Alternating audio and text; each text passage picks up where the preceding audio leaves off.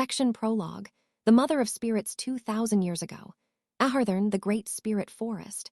Gather around, everyone. Trees rustled at the sound of a girl's voice. Wondrous tree spirits carried her message throughout the forest. The girl in question had 6 crystalline wings on her back, hair as beautiful as a clear lake, and eyes as bright as amber.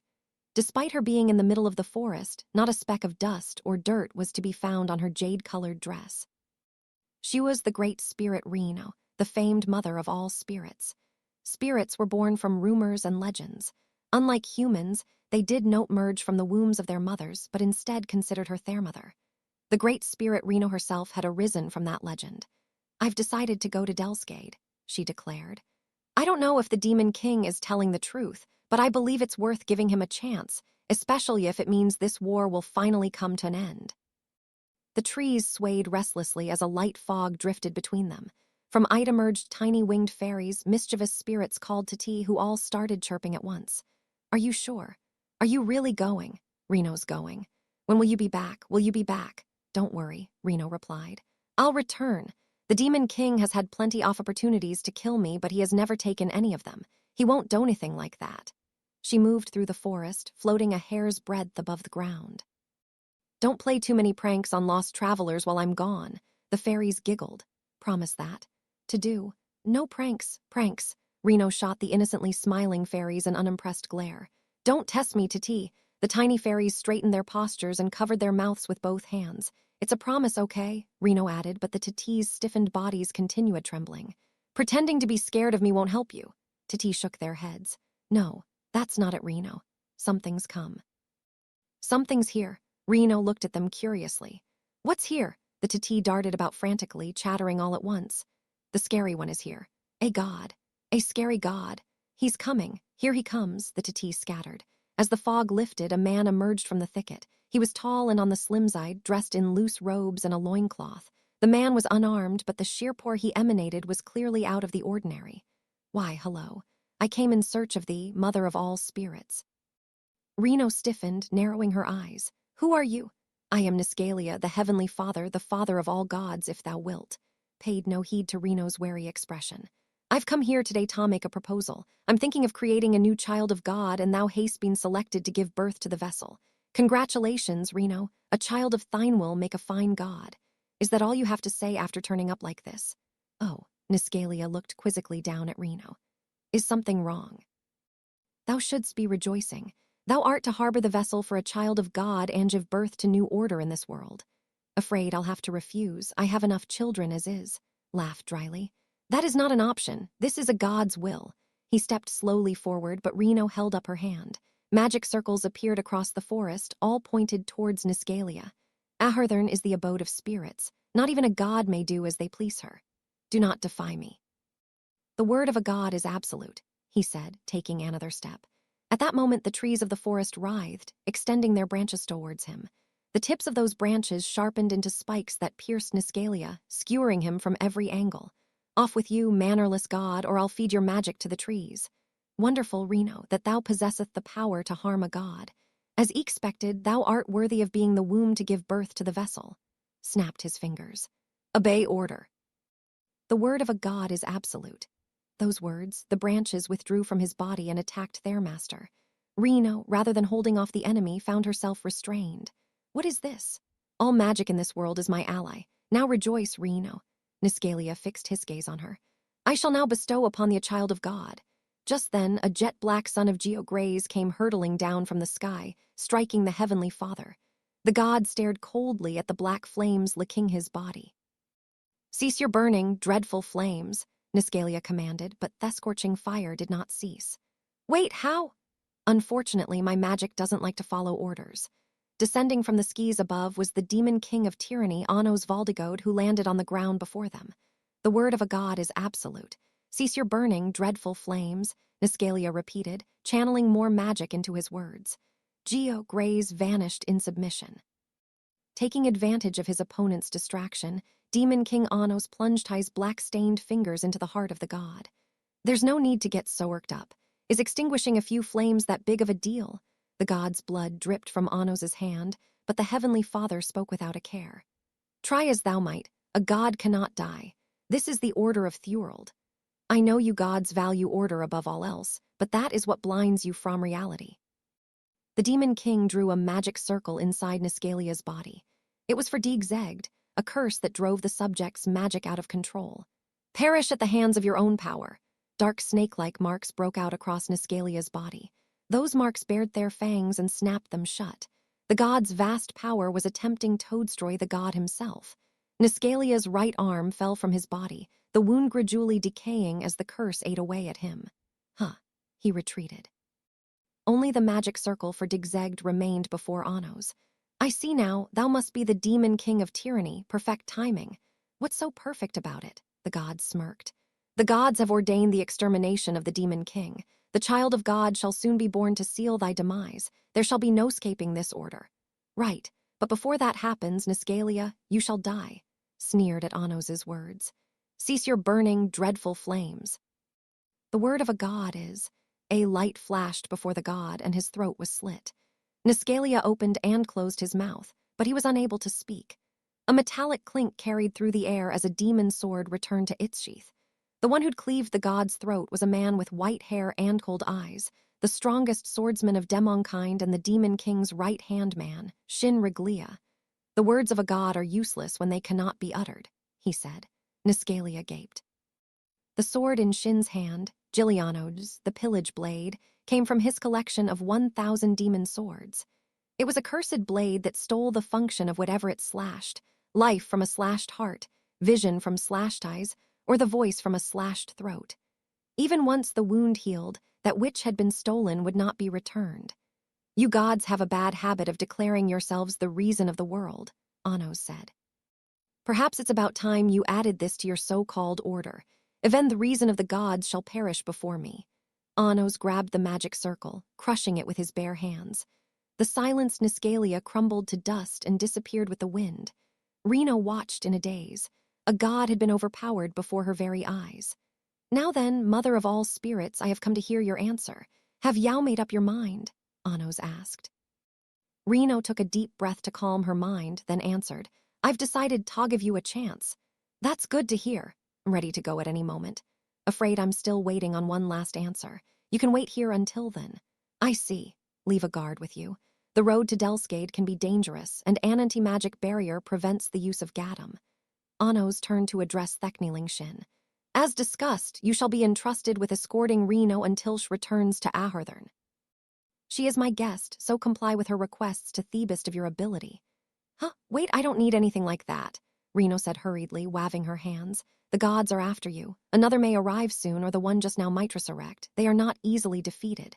That may be true, but that demon looks scary, doesn't he? I'm not good with overly strict people. Annos looked at Shin. His steely expression displayed no hint of warmth. You heard her. Smile, Shin. Understood. Shin attempted a smile, but his expression barely changed. Not bad. What do you think, Reno? What do I think? It doesn't look like he's smiling at all. Annos let out a hearty laugh. You're a great spirit. Use your eyes. The corners of his mouth rose by 0.05 millimeters. Reno's objection was written on her face, but she didn't say anything. Do you understand now? Good. Get along, you two. Hold on, Reno started to say, but the Demon King had already vanished. With that, an awkward silence fell over Ahurthern. The mischievous Tidda peeked out from behind the trees. Reno looked at Shin. Yes, what do I do now? Whatever you wish. I have been tasked with obeying you. A troubled look crossed Reno's face. If that's the case, I really don't need Agard, so can you go back and tell the Demon King that? Very well. Shin held his sheathed sword out to Reno.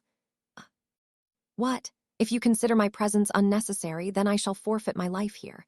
I cannot live with the shame of failing to fulfill my liege's command. Exasperated, Reno placed a hand against her forehead. Don't be ridiculous. I can't kill you. Well, Shin drew the sword, holding the blade against his own throat. Hey, what are you doing? You wish for me to eliminate myself with my own hands. What are you saying? I won't fall for this.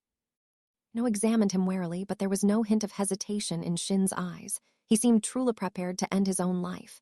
Okay, I get it. By which you mean. I won't tell you to go back anymore, so put the sword away. Thank you for your consideration. Reno still looked troubled. She had probably come to the realization that Hergard was quite the handful. Okay, but you have to behave yourself. You can use this forest however you please. For now, I'll give you a quick tour. Follow me. The watchful Tati scattered to allow the two to pass. With a severe expression, Shin strode behind Reno as she led him through the forest. Section 1. A peaceful fight the blacksmith and appraisal shop, Wind of the Sun. After ending the war between Dilhade and Asian, I returned home for Mom's homemade dinner. I was accompanied by all the usual suspects with Thedded bonus of Eleanor. Oh, thank goodness, Mom said between sniffs. Her teary eyes were red from crying. They said Asian and Dilhade were going to war, yet you and your friends were all in Garrodite for your exchange. There was no word from the Demon King Academy, so I was beside myself. What if you were all caught in the war? I was so worried. I told you it'd be all right, did I? Said Dad. Anos wouldn't do anything to worry us. Yup, that's right. I believed the whole time that our Anos would come home safe. Mom sniffed again, barely managing to hold back her tears. Dad chuckled at her reaction. Speaking of which, Anos, where did you guys go after the war broke out? You wouldn't have been able to stay at the Hero Academy, so were you hiding somewhere? Or maybe you used that power off yours to make it back yourself. I should have expected nothing less from Dad. We were in the Tola Forest. Oh, I see. The Tola 4, hold on a second. With a confused look on his face, Dad tilted his head. I thought the Tola Forest was on the border between Asian and Dilhade. They said on the Magicast that it was the front line of the battle, Mom added nervously, looking at me. Mom, Dad, I want you to calm yourselves and listen. Now is the right time to tell them. See calm, I'm always calm, Mom exclaimed with enthusiastic nods. She didn't appear very calm at all. All right, I'm always cool and collected. Dad was trembling from head to toe. It was hard to say why he was so shaken. Let's wait until you're both a little calmer. In this state, you won't be able to accept reality. No, it's okay, Anos. I think I know what you're going to say. Mom gave me a determined look. Your mom already knows. Knows what? That you're not a normal child. I supposed a lot had happened in a rather short period of time. Even Mom had to have realized something was up. The reason you wanted to come to Dilhade, the reason you asked to attend the Demon King Academy, the reason you were born knowing your own name, none of those were coincidences, were they? Mom asked, readying herself. That's why it's okay. You can tell me, I'm already prepared. Was strong. She may have seemed clueless, but she actually kept a closer eye on me than anyone else did. I'm going to say it then. Said it is that big of a deal. First, I should let you know what I was doing out there. Mom locked eyes with me. She was ready to accept the truth. I was stopping the war. Fainted. Dad caught her before she hit the ground. Hey, Isabella, are you all right? Yeah. What happened? Anos was about to say something important and then, I don't quite remember what happened. Seemed that Mom was experiencing a bout of spontaneous amnesia. I think I just had a bad dream, she said more to herself than anyone. Anna said he went to war, but that can't be true. He's only 3 months old. She was clearly rejecting reality. Perhaps opening with the war hadn't been the best approach. Change the topic. Mom, Dad, we've been living in Dilhade for a while now. You should know more about demons and about the war 2,000 years ago. So here's the thing you should know. Mom nodded with a serious expression. I am the reincarnation of the Demon King of Tyranny. Mom fainted again. Oh, not again. Isabella. Are you okay, Isabella? Get a hold of yourself. Only a flesh wound. There is no wound, Father. I just had another dream, Mom muttered deliriously. A dream in which Anos became the Demon King of Tyranny, the person who started the war between Dilhade and Asian. Everyone was trying to sentence Anos as a war criminal. Was so shocked, she'd fabricated memories while unconscious. This is all thanks to that fate-severing sword of yours, Sasha muttered to Lei. Do something. There's nothing I can do about this, Lei said with a strained smile. Heroes are meant to be all smooth-talking, right? Can't you do something with your verbal sword of 3 races? The sword of 3 races has no effect against genuinely pure beings. Why don't you try using your magic eyes of destruction to be the bearer of bad news? But I've already tried. Followers had already thrown up their white flags of surrender. Their hearts that had held strong amidst the recent battle had instantaneously given Yoop in the face of Mom. Never, not even 2,000 years ago, had I met a more formidable opponent. Now, what was I to do? I know what you're trying to say, Anos. What? Mom's voice had interrupted my thoughts before I could come up with a plan. You've got a new girl. Mom's gaze settled on Eleanor. Eleanor, who had been looking around curiously, noticed my mom staring right at her. Whoa, do you mean me? Mom nodded, grinning. This was bad. She'd taken hold of the situation. Mom, I've not finished telling. And what did our Anos say to convince you to come back here, Eleanor? Mom asked with suspicion, glancing at me. He kinda said a lot. A lot. At that moment, I could see Mom's delusions flap their wings and take flight into the peaceful sky. Like what? What did he say? He said I'm his magic now. New Uwo, Anos's pickup lines are getting more refined, Mom shrieked. Dad slammed his hand against the table, quivering as he turned my way. You, why you? When did you become such a pro? Mom leaned closer to interrogate Eleanor further. What else? What else did he say? Eleanor looked thoughtfully up at the ceiling, then held up her index finger. Well, in short, he said he'd make me and those who rely on me happy, and when I knew he was being serious about it, I decided to follow him. Dad's jaw was practically scraping the floor as he slowly turned to face Mom. Those who rely on her. There was a vacant look in Mom's eyes. As secret love children, forget severing our fate, all reason had been abolished. Many children do you have? Mom asked. Oh, you mean Zeshia? Around 10,000 maybe. 1,000? What? Mom and Dad's screams propelled each of them down a very different path. But 10,000 can't be right, can it? Our Anos couldn't have conceived them all right? All right. 10,000 would mean, assuming a success rate of 10%, doing it at least 100,000 times. Dad clenched his fists and gritted his teeth. That kind of experience makes me more than just envious. Of course he'd notice it was impossible to conceive 10,000 children the natural way. They were obviously a product of magic. I was going to explain that later, but I have no intention of making excuses. They are all my responsibility. I plan on looking after every last one of them. Child support, Dad muttered with a grave expression. You are a man amongst men, Anos. I shall atone for my mistakes. Mistakes. Your mistakes. When you're only 3 months old. Mom shook her head, swaying on the spot. Oh, but what do you want to do, Eleanor? Will you have him take responsibility and marry you? Responsibility? I don't need anything like that. You don't? Eleanor chuckled at Mom's panic. I think you two might be misunderstanding something here. We're not like that. Anos is just being kind to me. Mistress. Mom cried out and fainted for the 3rd time. Whoa, there. Dad caught her before she slipped out of her chair. And we were in the middle of an important discussion, too. Well, she's been tenseal day from the war and whatnot. Let's let her sleep it off a little. Dad took Mom in his arms and carried her out of the living room. I'll help, I said, starting after him. It's fine. You've had a long day, too. Rest up. Right. Just as I was about to turn around, Dad looked at me as though he wanted to say something. What's wrong, Dad? I asked. Well, your mother was worked up today by the thought of you being dragged into war. She may have said some strange things, but she'll be back to her usual self tomorrow. I narrowed my eyes. She felt like the usual mom to me. But that also meant, are you saying you understand me, Dad? About you being the demon king of tyranny and stopping the war, Yaomian? I nodded. Anos, Dad said with an unusually serious expression. There's something I've been keeping from you. What is it? Dad grimaced. The look he gave me was like nothing I'd ever seen from him before. I, too, was a warrior 2,000 years ago. Dad had reincarnated, too, the Dad standing in front of me. I couldn't feel any magic from him, even this close-up. That could only mean one thing. He was using concealment magic that prevented my eyes from peering into the abyss. If he were that powerful, then he had to be someone Iknu. It was hard to believe, but Lei was canon, so anything was possible. What was your name back then? Dad answered with the same serious expression. Gardalahipt, the king of the Oblivion Sword. Never heard of it. Do you know what they call this kind of thing in Asian?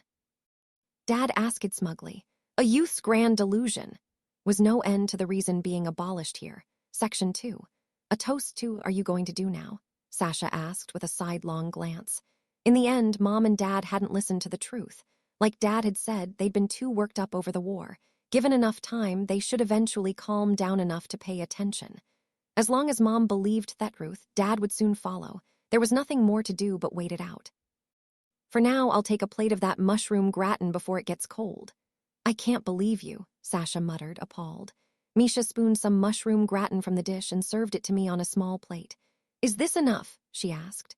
That's perfect, I said, taking the plate from Misha and dumping a large spoonful of gratin in my mouth. Nothing hits the spot better after stopping a war. Misha looked down in thought. Please don't talk about things like this as though they happen every day, Sasha said with a sigh. Misha nodded in agreement. How come there's no alcohol? Eleanor asked, scanning the table. Aren't we supposed to toast to victory in times like these? Unfortunately, neither of my parents drink, so we don't keep any alcohol at home. Wow, so healthy. In that case. Eleanor drew a magic circle, then stuck her hand into the center of it to pull out 3 bottles of wine. Ta-da! Holodomira wine straight from Garrodite. It tastes as good as it gets. Sasha's eyes lit up at the sight of the bottles. Ooh, how thoughtful of you. Pour extra just for you, Sasha. Eleanor grabbed Sasha's cup and filled it to the brim. Who's next? She asked, continuing on to fill cups for everyone else. Once everyone had a cup in hand, I asked, shall we make a toast then? After you, Misha said. Lace smiled at me. You're in charge. Right. I lifted my cup up to a room of beaming faces. Thanks to everyone's efforts, war with Asian has been safely averted. There are challenges left to face, but let's forget it all for now and enjoy the wine. To the victory of the Demon King's army, cheers. Cheers. In one gulp, I knocked back the wine in my cup. It was quite delicious. There was no better taste after protecting peace. Anos, will you be okay like that? Eleanor asked. This wine's pretty strong, you know. This much is no different than water. Wow, impressive. How about a refill, then? She asked, waving the bottle. Sure. Holy Demira wine filled my cup. You know, you better not get carried away and end up drunk, Anos, Sasha said, turning to me with a flushed face. For some reason, she didn't sound as articulate as usual. You say that, but you're drunk already. Unfortunately for you, I'm the witch of destruction. I won't lose to Muriel Kohal. She leaned closer to Eleanor. Say, do you have anything else in there? I have fruit wine. Grape. Eleanor drew a magic circle and took out a bottle of grape wine. There was a limit to how much a storage circle could hold, so her carrying so much alcohol was a curious choice. Watch this, Anos. I'll prove I'm not drunk. Following her loud declaration, Sasha grabbed the grape wine in one hand and the Holy Demira wine in the other. She then tilted the bottles, tipping the contents into a single cup. This is another secret art of the Necron family, the fusion spell cocked ale. She was completely drunk. No matter how strong Holy Demira wine was, could a single cup really have had such an effect? The drunkard, with no awareness of her own tolerance for alcohol, happily brought her cup of cocked ale to her mouth. Drink that. I swiped Sasha's cup from her hand. What are you doing? Are you saying I'm drunk? Sasha moaned, slurring her words. Positively. I said I'm not drunk, so I'm not drunk. I even showed you my fusion magic, didn't I? That certainly wasn't how she normally spoke. I said I'm not. All right, all right. Anyway, that's a nice-looking drink you've made there. Can I have it? Huh, really? Okay, then. Troubled by her antics, I knocked back the cocked ale and shuddered. It was bad. I'd never in my existence tasted anything that bad before. It seemed there were just some things that should never be mixed. Time for another taste of the family secret. Sasha began pouring the two wines into another cup. What are you doing, Sasha? I'm trying to get you drunk, Sasha replied, bringing the cup of cocked ale back to her mouth. I took the cup from Sasha. Your words contradict your actions. Ugh, Anos won't let me drink, Sasha grumbled. Good grief. Just as I said that, a cup of water appeared beneath my nose. Missy signaled with her eyes. Drink this wine instead, I said, handing the cup to Sasha, who accepted it with both hands and stared closely at the liquid. This wine looks like water. That's because it was. It's good wine. Really? Sasha gulped down half the cup, then tilted her head. It tastes like water. You have to savor the taste. It's a fine wine. If you can't tell that much, then you must be drunk. Sasha obediently took slow sips of the water, attempting to distinguish its flavor. Then she nodded as though she understood. Huh. It really does taste good. What's the name of this wine? Water. Demon King wine. It's exceedingly rare to come by. I like it. Sasha began sipping her water with the elegance of appreciating a fine wine. Sasha's a silly drunk, Misha whispered. I can see that. Misha was holding her own cup that she was drinking steadily from. Can you hold your alcohol, Misha? I'm using ice. Was the same as poison. Either could be removed if one tried. Hey, now you shouldn't do that, Misha, Eleanor said, pointing a finger in rebuke. Using detoxification magic at a drinking party ruins all the fun. Misha blinked in confusion. Alcohol makes me feel fuzzy. That's good. The fuzziness makes you cuter. Misha looked at me. Really? It's my first time hearing of it, I said. Hey, you're meant to say yes there. Apparently, Misha wasn't the only one being chided. Alcohol dulls the senses, I responded. The weak have no reason to bed-drinking themselves silly. I don't know what you, Eleanor, mean about appearing cuter, but that's not something you need to rely on alcohol for. Wow, you're so boring. No one was asking for the whole Demon King speech, you know. Eleanor snickered, waggling her finger. On the surface, she seemed to be her usual self, but was she in fact drunk as well? Go on, Misha, she said. The world's at peace now, so you can get as drunk as you want. Anos isn't used to peace, so we have to be the ones to teach him. Misha glanced at me and then looked back at Eleanor. I guess I'll try it, she mumbled, bringing the holy Demira wine to her lips. Without any detoxification magic, her face grew gradually more flushed. Anos, you okay? Misha nodded. Peaceful. What is? She pointed at herself. Me. Alas, she was drunk. Head's fuzzy. Don't drink too much. Misha sipped at her drink sparingly, heeding my words. What are you drinking, Misha? Is it good? Sasha asked, staggering up to her sister. It's good. Is there any left for me? Misha looked at me questioningly. She seemed to be asking for approval. Let Sasha drink the Demon King wine. Misha poured more water for Sasha. Here, Sasha. Oh, there's still some Demon King wine left. Thank you. Sasha drank the water happily. Across from her, Lay poured the rest of the holy Demira wine in Tohai's cup. You haven't been drinking, he said, seeing Misay's full cup. Can't drink alcohol. Aha, I'm not really sure. I drank it by accident this one time when I was a kid, and it made me feel really sick. I haven't touched the stuff since. Then you shouldn't force yourself, Lay said, draining his cup. Oh, shall I pour you more? Misay reached for another bottle of holy Dimmerauwine and refilled Lay's cup. Do you like drinking? She asked. Not really. It mostly just brings back memories. I used to drink like this on nights when I couldn't fall asleep. Misay's expression darkened. Lowering her head, she bit down on her lip as though she were holding back words. Lay seemed to realize what she was thinking as he fell silent as well. After several seconds passed in silence, he resolutely opened his mouth. At that moment, Misay downed the entire cup of wine. Lay looked on in shock. Will you be okay drinking all of that in one go? He asked worriedly. Misay shot to her feet. Sorry, I don't think I'm cut out for this after all. She mumbled, her face pale. Then, unable to hold the alcohol down much longer, she rushed from the house, her hands clamped over her mouth. Section 3. Moonlight blessing, I'll go check on her, Lay said, following Misay out of the house. Will she be okay? Eleanor murmured. The alcohol didn't agree with her. It shouldn't be a problem, I said. Huh, what happened to Misay? Sasha asked, the cup of Demon King whining her hand. She couldn't hold her liquor. Lay went after her, so she'll be fine. Sasha took a gulp of her wine. But I'm worried. Can I go check on her, please? Pretty please. She was drunk. Lay's gone already, so it's fine, I said. Sasha clung tightly to Misha. Say, Misha, aren't you worried too? More worried about you, Sasha. Misha, too, was drunk, but not as drunk as her sister. I'm just so worried, I think I'll go check on them. Sasha, showing no inclination of listening to others, peeled herself away from Misha and stumbled towards the door. Wait, I said, halting Sasha in her tracks. Where are you going, stumbling about like that? It's okay, I'm not that drunk, said Sasha, who proceeded to walk head first into the door. Ouch, that hurts.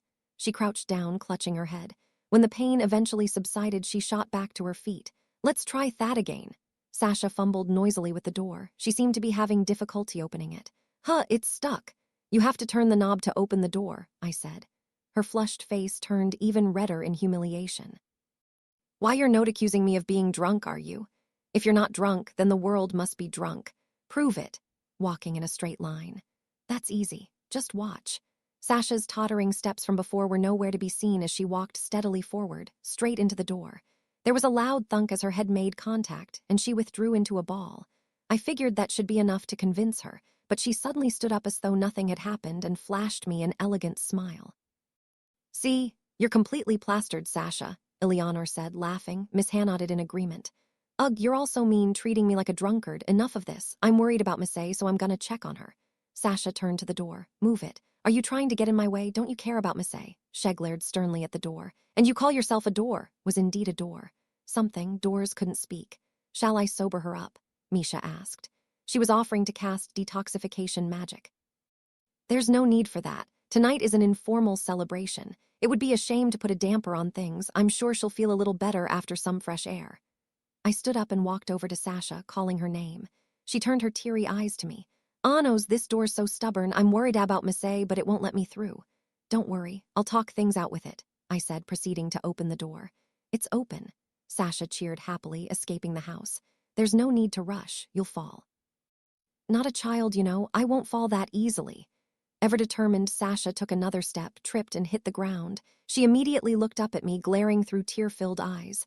Anos, that floor bullying me. It jumped me from out of nowhere. Outdoors is fraught with enemies. Take my hand. Okay. With a giggle, Sasha accepted my offered hand and stood up. Shethen clung to my arm. Where's Misay? Over there. Following Misay's magic, we made our way to the shop's garden where we found her seated on the root of a tree. Lei was standing beside her, just like that one time in the past. Are you feeling better now? Lei asked. Yeah, sorry for making a scene. I don't think alcohol likes me so much after all. Misay laughed weakly. I just felt like giving it a try. She hugged her knees to her chest, her eyes fixed on the ground. Everything about your past life for the last 2,000 years. She mumbled, burying her face into her knees. You remembered all of it. Was silent for a moment. I'm sorry I lied to you, he then said. I was so happy when you took half of the one-shell necklace. Miss A cradled the shell necklace she was wearing. Will you tell me the truth? About 2,000 years ago, Miss A shook her head. About you, I think I have a general idea of everything, but I want to hear it all from you. She stared at the necklace. I can't believe you were trying to die. Opened his mouth to say something, but decided against it. Back then, you were trying to say goodbye to me, weren't you? Miss asked. I was. Deep in thought, Lei looked up at the night sky where the moon shone brightly from behind the clouds. I was trying to die for the sake of peace. As the hero, I had to be the one to settle the score. I'd made my decision, I had no regrets, and yet... His eyes, still fixed on the sky above, betrayed a gentle love. I wished home at you again, he finally said, turning his gaze to Misay. I hope to make Yao happy in the next life. Lei. Misay looked sad as she returned Lei's gaze. Tears welled in her eyes. I don't want happiness in my next life. You don't need to make me happy. After I fell for you, all I wanted was to stay by your side. And I still do, no matter who you are or what happens. Her tone was pleading. Why didn't you take me with you? Lei was at a loss for words, unable to look away from her earnest gaze. Yao have nothing to do with the war of 2,000 years ago, Misay. I couldn't drag you into my personal affairs. I don't think of it like that, she replied. If I, like you or Lord Anos, had Tobar a burdensome fate, you wouldn't want me to say you have nothing to do with it, right? Lei shook his head. I'd be sure to stand by you, he said firmly. No matter where you are or who you're up against, I'd come to save you. I feel the same way. I know I'm powerless compared to a hero from 2,000 years ago, but if you're going as far as to die for the sake of an age-old war, the least I can do is fight with you. But you could die in the process. Misay grinned. If the person I love is trying to kill himself, how can I fear death? Lei's eyes widened. Just kidding. I know I probably sound like an idiot. You were on the brink of death, and there was nothing I could do. I was so powerless you couldn't even tell me, so I didn't find out until it was over. That's what makes me kind off, said, she confessed. Tell me, Lei, what do you think is most important?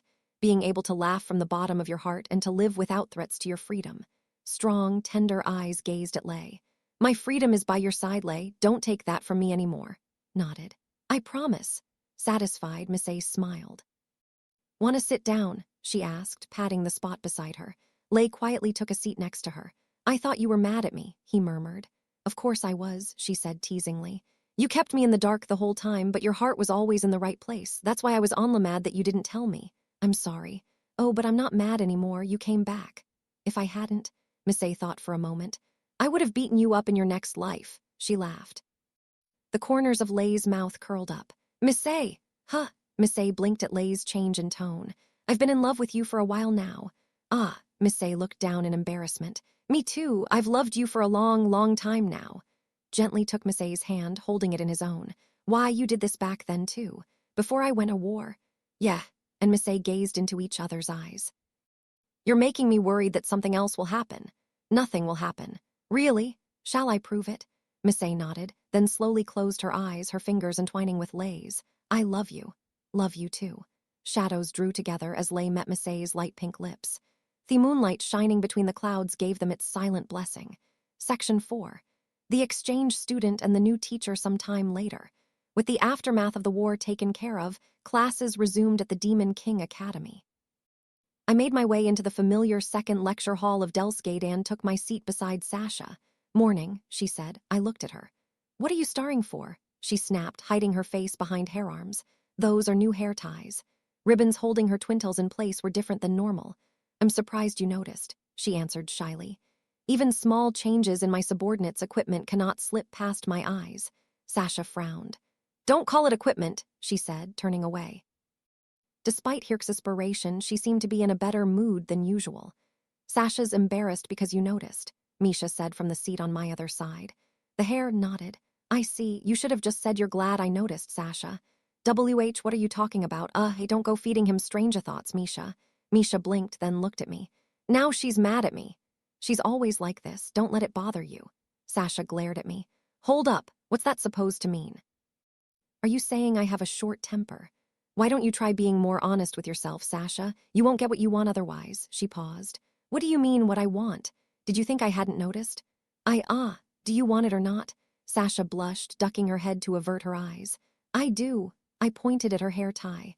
That fabric is silk, but not just any silk. It's dusk silk, a relic of the mythical age. The silk is woven from the threads of the dusk silkworm, a silkworm that only produces thread during twilight hours. It originates from the city of Araleo, located far west of Midhaze, which is known for its production of silk robes. Dusk silk is durable and compatible with enhancement magic, which were highly valuable characteristics during the Great War.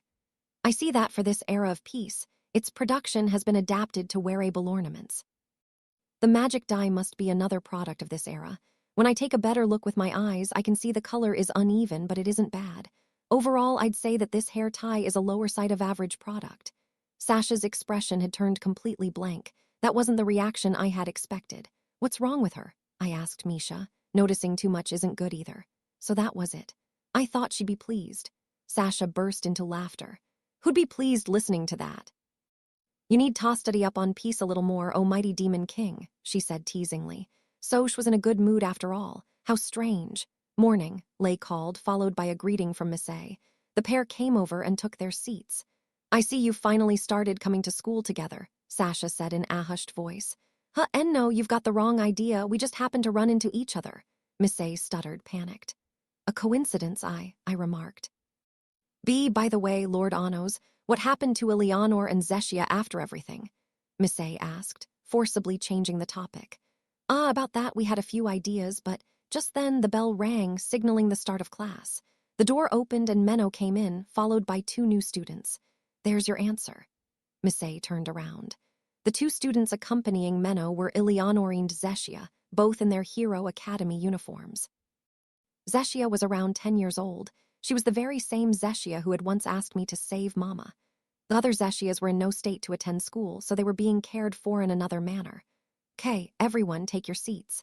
Let me introduce the new exchange students. I'm sure you all know them already. Eleanor grinned. I'm Eleanor Bianca from the Hero Academy. Glanced around restlessly, as though she didn't know where she was. This little one is Zeshia Bianca, Eleanor explained. She's not too good at talking yet, but she's a great listener. Zeshia, can you introduce yourself? Zeshia stared at the students. I'm Zeshia Bianca. She bowed her head. The students stirred noisily at the sight of them. The Hero Academy, is the educational exchange still going on? Right, Asian declared war on us. Demon King put a stop to that, but why would they continue the exchange? Mino addressed their complaints, undaunted. I understand everyone's concerns. Dilhade and Asian were just at war, but it was determined that the former headmaster, Diego Ijiska, was the one behind everything. Not all humans are hostile towards demons. That information had already spread throughout Dilhade. Since the battle hadn't reached any cities, the citizens hadn't felt the true effects of war, making it easier for them to accept the circumstances. However, the students of this class had been confined to a Hero Academy dormitory for the entire duration of the battle. It was only natural for them to bellis accepting. Asian has requested another educational exchange in order to demonstrate their amity with Dilhade. That is the reason Delskade will be host to Eleanor and Zeshia. The students were dissatisfied by Menno's explanation. That doesn't make them any easier to trust.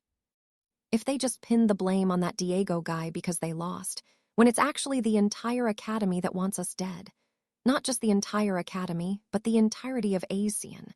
Who suggested we continue the exchange in the first place? Yes, even without the war, those guys insulted the demon king of tyranny. There's no way we'd get along. As royals, we will not accept those who look down on our founder. It seemed that most of the students complaining were royalists, and their discontent was directed at the Hero Academy more than Asian as a whole. Right, I understand everyone's frustration, but a low chuckle echoed through the classroom. The voice had come from a tall man standing by the door. He was slim, with purple hair and matching eyes. Judging from his robes, he was probably a teacher, but the robes were white, which was unusual for a teacher. After all, it was the color worn by non-royalty. This man was anything but royal, but that was a given. He had been alive far longer than even the 7 demon elders. I knew him well. However, his appearance here was a surprise, especially since how comical. The man stepped up to the teacher's podium.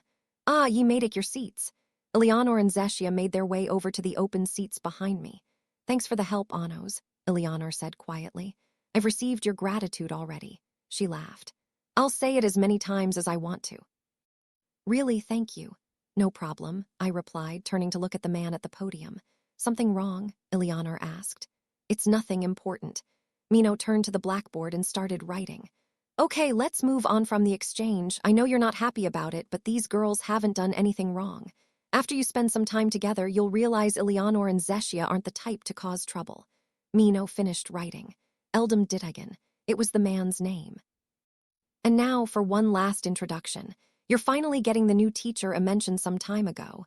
The man stepped forward. "I am Eldamd. I shall now impart 2,000 years of knowledge onto your ignorant selves." The students frowned at his arrogant tone. "An incompetent teacher who isn't even a royal," one student muttered. Menno immediately corrected him. "Mr. Eldamd is an excellent teacher. Hysant royal, but there's a good reason for that. He was born in an era long before the 7 demon elders came to be. He was a ruthless rival of the demon king of tyranny, who, in the Great War, joined hands with him to fight for the sake of mankind. His knowledge will be of great benefit to you all." Despite Menno's explanation, the students seemed unconvinced. "That case, allow me to elaborate on why I implied you lack knowledge." Looked down on the students as he spoke. "First of all, the one who decided on this educational exchange was the demon king of tyranny himself." The students stirred. "Second, his name is not Avos Dilhevia. The legends regarding the demon king of tyranny were spread with error. The chattering in the classroom grew louder. Finally, the reincarnation of the demon king of tyranny frequents this very room." "What? What is he saying?" "That's impossible." As the students muttered among themselves, he stared straight at me. "Well, well. I see thy reincarnation succeeded, Demon King Anos Valdigode." Section 5. Proof of the Demon King. The classroom burst into an uproar. "What an idiot. You've gotta be kidding me. That has to be prejudice speaking." The shouts weren't all negative. Finally, a new era is here. It's time for the legend of Lord Anos to recommence. The frantic mix of voices was the embodiment of pure chaos. Suddenly, one of the male students, a royalist, slammed his hands on his desk and stood up. "Wait just 1 minute," he said. "Even if you are a teacher, I can't overlook such remarks. You think Anos is the demon king of tyranny. He's the only misfit here. You know that the aptitude test measures aptitude as demon king, right?" His argument was sound. The other royalist students chimed in as well. "Damn right. You're free to side with the Unitarians, but you'd better quit now if you plan on feeding us fake-ass propaganda." "That's right. This is abuse of authority. I've never even heard of a white uniform teacher. You may have been around 2,000 years ago, but there's no place here for some old geezer." Opened her mouth to say something, but Eldam stopped her with a wave. "Such ignorance," he said, sighing. "The history of demonkind and the teachings of this academy are falsities. The demons of 2,000 years fabricated these lies in order to protect the demon king of tyranny." Royalist students looked dubious. "I'm sure the recent war between Dilhade and Asian is still a fresh memory in your ignorant minds. For 2,000 years, Asian had been plotting Toadst, the demon king of tyranny. That is why demonkind banded together to invent a fake demon king for Asian to defeat. The details get rather convoluted, so I shall skip straight to the conclusion. The fabricated demon king is the Avos Dilhevia you believe in." Royalist students processed the new information in various ways. Some blinked in disbelief, some expressed outrage, while others laughed scornfully, but not one of them believed him. The reason the true Demon King was branded a misfit was to prevent humankind from noticing his presence. That effort paid off when your reaction sold the human students into dismissing Anos Valdigode as the Demon King of tyranny. The mastermind of the Asian plot died in the battle, and with everything over, there is no longer a need to hide the Demon King's true identity. White-clad teacher drew a magic circle in the air. "Open your eyes to reality." The brand of the misfit was proof of the Demon King all along. The spell Eldamd had cast was Zekt, adjusted for use as proof of identity. Inscribed on the contract was everything the teacher had just said. The cost off breaking the contract was one's life, and it bore the signatures of all the prominent demons of this era. The most notable were the 7 at the top. Hey, the signatures on that zect. That's for Lord Melhaze, Lord Ivis, Lord Idal. Of the 7 demon elders are there? You're kidding me. Does that mean the 7 demon elders recognize Anos as the demon king of tyranny? There's no way, it's impossible. He's a white uniform misfit. His bloodline is nowhere near as pure as ours. Looked over at me once more. Anos Valdigode, he said, stepping away from the podium. Please make thy way here. What was he planning? I stood up and made my way to the podium. Disappear, the man said, and the desks and chairs in the classroom vanished. The seated students nearly fell to the ground, but they somehow managed to catch themselves. I am no follower of the Demon King, but your attitudes are inexcusable. No matter how peaceful this era may be, you need to learn your place. First students to react were the girls of the fan union, who knelt on Thespot. Sasha, Misha, Lay, and Missay followed suit. What is the meaning of this? Eldamd asked the remaining students. They were still standing, unable to process the situation. Ye are in the presence of the almighty Demon King. Lower your heads. At those words, Menno, too, reacted and knelt before me. I glanced at her. I heard everything from Lord Melhaze, she said quietly. Once Menno knelt, the other students followed. Only the royalists remained standing. It was no wonder, really. Their whole world had been flipped upside down. Why doth thou not kneel? Eldamd asked, addressing the student who'd argued with him earlier. This an act of rebellion against the Demon King of tyranny. And no, it's just, this isn't what we've been taught until now, Mr. Eldamd. Boy, I have already told thee thine education was a lie. Even if you say that, it's not easy to believe right away. Thy circumstances are not my concern, he said, brushing aside the student's words. Whether thou believest matters not. Everything thou believed was a fabricated reality. Royalty is not superior. Thou dost not have any special privileges. The Demon King of tyranny has requested that all be treated as equals. The student clenched his teeth. The curtains have long fallen. The role of royalty and the royalists is no longer necessary to Dilhade's future. Trying to perform that role once the play has ended isn't merely ignorant, it's absurd. The students hung their heads, but the zect before them prevented them from rebutting. The activities of the royalists had until now been supported by 7 demon elders, but who could argue with their signatures? With humiliation on their faces, the royalists clenched their fists and slowly sank to their knees. If thou couldst give a few words, Eldamd said, looking at me. Sure. I moved my finger and drew as many magic circles as there were students in the class. The chairs and desks that had vanished returned to their places. But have a seat first, I said to them. The students looked confused. Dilhade is at peace. There is no longer a need for a demon king of tyranny. Those who wish to acknowledge me may do so. Those who don't may refuse. You're all free to live your lives as you please. This era allows for that. Be the master of your own convictions. Yes, Lord Anos, the students called at once. Most of the voices came from the fan union, but there were others amongst them, the voices of students in white uniforms who had relieved looks on their faces. In contrast, the royalists wore bitter expressions. Well, there was no helping that. All Canon had told Dilhade was that the demon king of tyranny would reincarnate as a royal. Pureblood supremacy and royalist privileges were problems they'd created themselves. The 7 demon elders had only posed as royalists in order to prevent the group from going too far. The royalists' humiliation and agony were products of their own ugly emotions. They were likely to suffer as the correct history of Demonkind was further revealed, but that was something they'd brought on themselves, so they'd simply have to overcome it. History is corrected. You'll all come to that realization yourselves. I wasn't going to correct it with my own words, but there's one thing I wish to say. Was no telling if they would listen, but still, I had to get it off my chest. My blood is not precious. It's no different from that of an ordinary demon, neither noble nor powerful. Those qualities come from your own hearts, determined by your own feelings and beliefs. That is what you should bear refining. Be troubled, be lost, be conflicted. Nobility is something one must struggle for. Yes, Lord Anos, the students replied. The royalists could only stare in shame at the floor. It's not that unusual to discover that what one believes is false. What happened this time was merely on a larger scale. Don't place your beliefs and values in the hands of others. Otherwise, they'll be easily overthrown. Don't live as royalty or hybrids, live as individuals, be yourselves. Yes, Lord Anos. Now sit, I don't plan on reigning over you. That the students raised their heads. When Lay, Misha, and Sasha took their seats, the others felt relieved enough to do the same. "'Kay," Menno called, taking back control of the class. "Now let's get back in track. From now on, your lessons will be held by Mr. Eldamd. If you have any questions about a past lesson of mine, you can find me in the third year classroom. And finally," Menno paused and looked at me. Lord Anos, address me as you have until now. I allow all my followers to speak freely. Then, Anos, will you continue taking lessons?" I looked at the teacher in the white uniform. He was staring into space, his expression unreadable. "I don't have anything better to do, so I think I'll enjoy myself here for a while." "Right." Menno turned to the students. "I know you've all been through a lot, but please hang in there. I'll be happy to listen to any of your troubles. Oh, and the identity of the Demon King of Tyranny will be announced to the rest of Dilhade soon, so please keep it a secret until then. See you around." With that, Menno left the room. "Now," Eldamd said, "let's begin the lesson. Thou mayest return to thy seat, Demon King of Tyranny."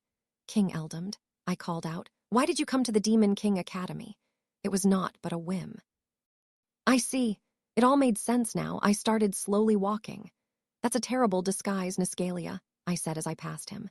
He watched me, his expression blank. "What business did a god have here, possessing a demon vessel? Take thy seat, Demon King of Tyranny," he replied. "I shall personally cedo then instruction." Section 6. A god's lecture, I turned my magic eyes on Niscalia. There was nothing suspicious about the movement of his magic, so it didn't seem as though he were plotting anything immediate. "Has the world of the gods changed at all? From 2,000 years ago till this day, the heavenly realm has been defined by order," Niscalia said matter-of-factly. He didn't seem to be harboring any hostility, but I couldn't let my guard down.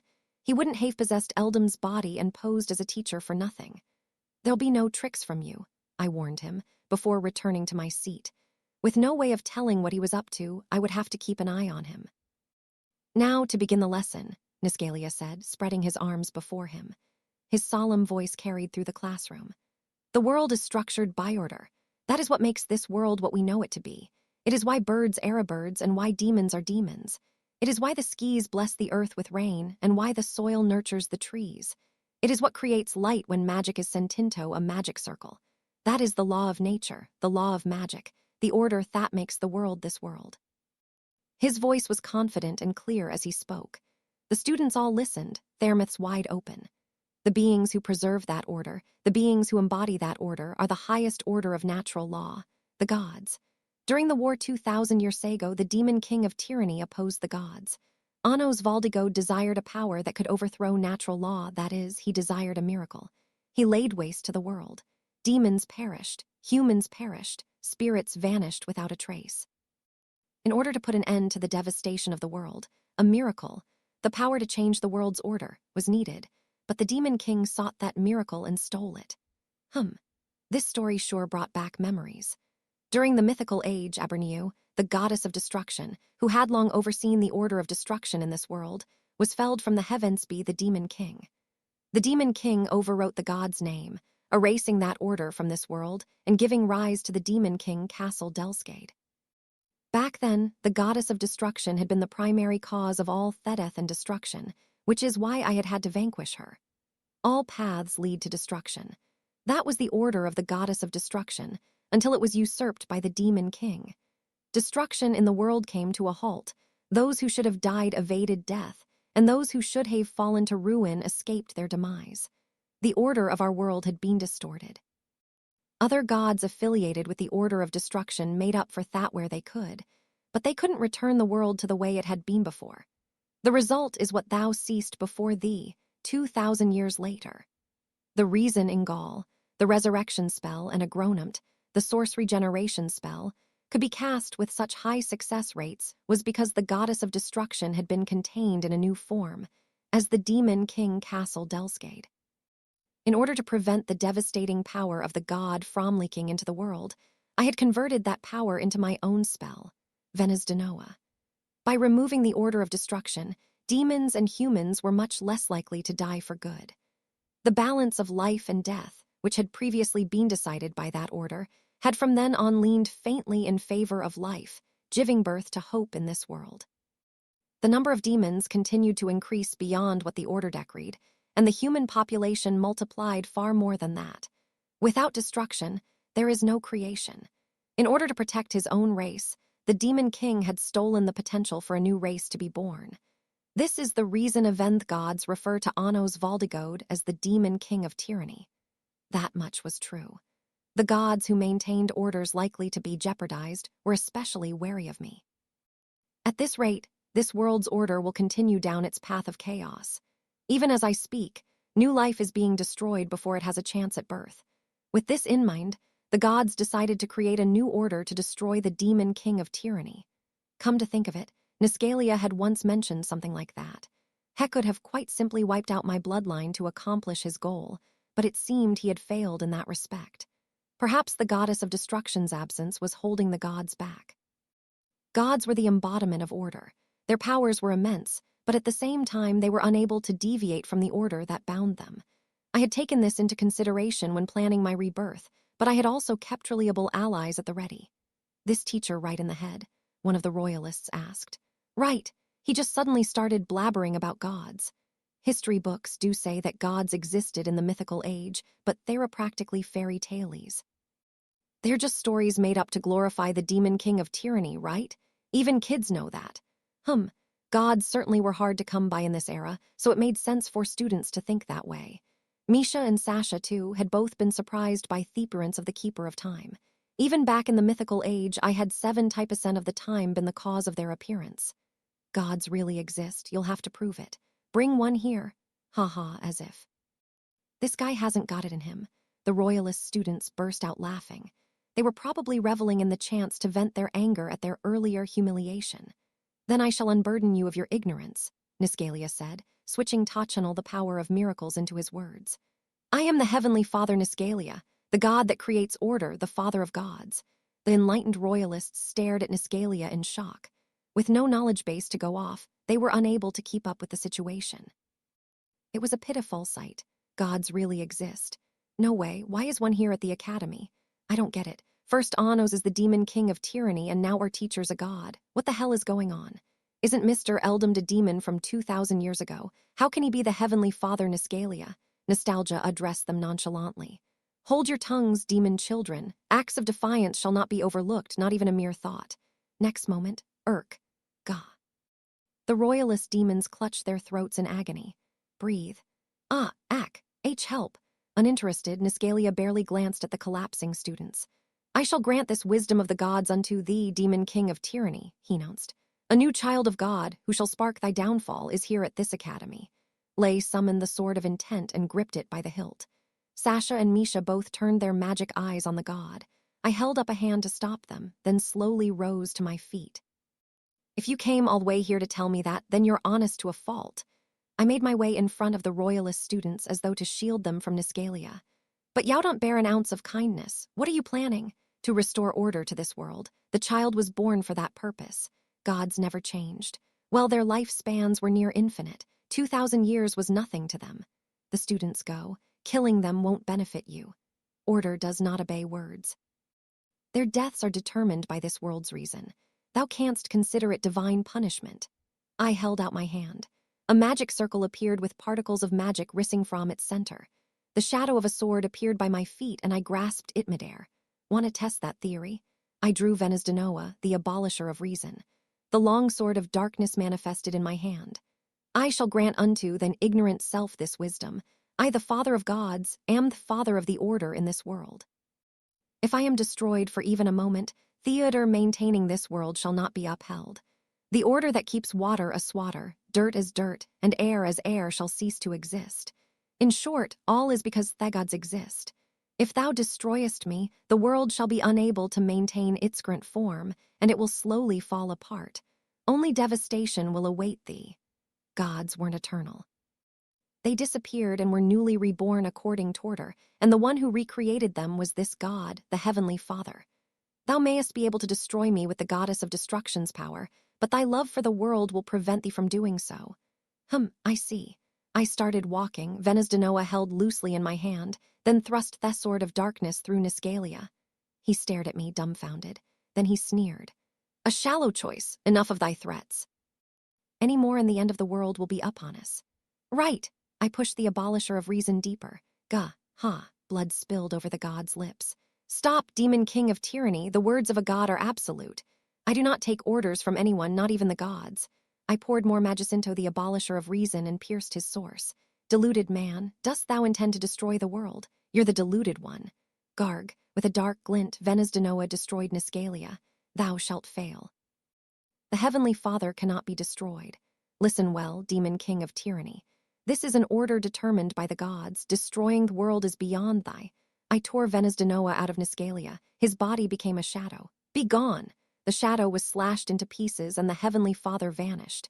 Did you really think I'd spare you if you used the world as your shield? Section 7. The gods' intentions with a flick of the wrist, I whipped the blood off Venus Denoa. I can breathe again. Said one student as they all regained their breaths. Are we saved? So it seems. Guy, he saved us. They eyed me warily, but I had more pressing matters at hand to attend to. Destroying the Heavenly Father had disrupted the order of the world, triggering its eventual destruction. Agronomt, I said, regenerating Niscalia's source. The spell, which usually required a previous attack as reference, used my own attack as a point of origin, so there was no need to observe it first. Eldam's body reappeared androsurrected in the classroom, and Niscalia regained consciousness. See, thou canst not destroy me, he said, smiling smugly. Then he announced a miracle. Fools who spit on heaven receive thy punishment, fortifying order. Look upon the face of God. Suddenly, Niscalia's body was engulfed in a blinding light, almost as though he were about to show his true power. But nothing happened. Niscalia furrowed his brow in confusion. The light eventually faded. Something wrong, Niscalia. Where is this face of God you speak of? In declaration of my victory, I released Venus Denoa, canceling the activation off the three-dimensional magic circle. The long sword of darkness fell by my feet, returning to shadow. Or have you realized you possess a mere 10% off your power? Cease, thine insolence. The sanctity of the gods is absolute. Niscalia poured magic into his words, but they were weaker than his earlier miracle. You gods are near indestructible. If it weren't for Venus Denoa, you would have easily regenerated your source. Choosing to leech off Eldam's body and source was your mistake. Within him, you can survive with only 10% of your source. That remaining 10% will prevent the collapse of order. I had destroyed his source in a way that allowed only 10% or so to be recovered through source regeneration magic. This meant that a Gromd couldn't restore his source to its perfect state. Rest assured, I am aware the world will end if you cannot regenerate. I've made sure to break you just enough to allow for a slow recovery. Glared at me, enraged at the further destruction of world order. Haste, thou already mastered the goddess of destruction's power. 2,000 years ago, all I could do was destroy. However, after incarnating into this peaceful era, I overcame this weakness. I chuckled. How does it feel to have an insignificant demon get the better of you, Heavenly Father? The demons of this era were weak, but as a result, I had been forced to better manage my magic power, which had in turn honed my control. Now, instead of destroying the gods, I could simply break them. This allowed me to seize Therpor while protecting the world. Gods were the embodiment of order, but because they were order, they were bound by the rules. Self-destruction was not an option for them. Stay in that half-god, half-demon body for a while and behave, as a teacher off this academy, that is. I turned my back on Niscalia to head to my seat. How short-sighted of thee, demon king of tyranny. Didst thou think this was enough to strip a god of their power? The order to destroy you shall soon be born. Thine end was determined long ago by the gods. Oh. And was the goddess of destruction falling into my hands and your fall into a partial existence also predetermined? Niscalia was at a loss for words. Remember this, Niscalia. In this era, that's called being a sore loser. With that, I returned to my seat. I know that god, Lay said, leaning over from the seat in front of mine. Where from, though I have an idea. I once saw Master Jurga speaking to him about turning the source into magic. Interesting. Niscalia did seem rather insistent on destroying me. Hispor was sealed for now, but that didn't make him any less irritating. On the other hand, destroying him completely would result in the end of the world. I'd have to keep an eye on him for a while. Now, let's continue, Niscalia said, resuming the class as though nothing had happened. He was either fulfilling the order imposed on him or had something else up his sleeve. I remained alert for any suspicious activity, but the lesson proceeded without any other incident. After school, everyone gathered around my desk. I can't believe a god would come to school of all places, Eleanor said. What was with that guy anyway? Sasha wanted to know. He just continued teaching like nothing had happened after Anos killed him. I don't get it. Was a fair point, for someone of this era at least. Of the two of them, Eleanor was much more familiar with the gods, as one might expect from a being of ancient magic. At her time of birth, gods would still have been seen on rare occasions, and she herself had been born through the power of a god. Oh, I guess you don't know, Sasha. All gods are like that. Like what, idiots? They have completely different values than we do. Gods are themebodiment of order, so they merely act according to that order. So he held the lesson for the sake of order? Misha asked. Most likely. How is teaching at the Demon King Academy supposed to maintain order? Misset asked curiously. Gods make promises, Lei replied. Sometimes with humans, sometimes with demons. I don't know the logic behind it, but that seems to be part of theater they talk about. I nodded. He may have made a promise to teach at the Demon King Academy in return for using that body to appear before me. So, Niscalia would be forced to remain there for a while. But that conversely meant he could keep my eyes focused on him. He said there's a new child of God in Delsgade, Lei added. Sasha tilted her head, puzzled. What's that supposed to mean? If someone as dangerous as that were hanging around, wouldn't Anos have noticed them by now? But it sounded like they haven't been born yet, Misset pointed out. Perhaps the vessel of the child of God is here and yet to awaken, I said. At any rate, most baffling of all was this timing. The war with Aesian had already come to a close. Such chaos would have been beneficial for the gods, so he waited till now, or perhaps he plans to rouse the child of God. The Heavenly Father maintained the order that created new gods. If he did plan on awakening this child of God, his conduct until now made sense. What if it's a lie? Misha asked. That they're here at the academy. I wouldn't be surprised, I said. He could be drawing my eyes to this academy in order to distract from the child of God elsewhere. We'd better find them and do something before they wake up, Eleanor said, raising her index finger. Lei nodded. Niscalia is the order that creates gods, so he can't attack Anis directly. Of course, that didn't apply when his actions were being obstructed. Gods mercilessly buried those who disturbed their order. But a god born to destroy Anos would be a different story, he said. And all gods are on another level in terms of power, even more than Lord Anos, Misset whispered. A god created to destroy Anos would have to be born with enough power to toadstry him, otherwise they wouldn't bring about any order. Eleanor replied softly, prompting everyone into silence. Worry yourselves over some god, I told them. There's nothing in this world that won't die when killed, nothing that won't fall when destroyed. Gods, who were the so-called order of this world, were putting themselves through a surprising amount of trouble over a single demon. To top it off, they'd even created a new god to destroy me. That said, the gods don't plan on leaving me be. They must have deemed me threat to that precious order of theirs. In short, there was only one option: find this child of God and teach them their place. They could have kept quietly out of my sight, but instead they went out of their way to pick a fight, I said. With a merciless smile, I informed my followers of my plan. Trust me, he'll regret this. Section 8. Demons of 2,000 years ago. Misha raised her hand. How do we find the child of God? Suddenly, Eleanor gasped, all eyes focused on her. Oh, sorry, that's not it. I just received a leaks. Do you mind if I answer? No problem. Be right back. Eleanor stepped away from our circle. Sorry for Thuate. What's wrong, Ledriano? From where we were, we caught snippets of her conversation. The communication seemed to be from the Hero Academy. Had trouble broken out over there. Can you use your eyes to find the child of God, Anos? Lei asked. If I confronted the child directly and peered into their abyss, perhaps. Beaute'd be impossible without even a glimpse of them. I cannot see what I don't know exists. If you start by looking into the backgrounds of all the students and teachers, it might be a dead end, but you might spot a connection somewhere. A time-consuming task, but not a bad idea, I admitted. There was no telling if the child was truly at this school, but without any author clues, I had no choice but to turn over every stone. Just then, I felt a gaze directed at me. I turned around to see a student in a black uniform with a six-pointed star insignia. He had frizzy hair and an intelligent air about him, but his face wasn't familiar. His magic wasn't to be sniffed at either, though he was suppressing Itto blend-in. In fact, he seemed to have a little too much magic for a demon off Thai's era. He certainly wasn't a student of this class. Fang of the Cursed Shield, Misha murmured. Sasha stepped in front of me. What business does one of the cohort of chaos have with Anos, Gayrod? she asked, addressing the stranger. Apologies if I've caused any offense. I wish to seek an audience with her, not him. The boy named Geirrod knelt before Misset. Lady Misset Illyrogue, my name is Geirrod Aslama, and I serve your father. I have come here today at my lord's order. Huh! Misset's eyes widened in surprise. May I convey his message to you here? She nodded despite her confusion. The time has finally come, my lady. Your father has sent for you. If you have any desire to meet him, I ask that you come with me.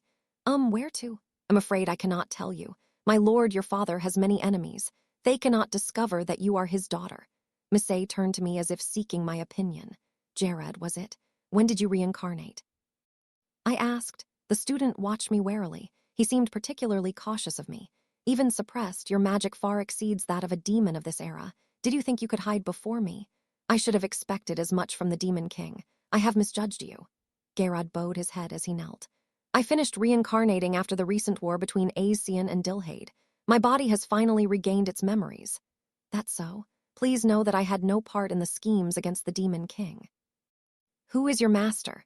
I cannot say. You hold your silence before me. I am prepared for death. That was quite the loyalty he had. Lord Anos. Misset looked at me pleadingly. There was no need to ask what you wanted. Not so cruel as to force my follower to work when her long-awaited dream is about to come true. Go, we shall handle the rest. You so much. Jared promptly rose to his feet.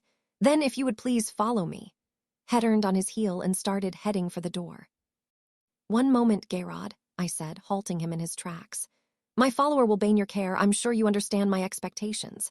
He turned back and bowed politely. Of course. Then take another with you. It's the least you can do if you refuse to reveal his identity. Jared was silent for a moment. Very well. I turned to make eye contact with Lay. I owe you one, he said. Repay me by sharing the details upon your return. Returned my grin, then stepped forward ready to escort Misset. I hope it didn't overstep. Misset giggled. Your presence is always welcome. I'm pretty nervous, Yauna. The two exchanged smiles. Let's go. Misset and Lay followed Geirrod out of the classroom. As soon as they left, Eleanor returned from her leak's call. Where did Misset and Canon go? On a date? They went to meet Misset's father. Eleanor gasped in surprise. Wow, meeting the parents. Anos, you're going to cause another misunderstanding, Sasha pointed out, but I continued to address Eleanor. If you're curious, ask Lay about it when they get back. I'll do that. Sasha sighed heavily at the two of us. So, did something happen at the Hero Academy? I asked. Ah, right. Ledriano and the others found a creepy magic artifact belonging to Jurga. It might produce a similar effect to Ask, so they wanted to ask if it could be disposed of. A relic of Jurga's, huh? Had he prepared something for his death? Will you destroy it? I asked. If I can. They've come to Midhaze, so I'm going to head over and meet them with Zeshia. If I can't handle it myself, can I ask you to do the honors? I doubt there are any artifacts you cannot destroy, but feel free to call upon me whenever. Thanks. Oh, but should it wait until after everything with the Child of God?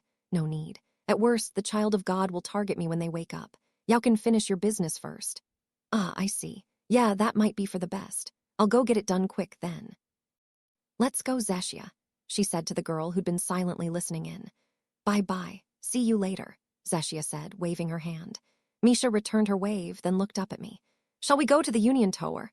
The plan for today was to meet up with Melhaze and listen to his report on the aftermath of the war before deciding on future plans.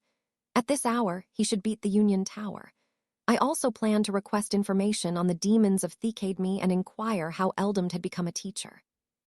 Very well. I left the classroom, accompanied by Misha and Sasha, sending out a leaks to inform Menno of the god situation, but I couldn't reach her. Something wrong. I can't get hold of Menno. I swept my eyes over the academy but couldn't sense Menno's magic anywhere. However, there was one location that appeared out of the ordinary, the third-year classroom where Menno taught. It was hidden well, but there was a faint trace of a disturbance in the flow of magic. Give me your hands, I said, holding out my hands for Sasha and Misha to hold on to. Using Gadam, we teleported to Menno's classroom.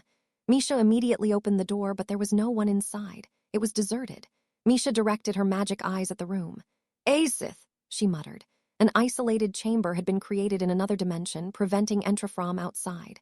I'll tear through this, no problem, Sasha said. Go ahead. Sasha glared at Aesith with her magic eyes of destruction. Fragments off magic cracked and shattered like glass as the spell broke piece by piece. Unable to maintain itself, the other dimension vanished, revealing the third-year students collapsed inside. Anos, Rivest barely managed to utter. I approached him while casting healing magic. Menno was abducted. By whom? A first year from the cohort of chaos. Linka Thearnus, the steadfast sword. Rivest drew a magic circle. I used Inoi on her. I don't think she's noticed it yet. Inoi was a spell that tracked the location of whatever it was cast on. When I followed the magic with my eyes, I could see that the demon who had abducted Menno was moving farther and farther away. They seemed to be flying at inconsiderably high speed. Catching up to her will be an easy job, but isn't this strange? I said, almost myself. First, that envoy of Misset's father had arrived. Then the Hero Academy had discovered that troublesome relic of Jurga. And now Menno had been abducted by one of the cohort of chaos. Was it really just a coincidence that these events were all occurring at once? Linka isn't the child of God, is she? Sasha asked doubtfully. A decoy, Misha wondered. Does this mean Niscalia's planning on making a move the moment Annis looks away from here? Were these demons conspiring with him? Or had he fooled them with the body of Eldamd, the conflagration king? That's not out of the question, I said. We can go after Menno, said Sasha. Misha nodded beside her. Careful. She's skilled enough to defeat all of the third-year students and abduct Menno. If she isn't the child of God, she's most likely a demon from 2,000 years ago. Be fine, Misha said. Who do you think trained us? Sasha asked, smirking. 2 linked hands and used Gaddam to teleport to the location marked by Inoi.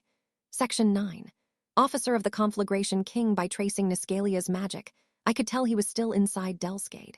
He was in the staff room, surrounded by teachers, so there was nothing suspicious about his movements. Keeping an eye on him, I headed for the Union Tower. Along the way, I came across the Fan Union girls holding their vocal practice outside. They had just finished their warm-ups and were chattering in a circle. Anyone come up with any ideas for the new song? It's been tough. They seem to be struggling for words, which was rare for them. It can't be any old song. Lord Anos said our next song will be used at the Demon King Reordination Ceremony. Demon King Reordination Ceremony was an upcoming event to inform Dilhade of my return as the Demon King of Tyranny. I didn't have any particular attachments to the title, but the procedure was a necessary step in eliminating the gap between royalty and hybrids, ending the era of royalists and Unitarians. It was an awfully stiff way of going about things, but sometimes such formalities were necessary. Communication with the masses was much easier when the words came directly from the figure of their worship. The plan for the ceremony was to tell everyone that there was no distinction between demons based on bloodline. Hybrids, half-spirits, and royalty were equal in Dilhade as long as they observed the law. Not everyone would change immediately, but if this could set things in motion, Dilhade would eventually achieve true peace and prosperity. That was what we were working towards. Frankly, preparing this event required far greater effort than taking on Thegods and their order. It was not a matter of simple destruction, but that was why it was worth trying. A song for the ceremony? I can't believe we're being entrusted with something so important. What if we embarrass Lord Anos? Right, we're going to be his choir. Everyone in Dilhade will be listening twos. That's why we have to do our best. We can't ruin Lord Anos's big moment. But wouldn't it be better to get a proper choir or bard to sing instead? It's a super important ceremony. If it succeeds, Dilhade will become an even better place for us hybrids. No one will have to live apart from their family anymore. Besides, it's for Lord Anos. Maybe it'd be better to just admit we can't do it. It seemed they had reached an impasse. I have no intention of letting anyone other than you sing for the ceremony, I called. The girls whirled around in shock. Lord Anos. Oh, they fell to their knees to kneel before me. There's no need for that. Right, they stood with their backs ramrod straight instead. You seem to have run into some trouble. Ah, yes, we were wondering if singing at Lord Anos's ceremony was too much responsibility for us to bear, Ellen admitted. What are you saying? She blinked at me, confused. I made eye contact with each of the Fan Union girls, then said, the Demon King Reordination Ceremony marks a new beginning for Dilhade. Royals and hybrids will join hands and move together towards the future. I do not wish for a song about antiquated traditions and formalities. I caught sight of the question in their gazes. I wish for a new wind that will break past the dynastic supremacy entrenched in Dilhade. The girls listened earnestly, taking in my every word. There's no one more fitting for that role than you. Laugh away this country's worthless customs, ridiculous practices, and ingrained prejudices with your song. They nodded wordlessly. Think not about the people of Dilhade. Dedicate this song to me. I am your audience. I look forward to hearing your peaceful melody at the ceremony. Yes, Lord Anos, they answered in unison. Fear not the gossip of bystanders. You are the songstresses I have acknowledged. Your melodies are capable of reaching the heavens and striking down the gods. A smile naturally appeared on my face. Before I knew it, their hesitation had vanished. These girls were strong. They possessed little power and as many woes as the average demon, but that was precisely why their songs resonated in the hearts of others. I'll leave you to it then. I left the girls and walked away. Their energetic voices rang out behind me.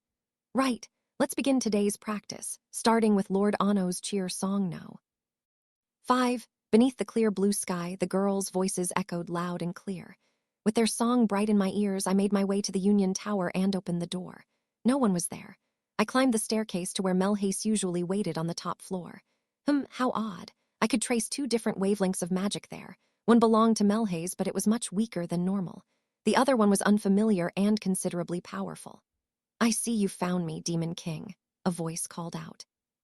At the top of the staircase stood a man with dark skin and gold eyes. His hair was swept back into a low ponytail, and his face had sharp, masculine features. It appears you're too late. Melhace was standing before him.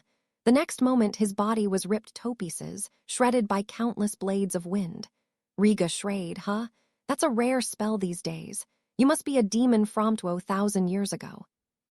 I cut my finger and used a drop of blood to cast Ingall on Melhace, but Themin mirrored my actions and cast Lu Ingall. It was a counterspell that blocked resurrection regardless of the 2 casters' power. As long as the spell was active, Ingall would have no effect. Oh, I used Rivite to freeze the time of Melhace's death. I'll allow you to choose. Die after nomming yourself or die in obscurity. Man spoke with confidence. I am Zeke Ozma, staff officer of the Conflagration King's army. So that was it. Are you aware his body has been captured by a god? Of course. That is my master's wish. As I'd expected. That sure did sound like something the Conflagration King would do. Master chose to hand over his body for the purpose of creating an enemy for you. I see that Eldamd still enjoys his gambling. You must have it tough serving him. Want to come work for me? Zeke stared back at me earnestly. If the great demon king of tyranny had been the first to make me such an offer, I would have graciously accepted. He drew the demon's sword from the sheath at his waist. However, I am not shameless enough to serve 2 masters. My master will remain my one and only in this lifetime. Thrust his demon's sword into the magic circle for Rivite. The spell formula was destroyed, forcing Melhace's time to start ticking. Zeke's sword seemed to possess a similar spell-breaking ability to Lay's old sword. I focused my eyes on its abyss to read its true name, Anti-Magic Sword Gabrade. It had far more power stored within it than Inidio had. Did you think you could kill Melhace with that? I cast Rivite on Melhace once more. Gabrade could break the spell again and again, but as long as I continued to cast Rivite before any time had passed, Melhace's death would remain within the limit of 3 seconds. Do you wish to keep going like this? If you keep messing around with Melhace, you'll die, I warned. Indeed, Demon King. But in the brief instant you take to kill me, your hold over Rivite will weaken. In exchange for my life, I can extend the duration off your follower's death by 0.1 seconds. This was no bluff. After all, this was a demon from 2,000 years ago. His power was exceptional. Unfortunately, that also made his statement possible. He was quite the formidable opponent. Once 3 seconds pass, there's a chance resurrection will fail. Additional 0.1 seconds will hardly increase that chance. Perhaps 1 in 100 million attempts could result in failure. But you wouldn't want to risk even that chance, would you? Oh, I should have expected no less from a staff officer. He'd certainly done his homework. There was indeed no telling whether that 1 in 100 million chance could occur here. And this man was prepared to sacrifice himself for that 1 in 100 million chance. He had a good head on his shoulders. He understood that this was his greatest chance of victory, and he wasn't arrogant about it. I couldn't let my guard down. Interesting. So what will you do from here? Surely you're not planning onusing this advantage for a starring contest in enemy territory. I am fully aware that I am no match for your strength. Thus, I wish to challenge you to a battle of knowledge. Zeke cast Limnit. Images flashed before us, showing Lay and Misay, Eleonorine, Zeshia, and Misha and Sasha. Section 10. Confrontation. Lay and Misay arrived at a large mansion. Overgrown and showing no signs of inhabitation, the residence appeared tobe long abandoned. The iron fence was rusted, and a section of the facade had peeled away. Several window panes were shattered. The inside of the building was covered in a layer of dust. Lay and Missa followed Gerard down a ruined corridor and stopped once they reached a large hall. One half of a demon's sword protruded from the pedestal at its center. "Does this look familiar to you?" Gerard asked. Misse stared at the sword. "It's the sword my father gave me," Jared nodded. "I figured I should first prove that I was truly sent by your father," he said, glancing at Lay, "especially since you seem so wary of me." "Well, it looks like my concerns were unfounded," Lay replied with acreful smile. Gerard took a few steps forward and drew the sword. "You should take a look just to be sure," with the sword in hand. Gerard walked over to Misse, holding it up in offering. "Thank you very much." Just as Misse reached out to accept the sword, Gerard smoothly turned the blade towards her and stabbed it through her chest. "I'm sorry, I was ordered to kill you," Lay replied, completely unfazed. Siegsesta, the sword of intent, had suddenly appeared in his hand. "That's a surprise." Jared leaped back and looked down at the half-sword in his grip. He thought he'd seen the blade dig into Misse's chest, but the sword had vanished. Lay had carved it into dust faster than the eye could see. "Lay," Misse said worriedly. "It'll be all right. Step back." Lay stepped in front of Misse to shield her. "Could I ask you something?" "What is it?" Gerard replied, showing no hesitation or shame. "If your master truly is her father, why would he try to kill her?" Jared drew a magic circle and took out a small shield. Blue gemstones were embedded in each of its 4 corners. Unfortunately, that was just a pretext. "My master, the cursed King Kaihalam Gist, has but one goal: to obtain the source of Misse Illirogue, descendant of the Great Spirit Reno." Misse's eyes widened. "The Great Spirit Reno?" "Yes, you are the biological child of the mother of all spirits. Unlike regular spirits, you were carried inside her body. Your source has the power to dominate all spirits."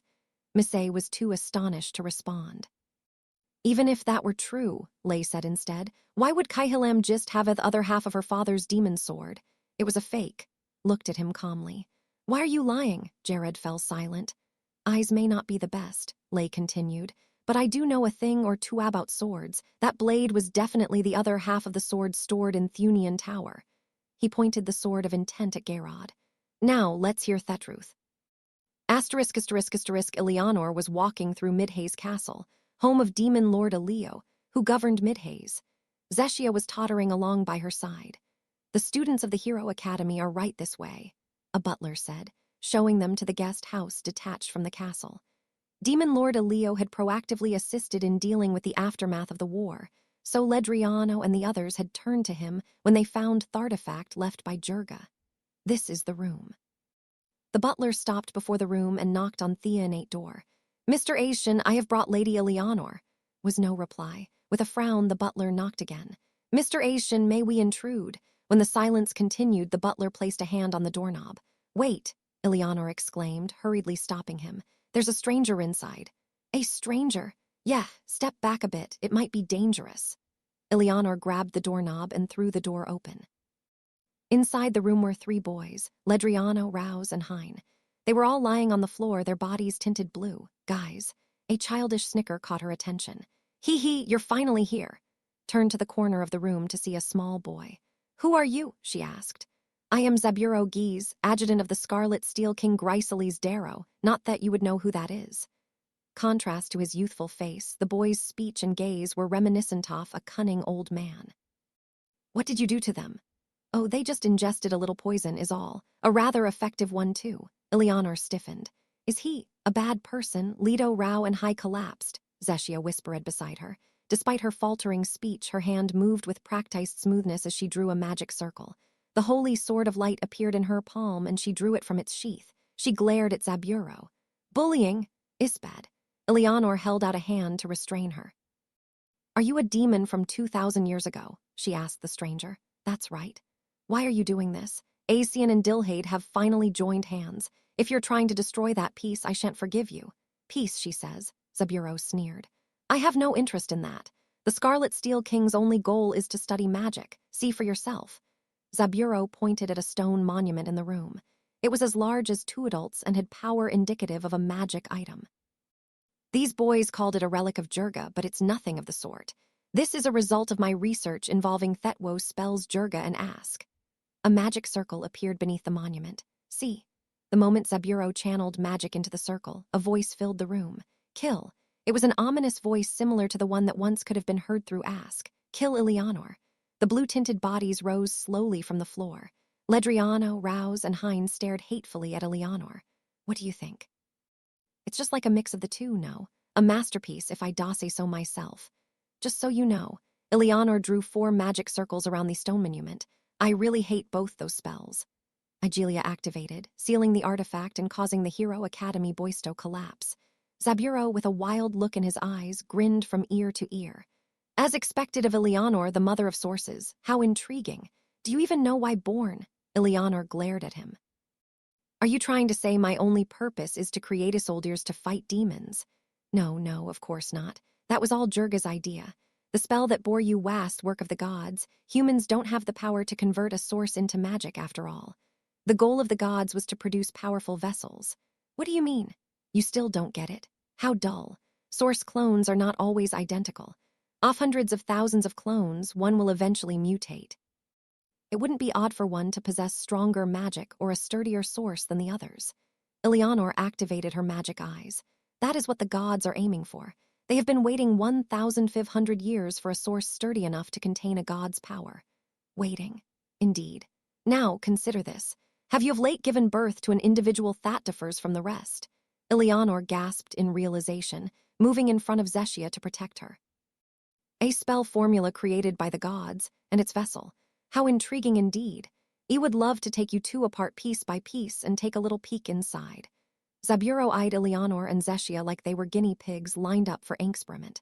Ah, I get it now. Eleanor held out a hand and drew a magic circle. You're not someone who should be allowed to move freely.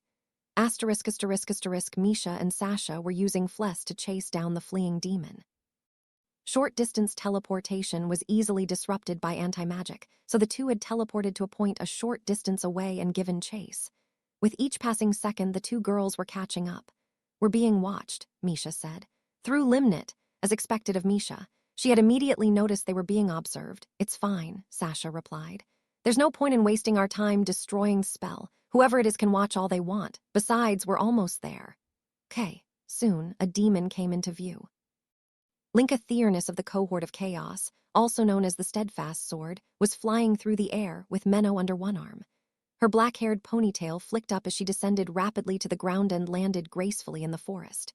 Sasha and Misha followed her down. Instead of using the trees as cover, Linka boldly confronted them head-on.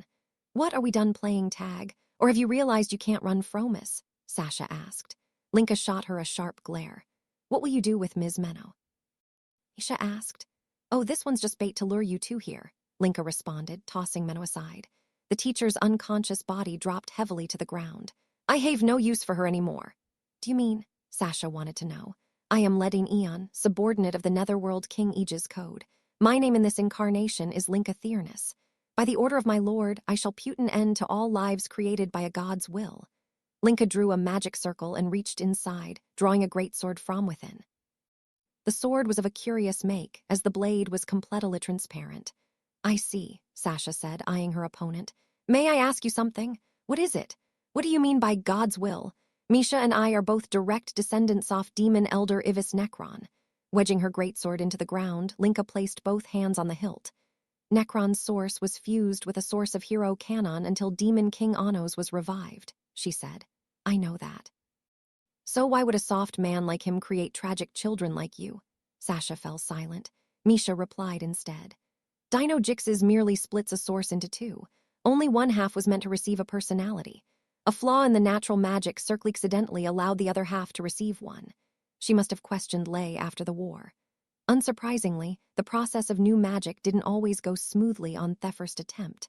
One often had no choice but to trust in their theory and activate Thespel. In the case of Dino Jix's, the result of a single miscalculation had defied expectations. The result is me. You're half right, Linka said plainly. The flaw in the natural magic circle is a result of divine intervention. They altered the light of the moon so that once the spell activated, the magic circle would be rewritten. That's what created you. Misha stared blankly at Linka. The meddling of the gods is unwelcome in the world of demons. I shall therefore eliminate you before you awaken." "I see." Sasha smiled. "Thanks for the info, but you made one mistake." Misha nodded silently. Magic circles appeared in Sasha's magic eyes of destruction. "It wasn't the gods who gave us life." Section 11. The cursed shield surrounded by the silence of the rundown mansion, Lay Gransley and Gerard Aslama confronted one another. Without a hint of hesitation, Lay took a step towards Gerard, then accelerated, vanishing before Gerard's eyes. "Behind you." "Alas, I can see you." Gerard spun around and raised his shield as the sword-off intent came swinging down. But the next moment, his back was slashed open. "Gah!" "I said I was behind you." Lay had stepped behind Gerard's back the moment he had turned around. Thieverage demon would have died from Lay's attack, but demons from 2,000 years ago had much sturdier bodies. The demon swordmaster. "I see why they say you're part of the cohort of chaos. Not bad for a demon of this era. However," Jared's shield emitted a dark blue light. The next moment, Lay's back was-slashed open out of nowhere, sending a spray of blood across the hall. Theond had opened in the same place where Gerard had been cut, but Lay's wound was clearly far deeper. Missy cried. "I'm fine," Lay said, eyeing the shield. "That thing's cursed, right?" Jared nodded. "This is Geniaz, the magic shield, a magic item that curses whoever harms its owner and reflects twice the pain back to the attacker. As long as this shield remains in my possession, you shall be forced to bear more injuries than I will you surrender." "I see." Lay stepped forward and swung Siegsesta down. "Hiya!" Jared pulled back, using the magic shield to defend against the sword of intent, but the blade twisted mid-swing, slicing into Gerard's wrist. "Then I'll get rid of that first." Jared's right hand, still clutching Geniaz, fell to the floor. In the same swing, Lay redirected Siegsesta and aimed at Gerard's neck. Blood spurted into the air, but Gerard's head remained attached. Instead, Lay's sword hand was severed. Gerard cast him a nonchalant look. "I lied when I said the shield must remain in my possession. The curse will remain in effect even once the shield has left me hands, as long as the weapon remains intact. Your skill with a sword may be superb, but you're too honest for your own good." "You got me there. I was never too good with games." Still smiling, Lay cast Ikael in an attempt to reattach his wrist. However, the wound showed no sign of healing. The shield Gerard had retrieved was still glowing with magical light. "It's no use." Regeneration magic has no effect in the face of Geniaz's curse. "I figured that might be the case." Lay used his left hand to pick up the sword of intent. "Is that why you're not healing yourself? Who knows? Geniaz's curse reflects the wielder's injuries. Maybe that curse is preventing you from healing your own wounds. Perhaps. Or perhaps it's another bluff. I could be the only one capable of using healing magic here." So Gerard would have an overwhelming advantage. "Do you have the courage to test that?" "Of course, I'd be glad to." Batting an eye, Lay closed in on Gerard, slashing apart his left leg. The demon's shield glowed even brighter as the curse was triggered. Lay's thigh was slashed open, the wounds again deeper than Gerard, but Lay continued swinging without a care. All his might he brought down the sword, which clashed against Theshield. Metal screeched as the blade dragged along it. "I finally caught you." Gerard spoke. Lay's shoulder was torn open. He stumbled briefly before falling to one knee. "I never said the curse wouldn't activate if the shield blocked your attack," Jared said, not once breaking his calm demeanor. "Do you understand now? You know nothing of the magic warfare of 2,000 years ago. Even if youted, you would have no chance with such poor magical ability." "I've been wondering for a while now," Lay said, getting to his feet slowly. "Do you know who I am?" "Of course. You're Lay Gransley, the demon swordmaster. Your magical abilities are lacking, but your skill with a sword and adaptability on the battlefield are said to be on par with those of the demons of long ago. However," Jared drew a magic circle and pulled a demon sword from within. The hilt transformed into an artificial hand, which he attached to his wrist. Embedded in the hilt was a blue gemstone similar to the ones set in the magic shield. Thesord was clearly also cursed. "Matter how much you grow on the battlefield, all the wounds you inflict in me will be reflected upon you. Unfortunately, you're too inexperienced to face us devotees of the cursed king." One bound, Gerard closed the gap between them, swinging his Cursedemon's sword down with all his might. Lay stopped the blade with Siegsesta, chipping the edge of the cursed sword. It was far too fragile to be normal. Lay's gaze sharpened at the oddity, viewed immediately after. A stab wound appeared on his chest. The curse had activated. Now, how will you evade this? In the brief instant Lay was flinching from the pain, Geirrod spun the cursed sword around. When Siegsesta came shooting up in defense, Geirrod smiled triumphantly, but he did so much too soon. Too slow. Lay parried the cursed sword without chipping its blade. Siegsesta flashed in his grip.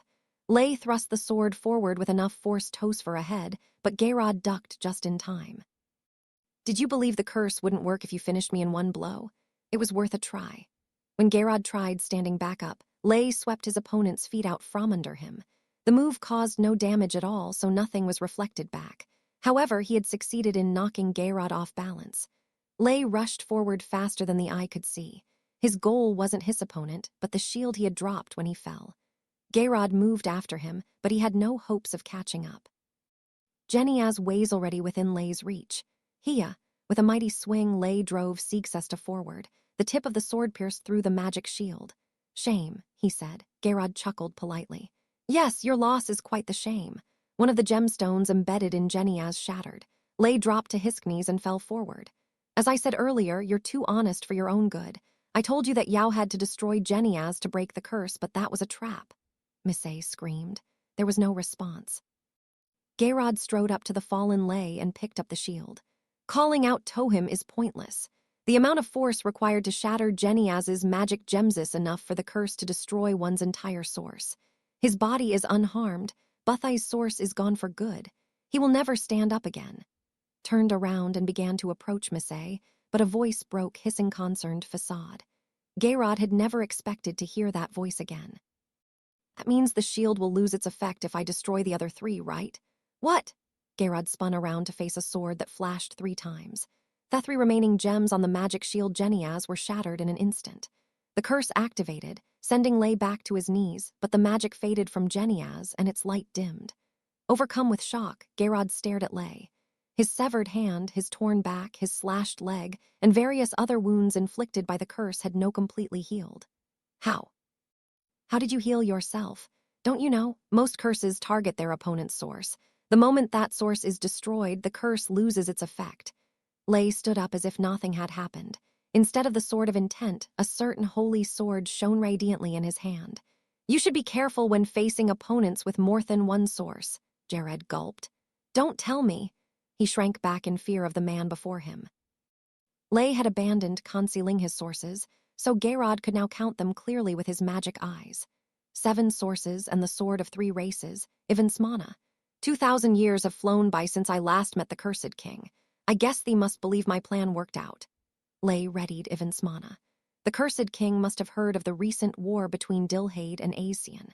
However, because they had kept their distance to avoid being noticed, they had ended up severely uninformed. Canon is, Geirrod could finish his sentence. Lay thrust Ivansmana through the man's heart. Ugh, it pains me to be told I'm honest. I've probably lied far, far more than you. Lay had put just a little more power behind his sword. Geirrod's source would have been extinguished. The sword of 3 races was immensely effective against demons. Demons from 2,000 years ago were no exception. I'm going to ask you one more time, Lay said. Geirrod stared at him, awaiting his death. Where did you get that half of the demon's sword? Jared gritted his teeth. I cannot answer. The next moment, Geirrod thrust his demon's sword in his own neck, ending his life.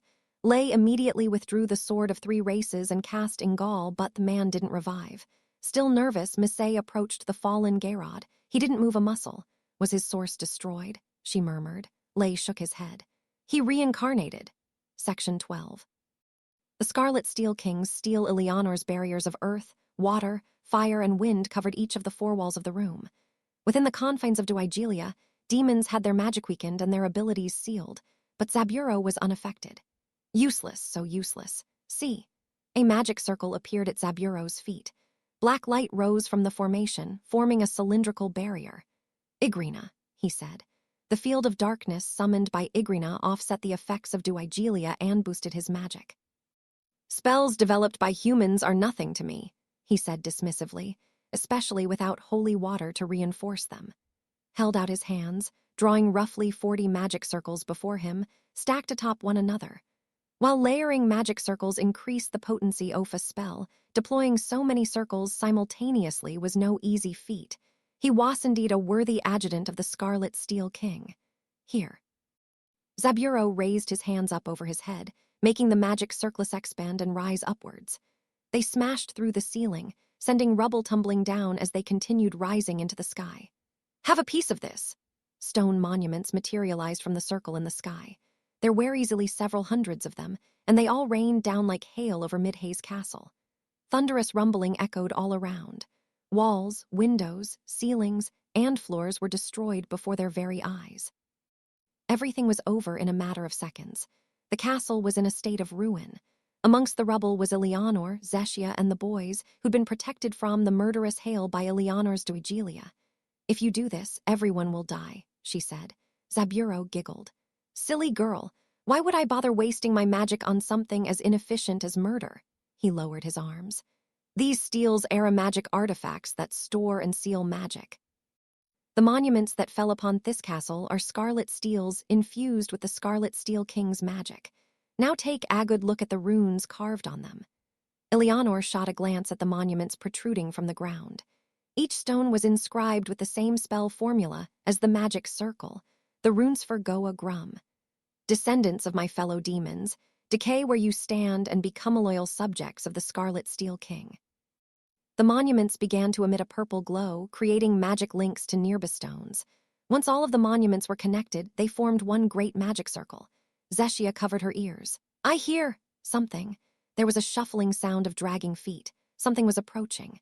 The stench of decay wafted through the area, accompanied by low groaning noises. Oh, look, they're here. With a mighty crash, the butler that had guided them earlier burst through Thedor. His skin was rotting, his eyes were red, and two hideous horns had sprouted from his head. Above all, the magic he emitted was far more powerful than before.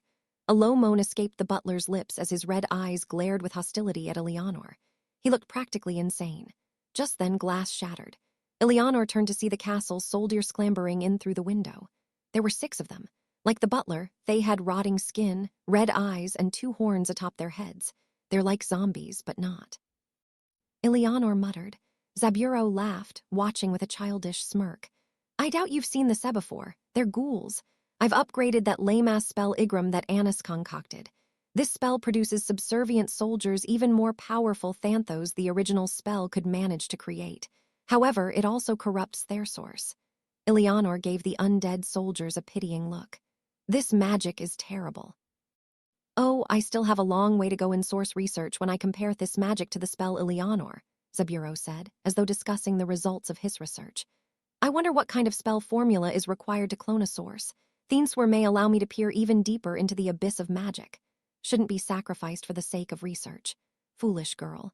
I haven't sacrificed anything. Their sources still exist. If anything, they should be grateful for their newfound power. Bit her lip at Zaburo's obstinacy. What you're doing is wrong. Wrong, me, he laughed. I see there's no way a stupid girl like you could understand the splendor of research. Zaburo pointed at Eleanor. Get her. The ghouls lumbered forward. Then, with a bone-chilling groan, they unsheathed their demon swords and attacked. Bullying is bad, Zeshia whispered, swinging Enharl down. Its blade emitted a brilliant light as the one holy sword multiplied into 6. Enharl was the holy sword of light, which could use the original sword, a light source, to duplicate itself over and over. This was the reason the 10,000 Zeshias had all been able to wield the same exact sword during the battle between Dilhade and Aesian. The 5 holy swords floating in the air moved at Zeshia's will, slashing at head demon swords of the ghouls and disarming them. Urag. But without faltering, the ghouls continued forward barehanded. Let's fall back to somewhere more open, Zeshia. Eleanor cried. Okay. You can't catch me, zombies. Eleanor cast another barrier over Ledriano, Hein, and Rouse, then the 2 girls set off running. Sorry, everyone, I'll definitely save you, so hang in there. Zaburo let out another eerie giggle. It's no use. It's only a matter of time before they, too, become ghouls. There is no escape from the Scarlet Steel King's Goa Grum. The 2 girls shot out of the room and darted down the hallway, but when they rounded the corner, Rua. Yuga! They were met by the sight of dozens of ghouls. The creatures were packed into the hallway, blocking the girls' path. We've got to push through, Eleanor yelled. Deal with them without killing them. A light, skewering. Using Duigelia as a shield, Eleanor and Zeshia charged into the horde of ghouls.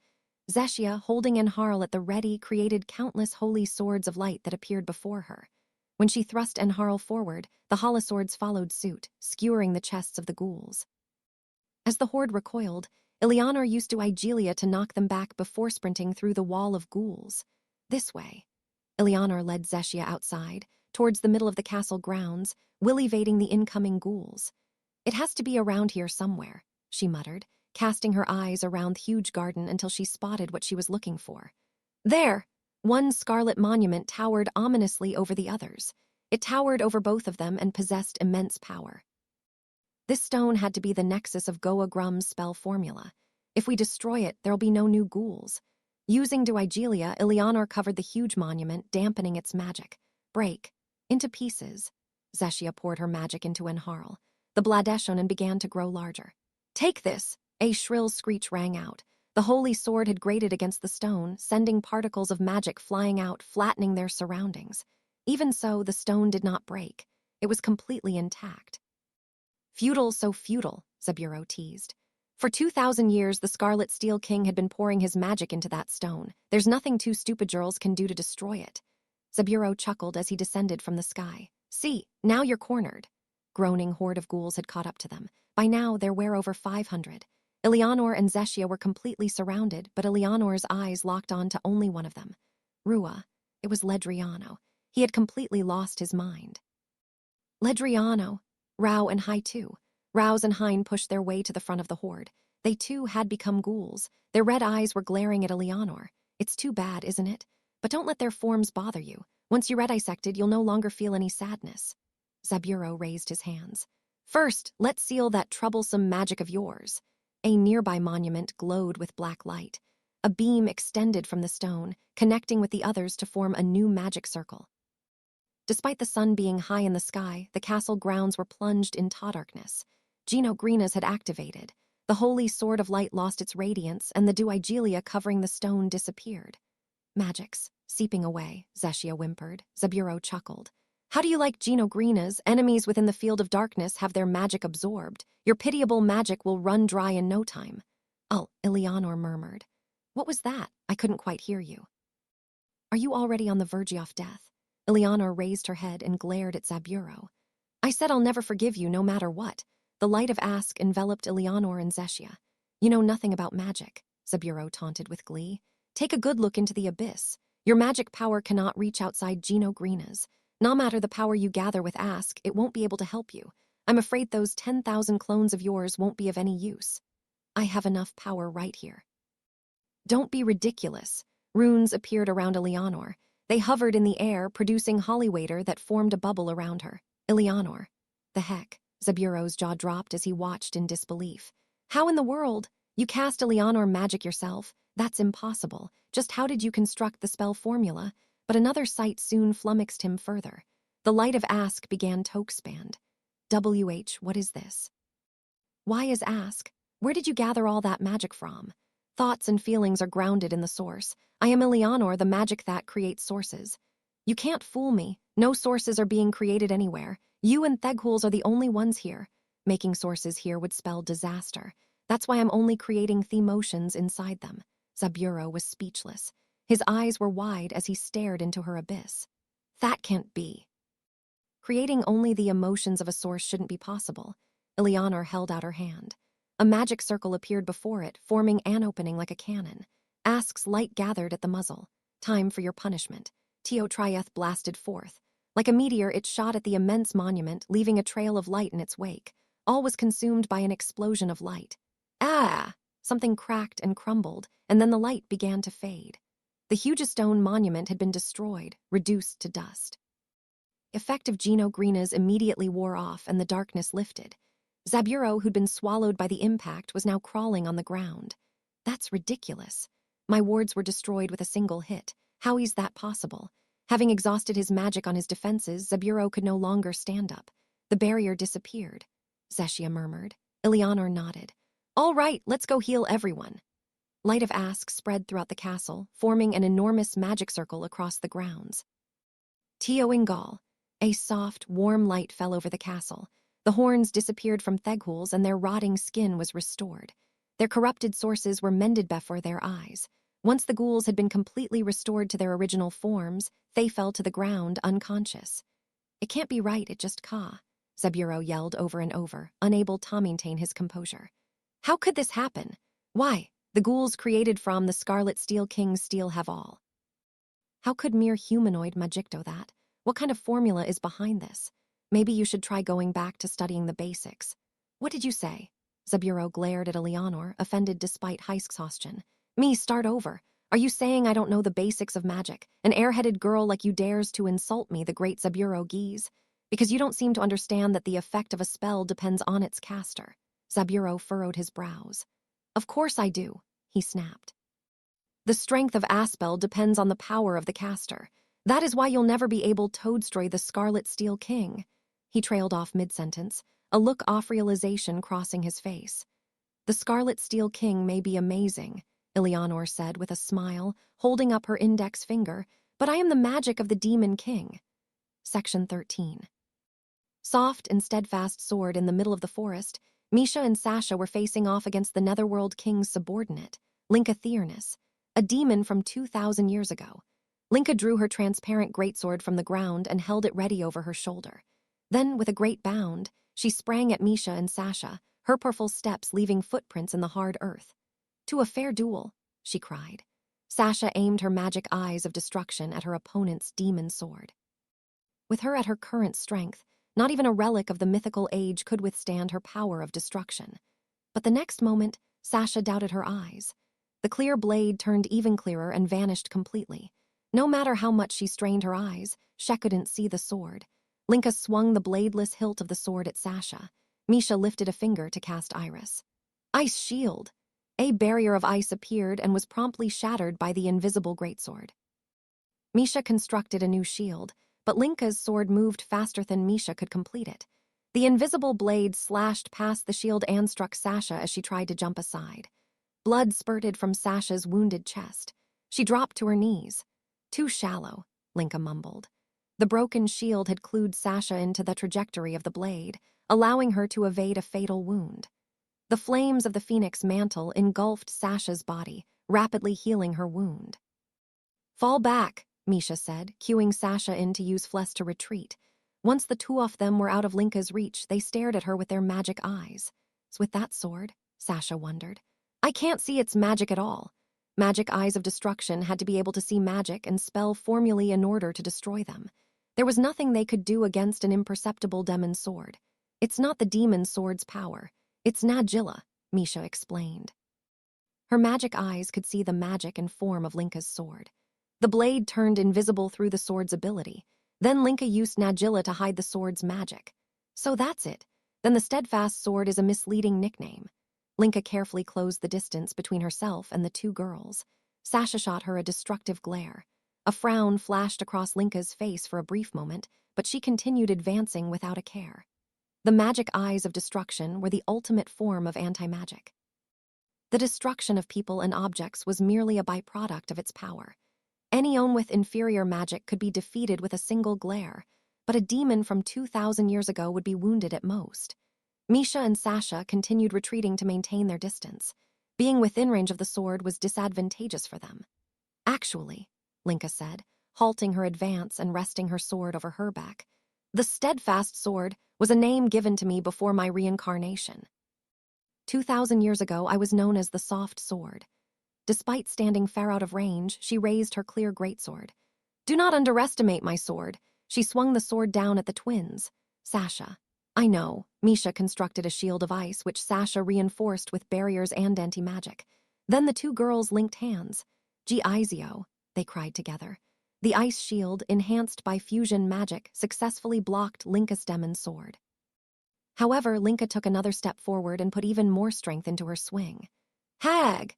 A crack ran along the ice before the shield shattered to pieces. The twins used Flesh to scarper in different directions, and not a moment too soon. The ground split apart from the sword's impact. If it had struck them, they would have been gravely wounded. This is Garmist, the freeform sword. Its shape, material, and color can change however I wish. Linka willed the invisible blade to change shape, allowing her to shift from a two-handed hold to a one-handed one. Shape-shifting sword with that much power. Are all the demons from 2,000 years ago this crazy? Sasha asked. Oh, you flatter me. I wasn't this strong 2,000 years ago, not physically at least, Linka said, inching forward to close the gap. What do you mean? Sasha asked, eyeing the distance between Linka's demon sword and herself. Reincarnation went well. This body, with the blood of the Demon King in its veins, is a tough one. Before my powers fully awakened, I was even considered one of the cohort of chaos. So naturally, I became even stronger once my source awakened with them. Linka broke into a run, but Misha was the one to make the first move. Ice prison! A fence of ice fell before Linka, obstructing her path. More fences proceeded to fall around her, forming a cage of ice. To reinforce its strength, Sasha cast magic barriers and anti-magic over the cage. Giizio. How dull. Linka swung her greatsword, spinning it with her whole body. The ice prison was smashed apart with an earth-shaking crash, but Misha was already making her next move. Castle. With Linka at the center, 4 Demon King castles were constructed to the north, south, east, and west. Magic circles appeared in front of each castle, serving as gunports. Take this, Geo Graze. A jet-black sun was fired from each of the castles, plunging the whole area into darkness. With the spell incoming from 4 directions, there was noopening for Linka to evade them. The shock wave of the impact flattened the surrounding trees and sent everything up in black flames. If a demon had taken the hit directly, not even a body would be left behind. Not bad for a demon of this era, Linka said, sprinting through the flames. The freeform sword had morphed into a spherical shield, protecting her from all fronts of attack. However, Linka closed in on Sasha, swinging the invisible greatsword down. Sasha deployed a spherical magic barrier around her. Based on where the barrier was cut, she could determine the trajectory of the sword, and she managed to dodge at the last moment. Unfortunately for you, there are plenty of ways to deal with an invisible blade, Sasha declared, using flesh to retreat again. The next moment, Misha gasped. Stop, Sasha, she screamed. Blood spilled from Sasha's mouth. Huh. The thick liquid oozed from her abdomen, revealing the shape of the invisible sword. Garmas can also freely change in number. I positioned them in the direction you were likely to flee. Phoenix mantle burned once again, healing Sasha's wound, but Linka closed in again and thrust another freeform sword through Sasha. Ah, it's over. That magic item won't allow you to regenerate from those wounds fast enough. Sasha crumpled to the ground. Like Linka had said, Sasha's wounds were fatal. It was only a matter of time before she'd die. But a slow death is pitiful. Here, I'll put you out of your misery. Linka took a wide sweep with Garmist, ready to deal the finishing blow, but before the sword could make contact, ice chains! Chains coiled around Linka's body. TCH. Linka sliced through the chains, restraining her. Misha looked over at Sasha, eager to save her sister, but Linka was standing in her way. Those pesky eyes of yours have been sealed, Linka said to Sasha. That just leaves you. Linka had been toying with the twins. She had actually been extremely wary of Sasha's magic eyes. Sasha's constant glaring had whittled away at Linka's body and magic, limiting her movements and keeping her from engaging as she normally would. But that shackle was no longer in place. Misha stared at Linka. Let me through, she said. Her tone was much different from before. Worry. Linka's figure blurred. The next moment she was standing before Misha. Misha's eyes could see her, but her physical abilities fell too far behind hero opponents for her to react in time. Giving Misha no chance to evade, Linka plunged the freeform sword through Misha's stomach. Now I'll send you to the same place. She pulled the demon's sword out and watched Misha collapse. It's over!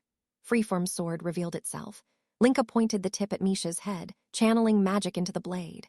Move, a flat voice murmured. You still worry for your sister at a time like this? How commendable! I'll see you off as painlessly as possible. With Garmist clutched in an underhand grip, Linka slashed at Misha's throat. The tip broke her skin, dug into her flesh, and then clinked to the ground. The blade had snapped.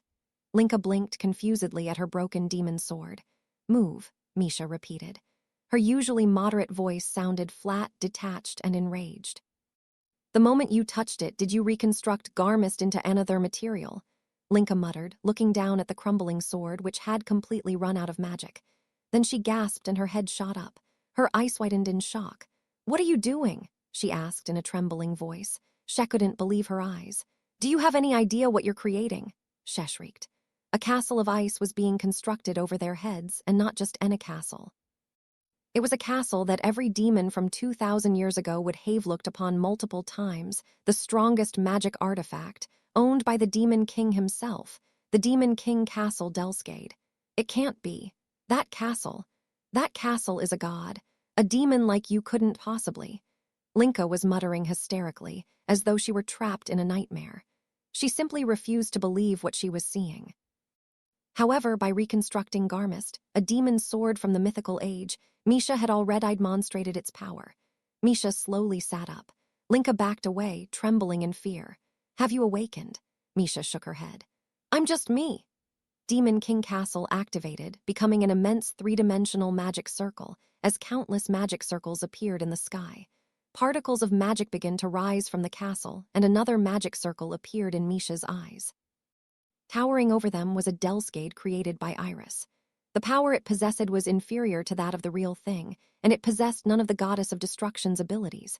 Even so, it possessed enough power to serve as a pseudo-god. Crystal, Misay said. Linka directed all of her magic into her defenses, but a single glare of Misha's eyes reduced Linka's body to naught. Naught, that is, except a single crystal of ice. Her body had been reconstructed. Sasha. Misha looked over at the fallen Sasha. The next moment, the two demon swords piercing her body turned into ice crystals and disappeared. Once the freeform swords were gone, the phoenix mantle began healing Sasha, whose eyes soon fluttered open. I made it in time. Misha smiled for a brief moment, then she fell to her knees, exhausted. The Delscade behind her shattered into countless fragments office, which scattered into the air. Section 14. Test of Knowledge, the top floor of the Union Tower at the Demon King Academy. The scenes of my friends and followers defeating their opponents were shown to me through Limnit. Did the four evil kings form an alliance? I surmised.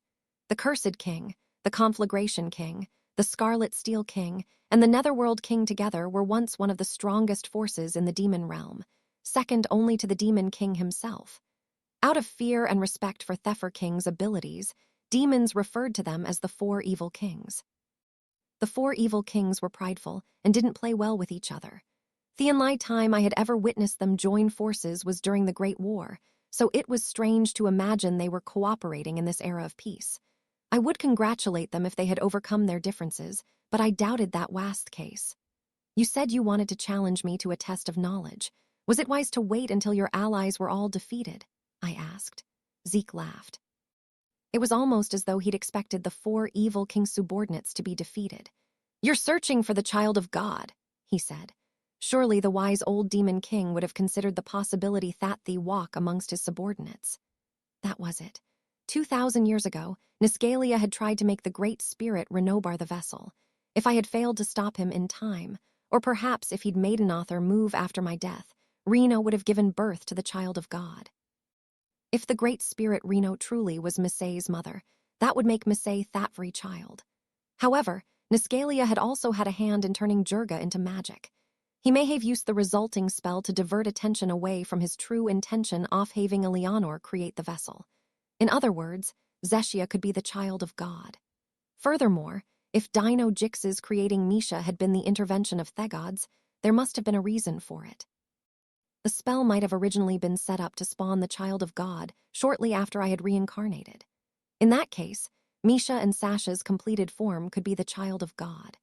The recent battle during which the twins had used Dino Jixes to fuse Tojer could have increased their divinity. Coupled with the near-death experience that had increased the power of Misha's source, the power of God could have awoken in Misha. Perhaps that was why she had been able to use creation magic to produce a copy of Delscade. Such a miraculous feat neared the work of the gods. You make a fair point, Zeke. If the Conflagration King is working with Niscalia, it would be strange to cough up what you know, even if it was only a matter of time before I came upon that information myself. Was no point in him freely providing me with information about the child of God. Based on Zeke's earlier statement, his aim was obvious. Me guess. In this test of yours, you wish to wager what you know about the child of God. Zeke smiled triumphantly. As expected of the Demon King, you're not just brawn. He drew the magic circle for Zekt. Allow me to explain the rules. Yao will ask questions. I will answer them truthfully.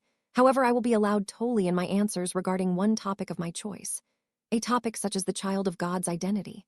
I asked in a casual attempt to shake him up. That's right.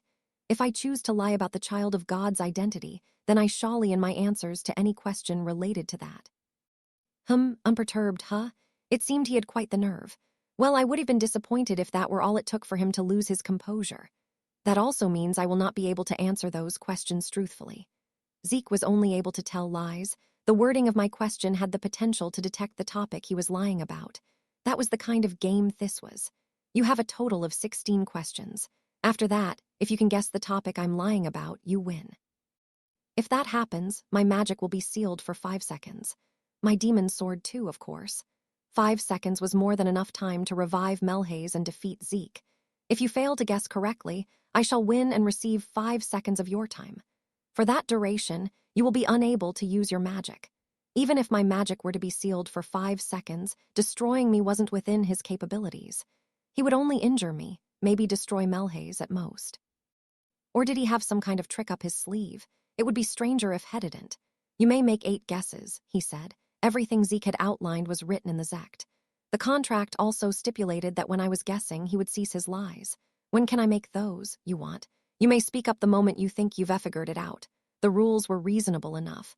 They almost seemed to be leaning in my favor, but that was probably to get me to agree to the challenge. How about it, Demon King? Zeke asked, perfectly calm. If you choose to overpower me by force, you'll be risking a 1 in 100 million chance offling to revive Melhaze. This way, you can win without losing anything. No matter how you think about it, that would be the wisest move, wouldn't you say? This was another gamble on his part. You're wrong about one thing, Zeke. There's no need to provoke me. To me, a test of knowledge is no different to a test of strength. Don't think Yao can steal even 100 millionth of a chance from me. Without hesitation, I signed the Zect. Convicted of his victory, Zeke smiled faintly. Let's begin the game, Demon King. Before he could continue speaking, I pointed at the Zect. First, I want to make one change to the rules. He narrowed his eyes. What do you mean? You can lower the number of questions to 8 and guesses to 3. Zeke furrowed his brows, thrown off by my request. Return, you shall leave your demon's sword with me.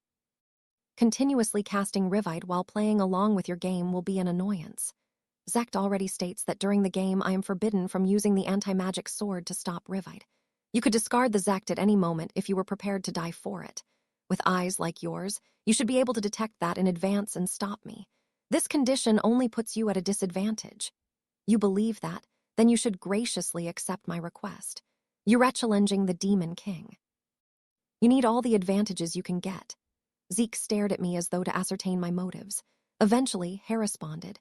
Very well, I shall take you up on your offer, he said, altering the conditions on the contract.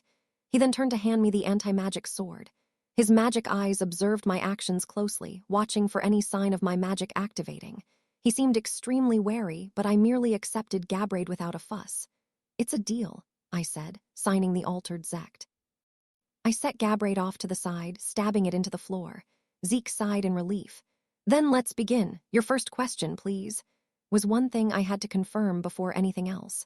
What do you know about the Child of God? After a brief pause, Zeke responded. The Child of God is one of 3 possible candidates, Misay Illirogue, Zeshia Bianca, and Misha and Sasha Necron. In the Necron sisters' case, the possibility lies with their fused form. 15 years ago, a child was born to the great spirit Reno and your right-hand man, Shin Riglia. That child was Misay Illirogue. This birth was exactly as Heavenly Father had intended.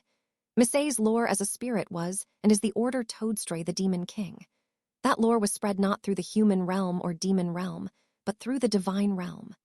Demon King Anos, now that Yauhave completed your reincarnation, Misay is finally ready to awaken and follow her order.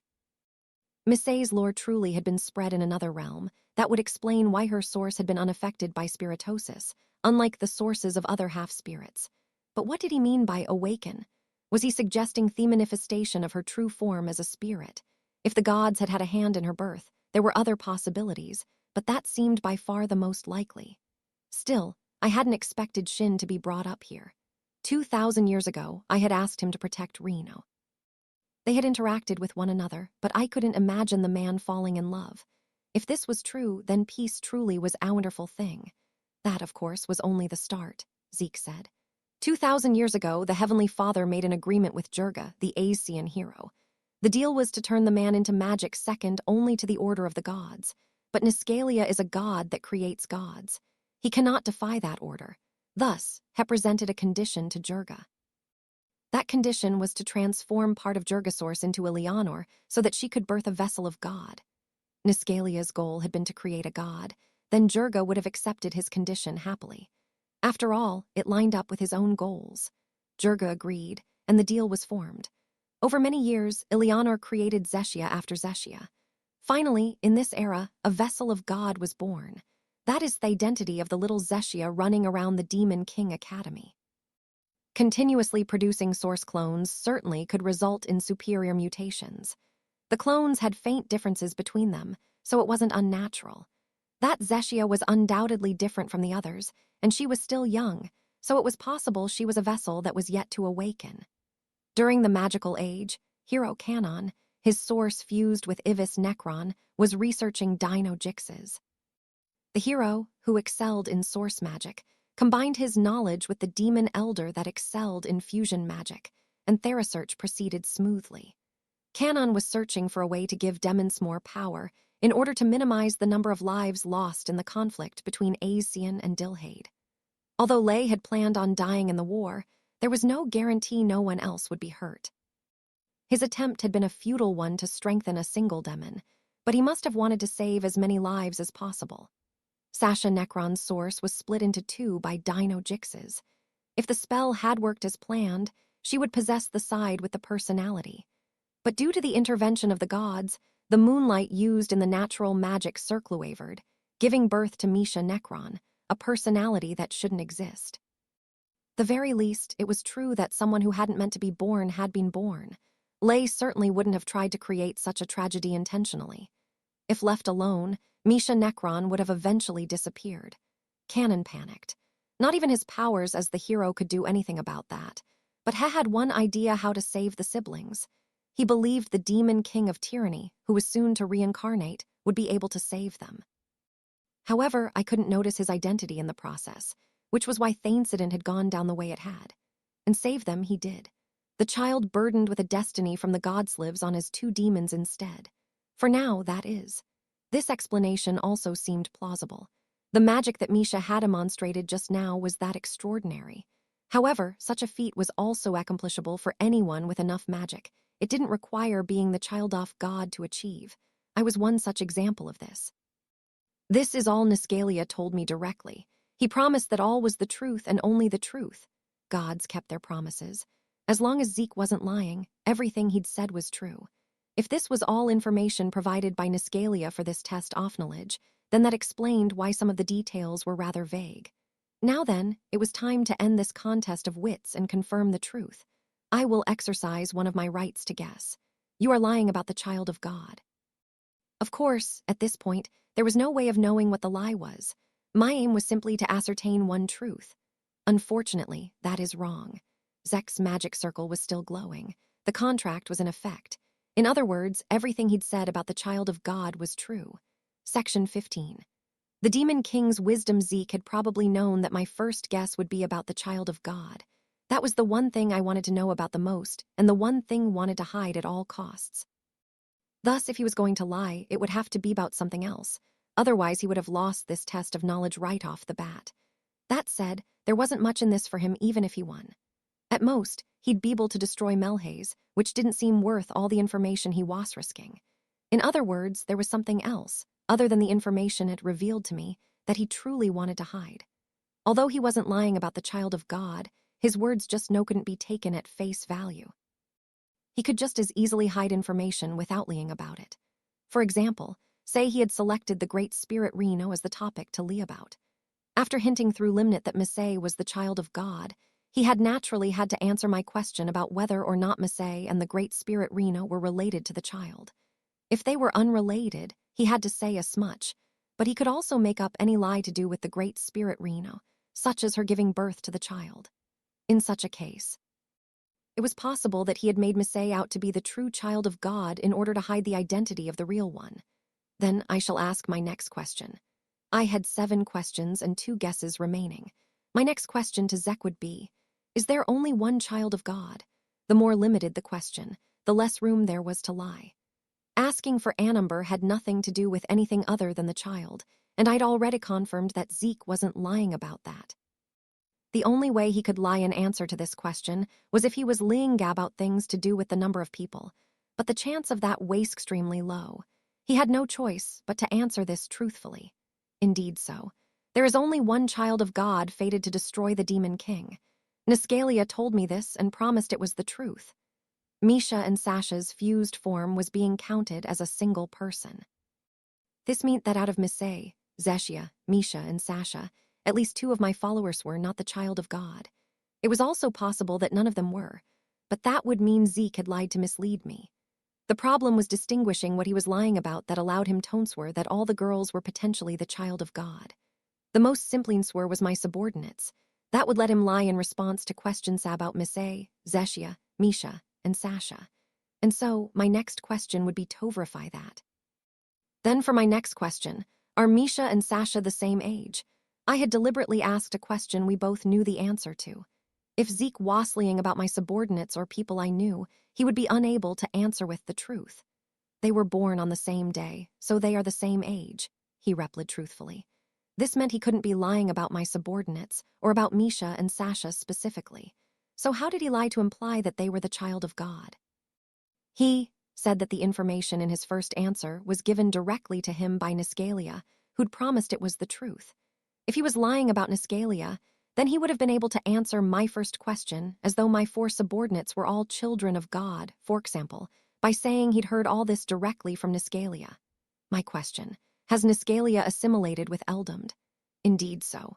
Was obvious to Zeke that Niscalia was possessing Eldamd. In other words, he wasn't lying about anything to do with Niscalia. Also, since Niscalia was a goad, everything Zeke had said was sure to be the truth. There was definitely Onlyo'n child of God. However, Zeke had answered my first question as though there were 3 of them.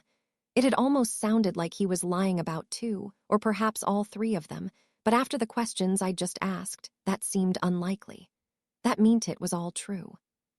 At the very least, Zeke hadn't made any conclusive statements about the child of God, only hinted about possibilities.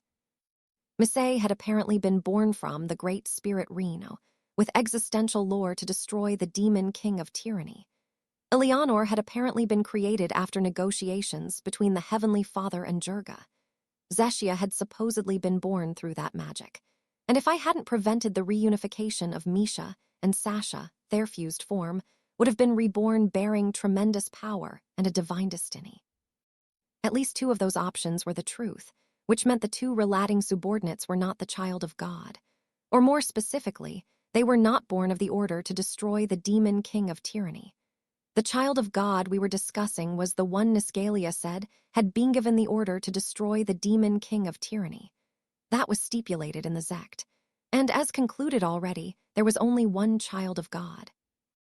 However, it wouldn't be strange for there to be other vessels unrelated to the destruction of the demon king. If the gods were involved with all 4 of them, then the question was who was the one with the right order. But that wouldn't be too difficult to confirm. Question, who is the child of God? With this, I had 3 questions remaining. There are 3 candidates for the role of child of God: Misay Ilirogue, Zeshia Bianca, and Misha and Sasha Necron. In the Necron sisters' case, the possibility lies with their fused form. Zeke couldn't lie about the child of God. If he had been lying in his answer just now, then it had to be because he had chosen to lie about people's true identities. If this was the case, he would have to lie in answer to questions: is the demon king of tyranny? And who is the conflagration king? As well. Another possibility was that he was lying about the specifics of his answer, such as about the children of the great spirit Reno. The great spirit Reno was the mother of all spirits and had numerous children. No matter how she'd been born, Misay was one of them. If Misay was the child of God, then the correct answer would be Misay. But if Zeke was lying about the children of the great spirit Reno, then he wouldn't be able to answer that. In other words, he could lie and say that there were 3 possibilities from my subordinates when he already knew that the child of God was Misay. But first, I had to check the former possibility. Then I shall ask my next question: who is the demon king of tyranny? Only 2 questions remained. Master, King Eldamd, Zeke replied. That settled it. Then I shall invoke my right to guess. You are lying about people's identities. Zeke responded quietly. I'm afraid you're wrong. Oh, so he couldn't lie about people's identities. Under that condition, the fact they'd lied about the identity of the demon king of tyranny meant that he was lying about things to do with me. This also meant he wasn't lying about the identity of the child of God. It had to be one of the aforementioned trio. More important, however, was that Zeke didn't know any more than that. I remained silent for a moment. Something struck me as odd. I had 2 questions and 1 guess remaining. The condition of my victory was to correctly guess what Zeke was lying about. He was lying about things to do with me, but would he choose that?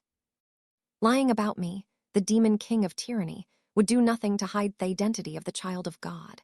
All Zeke would gain from winning this test off knowledge was the chance to destroy Melhaze. Was this information of his worth so little as the advantage of burying a single subordinate of mine? No, that was hard to believe. Zeke definitely wanted to prevent me from discerning the child of God Wililso winning the test, but that meant he already knew who they were. It was the lie reason he would hide the identity. But how was he lying about it? Or did killing Melhaze give him some kind of benefit that was worth the information on the child of God? No, if there was such a benefit, then he would have chosen an easier topic to win with than the demon king of tyranny. In other words, have you finally noticed, Demon King? Zeke asked with a smirk. Unfortunately, it's already too late. Your defeat was guaranteed the moment you agreed to my challenge. Zeke shielded himself with barriers and anti-magic as the Union Tower windows shattered. 4 demons barged inside. 2 of them wielded copies of Gabraid, the anti-magic sword, while the other 2 held an unfamiliar demon sword in their hands. Hunting in with my magic eyes, I identified an inscription and uncovered its name. Jidrest, the Death Strike Sword. The shape of the blade was designed strictly for piercing through its enemies, but the ominous magic it radiated washed for killing sources. Zeke's goal was clear. If I tried to fend off the 4 demons, I would end up striking his wards. Meanwhile, the Zect prevented me from attacking him until test of knowledge was over. If I used magic, the spell would be forced to vanish the moment it touched his defenses. In the end, I can't say I was surprised. In fact, I was perhaps a little disappointed. Or had he purposefully taken the route of inanity when he'd sensed me realizing the truth? I discard the rest of my questions and guesses. With this, the test of knowledge was over. Under the effect of Zect, I waspinalized for 5 seconds without the use of my magic. It's your loss, Demon King. This won't even take 5 seconds. 2 of the demons used their anti-magic swords to negate the Rivite on Melhaze.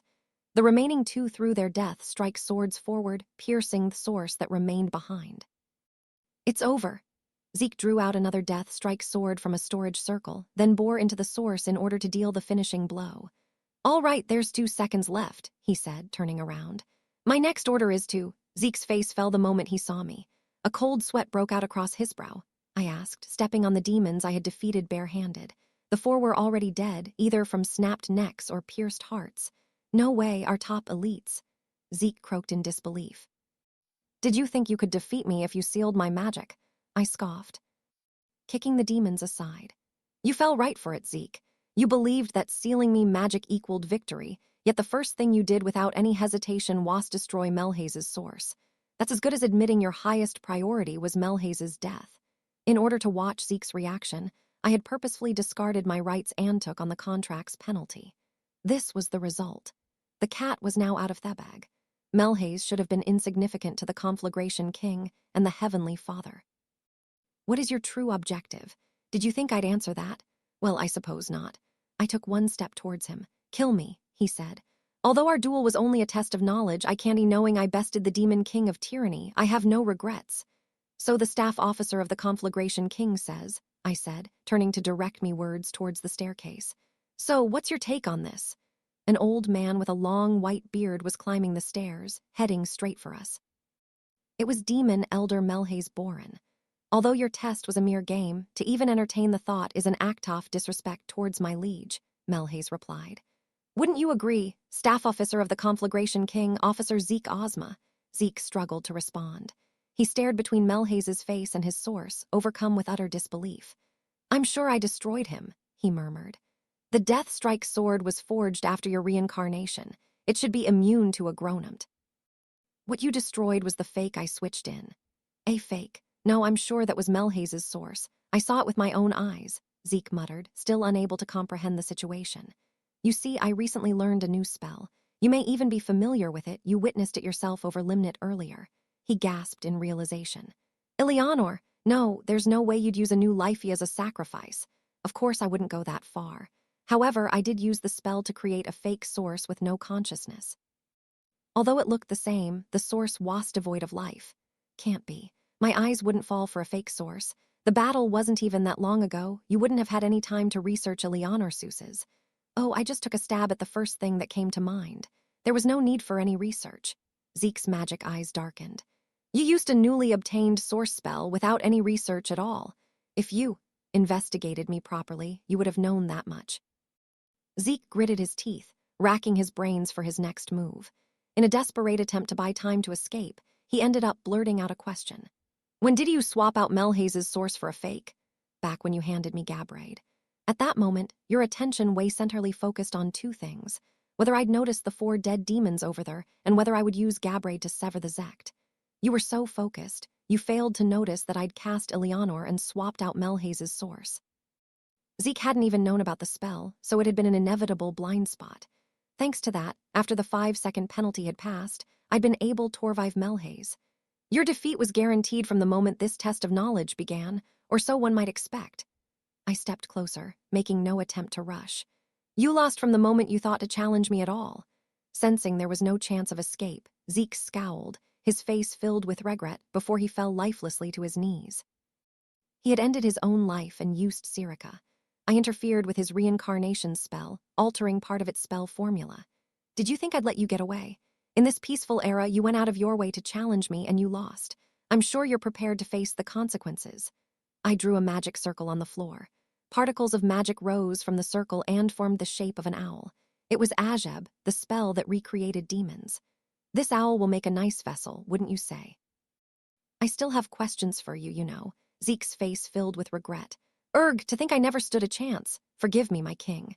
He collapsed forward, his body burning up in the fire of Grega. Come, Zeke. Like a loyal familiar, the reincarnated Zeke flew over and landed on my arm. Section 16. The vassal's message Sasha soon joined me on the floor of the Union Tower, having returned from rescuing Mano. This Zeke guy knows nothing, she said. I nodded and turned to address the owl. Zeke, tell us why you came here. Owl obediently opened its beak. My objective was to diminish the Demon King of Tyranny's forces as much as possible. Hence, I challenged you to a test of knowledge and targeted Melhaze. That's all he knows. Sasha frowned. So Niscalia only gave him a limited amount of information and used him how he saw fit. Who knows? That's not necessarily the case. Even if Zeke had been used after receiving limited information, the gains were far too meager. The Conflagration King's staff officer would have to be a complete idiot to pursue as much. Now you've made him into a familiar, he can't lie to you, right? Right. I've also gone through his memories.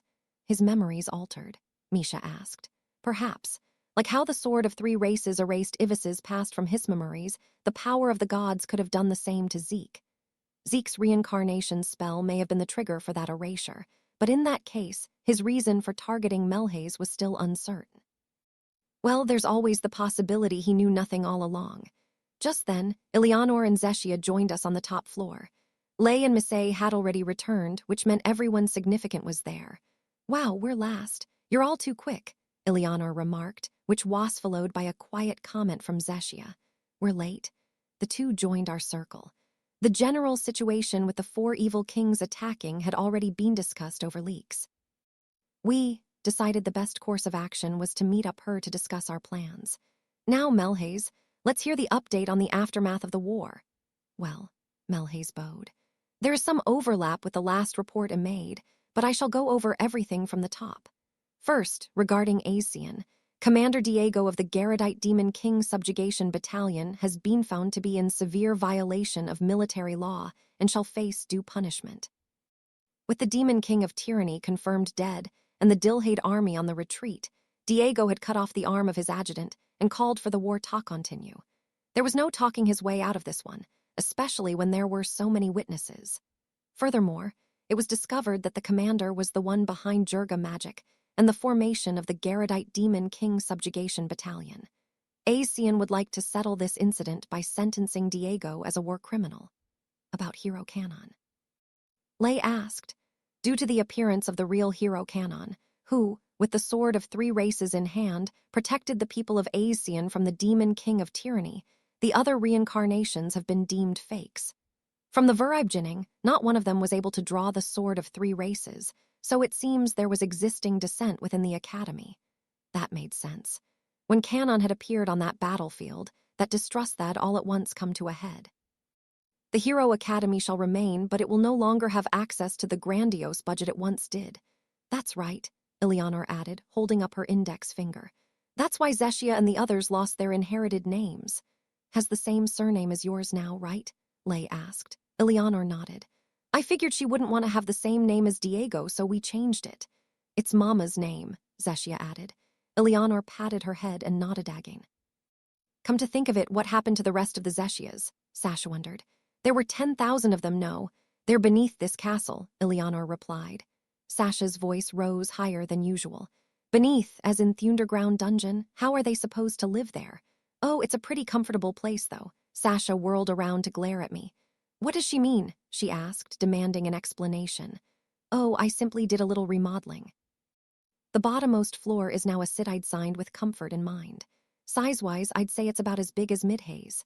Sasha yelped in shock. Huh, why did you make such a huge-ass sit underground? 10,000 Zeshias would attract too much attention if they all lived above ground, but having them live in an empty dungeon floor seemed pitiful. With that in mind, I prepared an enjoyable environment for them. Is kind, Misha commented. There's still a limit to how far one should go. Thinking of bringing them to Ahurthern, the great spirit forest, sometime soon, I said. Misha tilted her head. Is that a good thing? Wild demons and humans would find the existence of 10,000 Zeshias unsettling. Spirits don't care about such things. They also get along well with humans. If there's a spirit willing to take them in, they may find living there much more comfortable. Of course, that was only if the Zeshias themselves were interested. Well, we can always discuss that part later. Continue, Melhaze. Melhaze looked at Lay and myself. The Asian side is requesting information on Hero Canon. How do you wish to reply? At present, Asian isonly aware of the one encounter in the Tola forest. They know nothing of your identity. Do they remember my face? Lay asked. There may be some individuals who do, but it isn't widespread knowledge. The higher-ups of the country may have been informed, though. Possible. I'd like you to tell them you don't know my whereabouts. Nothing good would come out of revealing Lay's identity as Hero Canon. The people of Asian were likely to force all their troubles onto him. Understood. Then I shall reply to them as such. Are the people of Asian dealing with the aftermath of the war? There are no major after-effects from Jurga or Ask.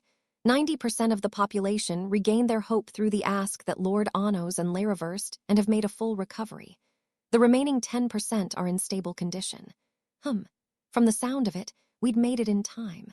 Forgetting the experience of having their hope drained against their will be hard for them. The legend of the deepest darkness shall remain a truth to the people of Asian for a long time to come. They seem to believe it that the loss of hope was all the work of the demon king of tyranny, rather than Jurga. That was only natural. The people of Asian would never expect the hero SS to turn on them. And when you say demon king of tyranny, you mean they still believe in Avos Dilhevia, correct? Indeed. In the recent battle, Hero Canon defeated Avos Dilhevia. But the people of Asian believe he will revive one day and bring the deepest darkness back upon them. That is the fear spreading throughout Asian. What the people had been through, there would be no forgetting their fear any time soon. There was nothing that could be done to change their attitudes right away. I believe it would be best to mention Avos Dilhevia at the Demon King reordination ceremony and have him play a role in establishing friendly relations with Asian. So we'd tell them that Canon and I joined hands to defeat the fake Demon King, Avos Dilhevia, I said. Exactly. That is also the truth, in a sense. In that case, would it not be better to have Canon appear at the ceremony? I looked at Lay. I'd rather not stand out too much, he responded. How about you wear a suit of armor? Misha suggested. That might work. I can hide my face with the helmet. The sword of 3 races should serve as sufficient proof that I'm Hero Canon. Then we shall proceed with that, Melhaze said. That should cover most off what we had to discuss. Are there any questions or concerns? No, that'll do for today. Let's move on to the other matter, I said, regarding the conflagration King Eldamd. Yes, his body and source have been taken over by Niscalia. When did Hefurst make contact with you? Melhaze thought for a moment before answering. He came to the Demon King Academy a few days ago, inquiring about a teaching position. We had him take the employment test for the vacant position, and he passed. You meet him in person. Yes, he claimed to know about you, so I met him in order to speak with him directly. Even so, the conflagration king said nothing of great significance. He only spoke of nurturing this era's younger generation. I had left orders for visiting demons of 2,000 years ago to be treated with courtesy, but it didn't seem like waiting for me to wake up had been for the sake of friendship. Can all the teachers access the Zect, the 7 demon elders signed testifying that Anos is the demon king of tyranny? Sasha asked. Trustworthy teachers were informed and given access to the signed Zect. The conflagration king was already an acquaintance of my liege, so he was given one as well. With the Jurga matter settled, there should be no harm in testifying I was the demon king. When you met the conflagration king, was he already possessed by Nisgalia? I inquired. Unfortunately, I am unsure. Please accept my apologies. Melhaze never knew the conflagration king, so that couldn't be helped. I tried to contact you about him, but there was a chance that our leaks was intercepted, and I failed to find any traces of you or your magic. Sorry about that. I was absorbed in the remodeling of the underground dungeon. I haven't told Elio about it yet either. There. Be an uproar if He thought we were being invaded, so I built it in secret. Then don't go making such absurd things in secret in the first place, Sasha muttered quietly. There's one last thing I heard about recently, Melhaze continued, changing subject. Though it's unrelated to the Heavenly Father Nisgalia. What's that? The Unitarians were immediately informed that Lord Anos was the demon king, and the founder made contact a short while ago. I recalled correctly, the leader of the Unitarians was unknown to even Melhaze. What's the problem there? He claimed to be a demon from 2,000 years ago, so that's why he never showed himself. And his name? Shin Reglia, aide to the demon king of tyranny. Shin, his reincarnation must have gone well if he had retained his memories. He claimed to reside in the Great Spirit Forest with the rest of your former subordinates and retainers. There, they were awaiting your reincarnation. That case, my surviving subordinates, or their reincarnations, had left Dilhade to avoid my detection. However, the Avos Dilhevia matter was nose-told. Why do they not show themselves? He said there were certain circumstances preventing them from relocating. It was asked to pass on the message that they are awaiting you in Ahurthern. Shin had never asked me to go to him before. Even if a god stood in his way, he would attempt to strike them down and come to me. In other words, the circumstances had to be serious. Ahurthern, Misay murmured. What she'd been told about the great spirit Reno seemed to be bothering her. About the half-demon sword the cursed king's subordinate had, Lay said quietly, taking out the half-demon sword with no tip. This was the sword that had originally come from Misay's father. When I looked into its abyss, it discovered its original form. I turned my magic eyes on the sword in Lay's hands, peering into its abyss.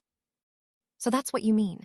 There was no way of discerning each half alone, but its true form becomes evident when both halves are present. But on Lido, those who have seen the sword before walked towards the pedestal in the room. The original half-demon sword was preserved there. He drew the blade and held it up against the half-sword had seized from the cursed king's subordinate. The two halves were immediately enveloped in a black light, and their outlines distorted, merging into that of a single sword. Its true form was not a straight blade, but a curved one. Giuliano's, the pillage blade, was no other sword like this one. It was the blade once wielded by Shin. Section 17. The location of Ahurthern, this is Shin Reglia's sword, right? Lay asked. I saw it only a handful ofttimes 2,000 years ago. I nodded in response. That means Shin Reglia is the founder of the Unitarians and Misay's father, right? Sasha wondered. My father was meant to be a demon lord governing a part of Dilhade, Misay mumbled. At least that was what she'd been told until now. Since my reincarnation, the demons of 2,000 years ago haven't been able to show themselves before me. If Shin had told you the truth, word would have eventually gotten around and reached me. By saying he was a demon lord somewhere in Dilhade, he had an excuse for his absence. So Lord Anos's aide is actually We've yet to know for sure. Misay's father sent her that sword, the very same sword that belonged to Shin, right? Sasha asked. That would mean he formed the Unitarians for Misay's sake. Misay was a hybrid. Whoever her father was, he had formed the Unitarians so that even if he couldn't reveal himself, he could better the society his daughter lived in. That was the natural assumption to make. The other half of the sword was with the cursed king, Misha pointed out. Sasha frowned and thought. That's right. That would mean Shin is now the cursed king's subordinate and that he was the one who tried to kill Mai. Sasha paused mid-sentence, her mouth snapping shut. It may have been stolen from him, Eleanor suggested. Shin can't leave Ahurthurn, right? What if he fought the 4 evil kings and was trapped there? The cursed king could have stolen Shin's half of the sword and used it to lure Misei out. It's a consistent theory, Misha remarked. But implausible, Lei said. I wholeheartedly agreed. Eleanor looked confused. What's implausible about it? 2,000 years ago, Shin Riglia was considered the strongest swordsman of demonkind, Lei explained. It's hard to imagine the man praised for being the demon king's right arm would have his demon sword stolen by an enemy, much less a demon sword that would expose his daughter to danger. But in terms of power, the 4 evil kings were second only to the demon king, right? Sasha argued. Considering what we just went through, it's very likely the 4 of them joined forces. In a situation like that, it wouldn't be odd for Anos' aide to have a demon sword taken from him, would it? Fought the 4 evil kings before, but they wouldn't stand a chance against Shin Riglia, even if all 4 teamed up, Lei said. Sasha exclaimed. But the 4 evil kings are called that because they're strong, right? What do you mean they still couldn't win? Did you think my right-hand man would lose to any demon other than asked? Sasha gaped at me. Why doesn't he just claim the title instead? Shin was a man with no ambition, I explained. He worshipped the strong and dedicated his life to the sword. He and you would have gotten along, Lei. Sasha shot Lei a look that seemed to suggest the 2 men were alike. Lei merely smiled in return. What does this all mean? Misei asked worriedly. I can't imagine Shin turning against me, I replied. If he truly was robbed off his sword, there are only 2 possibilities, the first being that he had to face an enemy far stronger than the 4 evil kings. The gods? Misha asked. Niscalia has seized control of the Conflagration King. It would only be natural to assume that the 4 evil kings attacking together today was also the Heavenly Father's doing. The 4 evil kings had joined forces, 3 different underlings of the 4 evil kings hinting at one of my subordinates being the child of God wouldn't be so far-fetched. In fact, Zeke's test of knowledge wouldn't make sense otherwise. What's the other possibility? Following his reincarnation, Shin may not have regained his former strength. This would explain how his demon sword had been stolen from him. That said, Shin was no fool. If he knew he was lacking power, he would act accordingly. Something unexpected must have happened. There's one thing you all should know, I continued. According to the staff officer of the Conflagration King, the child of God is amongst my subordinates. Eleanor, Misha, and Sasha looked like they understood. The Scarlet Steel King's subordinate called Zeshia a vessel created by Thuel of the gods, Eleanor said, hugging Zeshia tightly. I don't know any god, Zeshia replied, patting Eleanor on the head to soothe her troubled mother. Zeshia is Mama's child. Netherworld King's subordinate said the gods interfered with Dino Jixes and created Misha. Besides, frowning, Sasha trailed off, but Misha finished her sentence. I recreated Delskade with creation magic. That was your magic eyes of creation, I explained. They give you the ability to create whatever you see in your mind. If you've burned the sight off something onto your eyes, you'll find that something extremely easy to replicate. Misha stared at me blankly. There was a hint of uncertainty in her eyes. Worry about it. That alone isn't enough to make you the child of God. If I can destroy a god, there's no reason why you, with your exceptional creation magic, can't recreate a castle of godly power. Misha blinked. Besides, the Delskade you created didn't possess the full power of the goddess of destruction. It was only an imitation. To create order, one must look into the abyss and start from scratch. Why are you turning this into a lecture? Sasha grumbled, but Misha was-smiling in relief. I'll do my best, she said. That said, in terms of strength, Misha was the closest to being the child of God. I'd have to keep my magic eyes on her for a while. Besides, Niscalia already targeted the great spirit Reno to make her birth child of God, 2,000 years ago, that is. Huh? Misei watched me, her eyes open wide.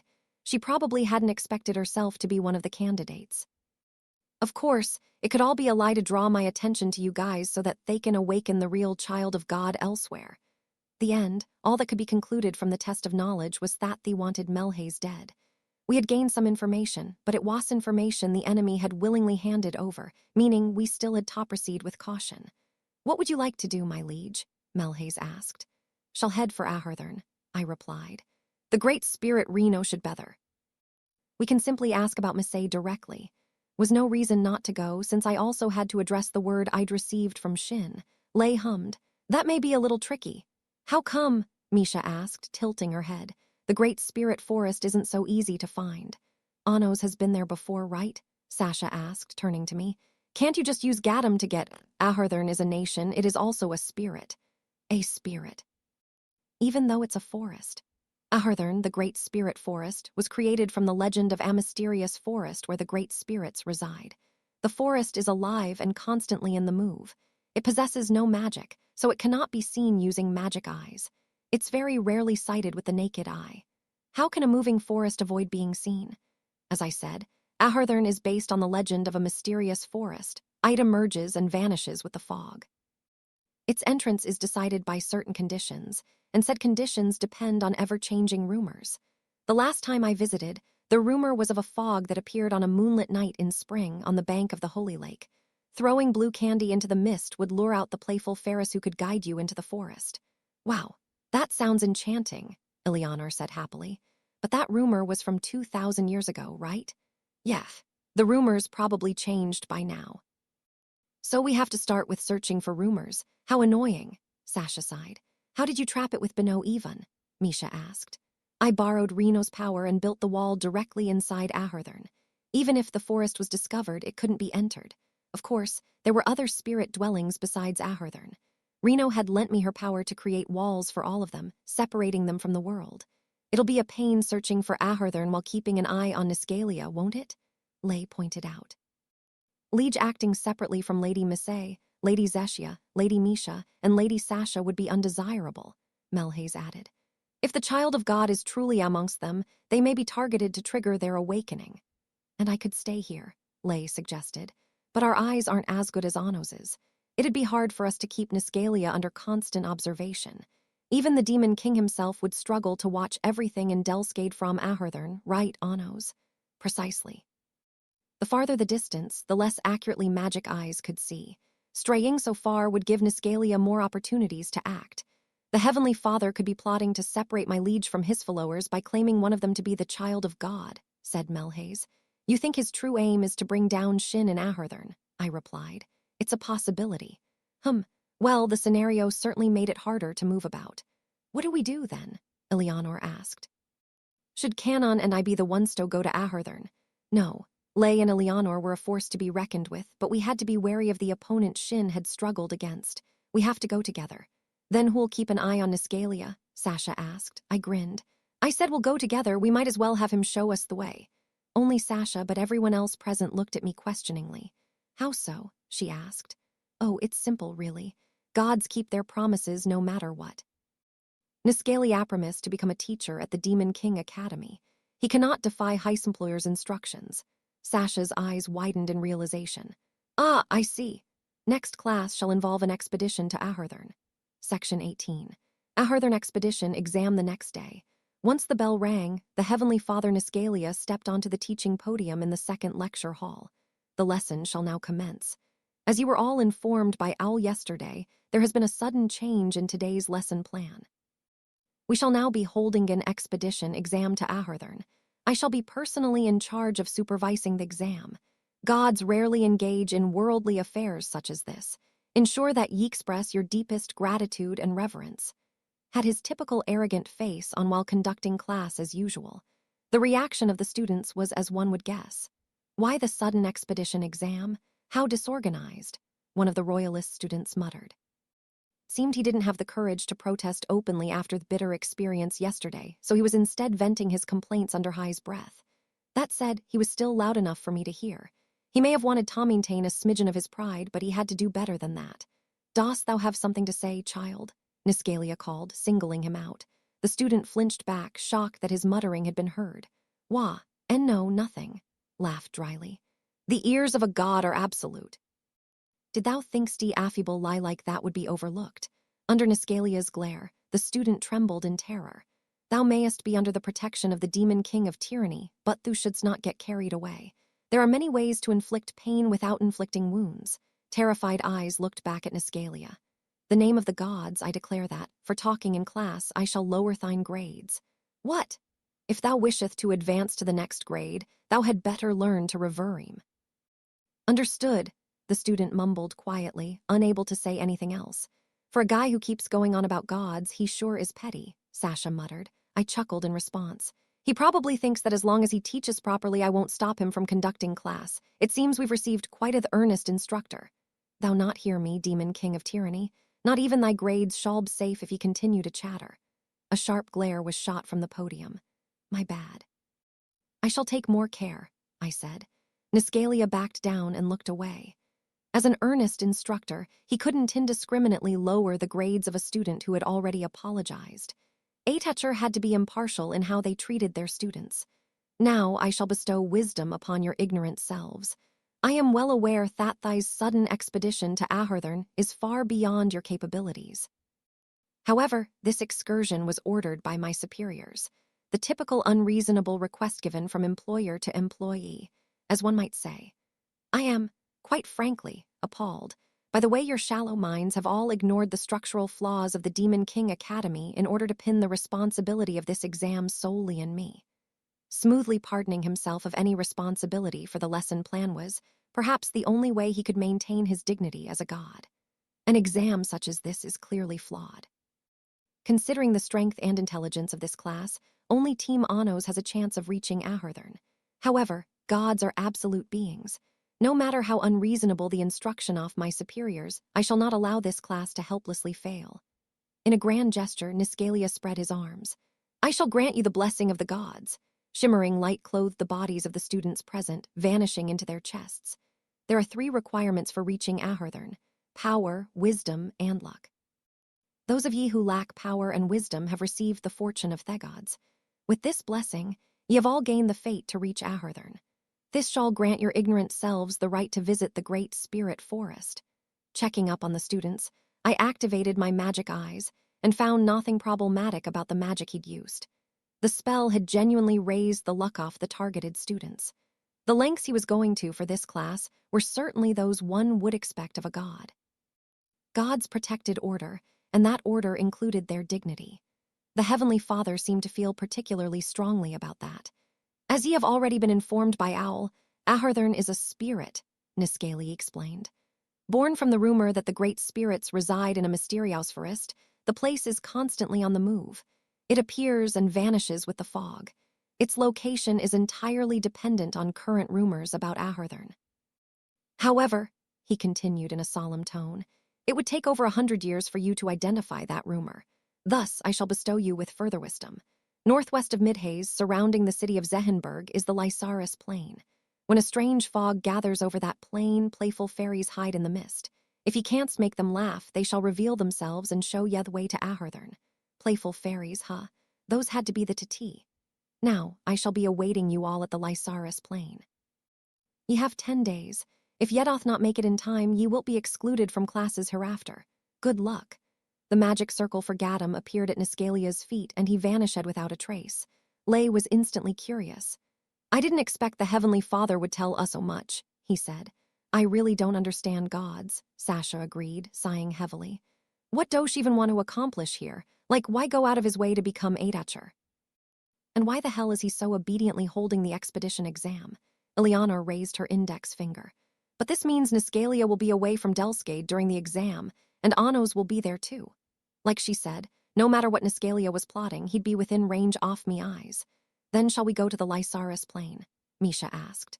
Just then, however, damn it, a desk flew through the air and came crashing down. The royalist student Niscalia had talked down to earlier had given it a hearty kick. Under the protection of the Demon King, nobody asked for Thistraquad's protection. I won't accept it. How could anyone believe Anos here is Demon King? It's absurd. The students in white looked on with cold expressions. What a pitiful person, someone mumbled. Excuse me, the royalist exclaimed. Hey, who was that just now? You think mongrels like you have the right to look down on me. The Demon Kingoff tyranny is Avos Dilhevia. He was right there at the battle, yet you choose instead to believe in utter garbage. The students in white looked away from their venting pier. Let's go. Yeah, they ignored him and headed out the door. What do you think you're looking at, Anos? He growled, marching up Tome instead. Sasha tried to step before him, but I waved her back. Frowning, she stepped behind me. You think you're the Demon King now that you've won over the 7 demon elders. Pa, you're just a misfit. Don't make me laugh. I did say you were free to choose whether to believe.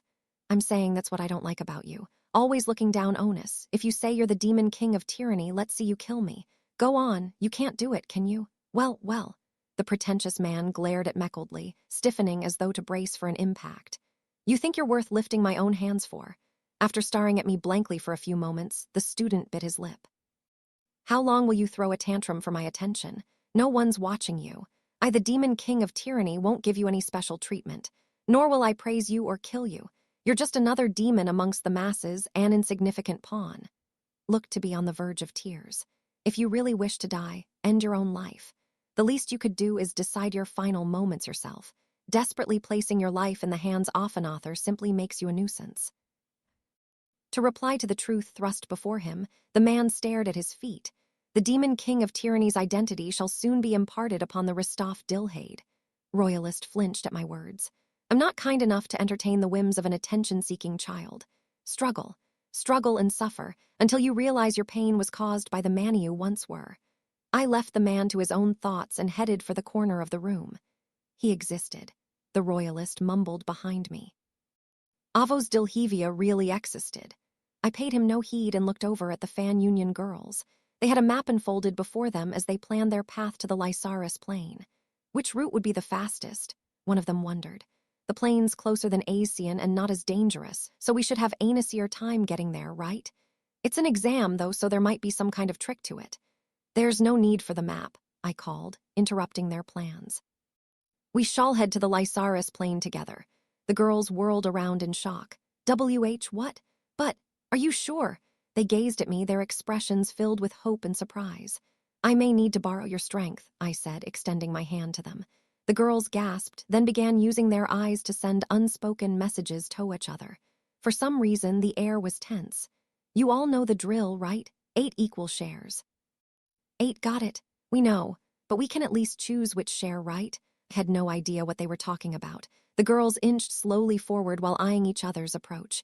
Several seconds later, a single girl leaped forward. Me first, I want the thumb. Then I want the pinky. Dibs on the index finger.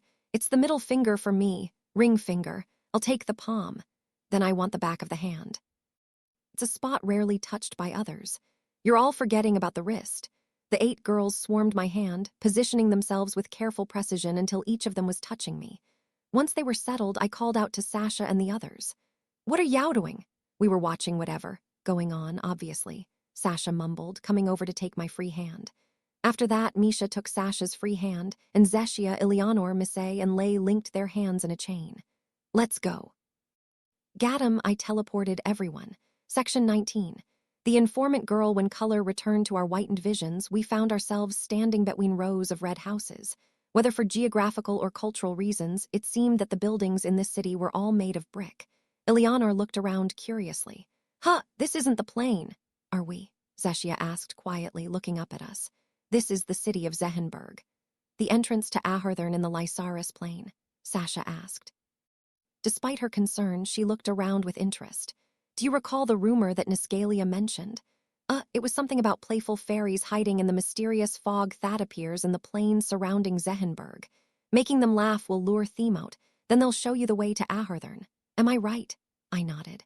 But that alone isn't enough to get to Ahurthern. It doesn't mention when the fog appears, Misha said with her usual blank look. It wouldn't be an exam if he told us everything, so he probably omitted it on purpose. So we're looking for a rumor about the fog.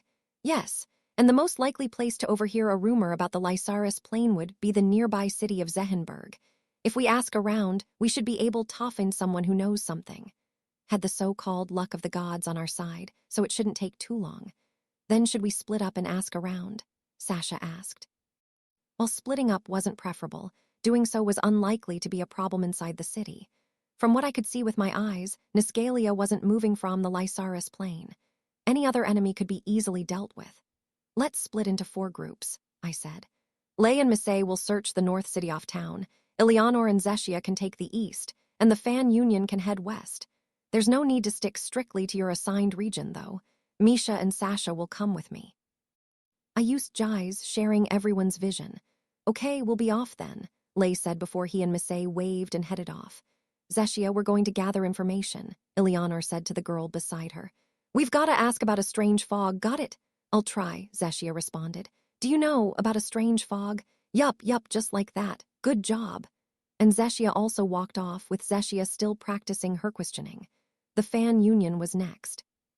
We'll be going now too, Lord Anos. There should be a Unitarian branch in this city, so let's head there first.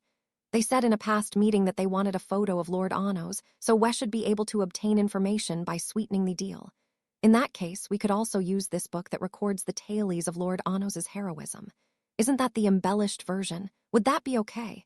This one's for beginners. There's nothing in here I'd be ashamed of Somyon seeing. Let's see it then. Eek. Pervert. Who's the pervert here? Hold on, what's all this? How is this for beginners? Show me more. The girls left while squealing amongst themselves. A book about Anos. Misha tilted her head. You don't need to know, Misha. Ever. Sasha muttered as they made their way over to me. Say, Anos, did you want us with you because we're the most likely to be the child of God? Not by much. Misha replicated a god's power, and your magic eyes of destruction have the potential to look even further into the abyss. Explained things as we walked.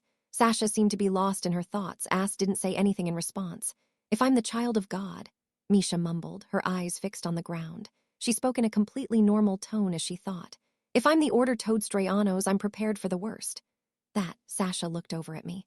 Neither Misha nor I will give up right away, but if the worst comes to the worst and you've exhausted all other options, we'll return the life you gave us. I burst into laughter. I'm serious, you know. I know, I said, still chuckling. That's why I'm laughing. Sasha pouted in disapproval. Why? Did you think I'd forget the wish you made that day? Both Misha and Sasha fell silent. Suppose that Misha was born to destroy me. Unjustly caught up by the will of the gods, Misha was raised as a non-existent child. Sasha stood by watching, heartbroken. It was only 3 months ago that you both finally learned Tasmal. I paused in my steps to address them directly. A mere 3 months, and you're already thinking of dying? You must be joking. There's no question Afu needs to die here. I held both hands out to them. I've told you I shall destroy every absurdity that stands in your way. If the gods want to turn you two into a tragedy, then it will bring down that god. If tragedy is the order of this world, then I shall put Anan to that order. The twins stared at me. If you believe in me over the gods, take my hands, I said. They both reached out without hesitation. Never let go. As long as you hold on to me, I shall save you no matter what happens. Misha nodded. We won't, Sasha said, looking me right in the eyes. We promise, Misha added. I chuckled. Good response, don't ever forget it. I released their hands and we resumed walking quietly. While we were looking for places where people were likely to gather, a sudden yell caught our attention. This little brat. I don't care if you're an informant. How dare you go around giving our store a bad reputation? I looked over to see a merchant and his lackeys kicking at a girl on the ground. Lustrous blue hair peeked out from underneath the hood she was wearing. The bad rumors are your own fault, the girl snapped, pushing herself up off the ground. That's what you get for scamming travelers as part of your business. The merchant's eyes widened. What did you just say to me? Hey, teach this brat a lesson. Make sure she'll never walk these streets again. The passers-by cast curious glances at the commotion but quickly left to avoid getting involved. It seemed the group was rather infamous around these parts. That aside, an informant, huh? It looks like our lucky day. Huh. Ignoring Sasha's confusion, I strolled over to the merchants. That's enough. If you're a merchant, fight through your business. Kicking someone with no will to fight won't make you any money. Merchant frowned at the interruption. Who the hell are you? Do you know this informant? No, I just couldn't bear to watch you. Merchant laughed. If you don't know who I am, you must be an outsider. Just so you know, this brat is the liar here. She's a fraudster who keeps sharping on about an imaginary forest called Aharthern. No one ever seen such a thing. The girl glared at the merchant. Aharthern exists, you just don't believe in it. Bingo. You hear that? You don't want to take the side of this brainless lowlife, do you? This is for your own good, now scram. Unfortunately, I have business with the girl. You can disappear instead. Merchant gaped. What's wrong? If you leave now, I'll let you off easy. TCH, this is why I hate outsiders. What a pain in the ass. Hey, teach this guy how things work in this city. Yes, boss. The merchant's rugged lackeys surrounded me, raising their voices in a show-off intimidation. Better be prepared for a broken bone or two, one said. This is just how things work around here, grunted another. We won't kill you if you don't resist, that is. With that, I burst into laughter. These guys were the weakest thugs I'd seen since reincarnating. What could they do with that speck of magic of theirs? What do you think you're laughing at, you bast? BWA ha ha ha, I cried, a hint of magic seasoning my laughter. A violent tornado rose into the sky, blasting the 3 men 100 meters into the air. Away! With wide eyes and nostrils flaring, the merchant let his jaw drop open. How? W8. Ah, my apologies. Their words were so funny I couldn't help but laugh out loud. Laugh out loud? You sent them flying. The merchant seemed so surprised he didn't know what to say. WH, what are you guys doing? Stand up and get them, damn it. He yelled in a trembling voice, but the men on the floor lay completely still. They'd be out for 2 or 3 days. Now, what were you saying about how things work in this city? I asked. On shaking legs, the merchant backed away. Please, take this and let me off for today, he said, whipping out 10 gold coins as an offering. Very well, merchant grinned slyly. Heth, money makes the world go round after all. You can do anything with a couple of coins. How about I hire you as my bodyguard, mister? With your strength, you could make all the money you want. What are you misunderstanding? Huh, I drew a magic circle around the dumbfounded merchant. The moment the circle was sucked into his body, the gold coins in his hand began crumbling apart. WH, what? What the hell is? Curse. You'll never touch money again. Can't be. I've never heard of anything so absurd. Paling in horror, the merchant reached into his breast pocket for more gold coins, but each one he took out crumbled in his hands, turning to dust and falling to the ground. It's rotting. My money. And no way, my money's falling apart. After all his coins had turned to dust, the man was as pale as a ghost, probably calculating how he would live from now on. Come now, there's no need to despair. I'll let you in on a little something. Fueled by a glimmer of hope, the merchant turned back to me. Money isn't all that matters in the world, I said, Section 20. Solar eclipse, the merchant muttered to himself deliriously, despair painted across his face. A curse. Anyone can lift a curse like this. Yeah, that's right. He backed away with trembling steps, then turned around and fled as fast Ash could. I chuckled. I'd like to see his reaction when he finds out it's unbreakable. Got your Demon King face on, Sasha pointed out flatly. You look pretty pleased yourself. She flashed me an elegant smile. It was satisfying to watch. I hate people who only care about money. Well, he'll never have to worry about money again. His only choice going forward is to reform himself. Are you serious? She didn't seem to believe the merchant could ever turn over a new leaf. If he doesn't, only a slow death awaits him. Without their lives on the line, some people in this world are incapable of facing themselves. All it takes is Atragar. 2,000 years ago, people who went through such experiences of personal development were called saints. Sasha shot me an exasperated look and then turned to her sister. What do you think, Misha? Misha thought for a moment. Sounds like death, she muttered. If he wishes to stick to his beliefs and die over money, then that is the way off life he has chosen. Sasha's mouth fell open. I doubt his death will be as noble as you make it sound. He's definitely gonna meet some tragic and pitiful end. That's Anos for you, Misha said plainly. Excuse me, a voice called out. I turned around to see the hooded girl from before. Thank you for saving me, she said, smiling without concern. You've nothing to thank me for, but I do have a question for you. She blinked at me curiously. What is it? Do you know how to get to Ahurthern, the great spirit forest? At that, her face lit up. You believe me, she cried, grabbing my hand with both of hers. That was an odd reaction. I don't need to believe you. I know that Ahurthern exists, her eyes rounded. What, you mean you've been there before? Yes, she perked up with even more enthusiasm. Really, when? The last time would be 2,000 years ago. 2,000. Her eyes grew even larger. Well, you don't have to believe that part. In order to reach Ahurthern, I need to hear the rumors about the place. If you know how to get there, could you impart that knowledge to me? The girl lowered her head in thought.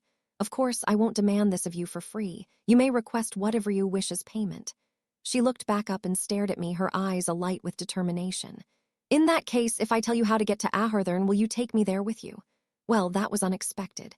That wouldn't be difficult, but what business do you have there? I inquired. The girl fell silent. Her expression seemed a little gloomier than before. I won't pry further if you cannot answer. With her gaze on the floor, she opened her mouth slowly. I don't know. That's a curious thing to say. She fell silent for a further moment. It might sound strange. I promise not to laugh. Girl raised her head again and looked me in the eye. You're a good person, aren't you? She asked with a grin. Am I? She nodded once, then regained her serious expression. The truth is, I've lost my memories. I see. That must have been difficult for you. Earliest memory I have is of wandering this city, she explained. There's something I have to do, but I can't remember what. She trailed off briefly before continuing her explanation. When I was walking the streets, I heard a rumor about the great spirit forest. Then I remembered I have to go to Ahurthern. I don't know why, but I think it's really important. Do you want to remember? Misha asked. The girl nodded. I think I've forgotten something I shouldn't have. I'm sure there's a clue to that in Ahurthern. She didn't seem to have any ill intentions, and from what I could see, she didn't have much magic either. While I wouldn't let my guard down, I saw no harm in bringing her with us. What's the plan? Sasha asked as I made up my mind. Very well, I said to the hooded girl. We shall take you to Ahurthern. Thank you. The girl beamed from ear to ear, grabbing my hand once again to shake it up and down in gratitude. So, how does one get to Ahurthern? Right. I don't know if this is the exact answer, but I'll tell you what I know in order. First, spirits are beings born from rumors and legends. Ahurthern, too, is a spirit based on the legend of the Great Spirit Forest. I ask something, I said, interrupting her. The girl looked at me questioningly. Where did you hear about spirits being born from rumors and legends? Oh, I didn't hear that from anyone. I think I knew already from before I lost me memories. That's why I suspect I'm related to the spirits or Ahurthern itself. And spirits rarely interacted. This had become even more true after the wall between their realms had been created. The demons of this era had no idea that spirits were born that way, but, well, she wasn't a demon in the first place. I apologize for cutting you off. Please continue. Right. So, the rumors about Ahurthern are constantly changing. That's why I became an informant and started gathering all the rumors. The most common rumor is that Ahurthern is located in the Lysaris Plain. It's either there or at the Dinas Mine. We already know that it's in the Lysaris Plain. Is there a rumor going around about a fog? Yup, there is. The most common rumor is of a mysterious fog appearing in the plain. The fog appears only when the moon covers the sun and day becomes night. So that's it. On a second, Sasha said, pressing her hand against her forehead. When the moon covers the sun, what are we supposed to do? A solar eclipse, Misha murmured. Those don't come around often, you know. Don't tell me you want us to wait until the next one. Oh, I researched that too. The next eclipse is in 9 days at 27 minutes past 12. It'll last for 3 minutes. Lysaris Plain was fairly close to Delsgade, yet Niscalia had given us 10 days to complete the exam. He must have foreseen this. I see. Then at least we have a shot. At making the fairies laugh in 3 minutes, Misha asked. That's the problem, Sasha said, looking at the girl.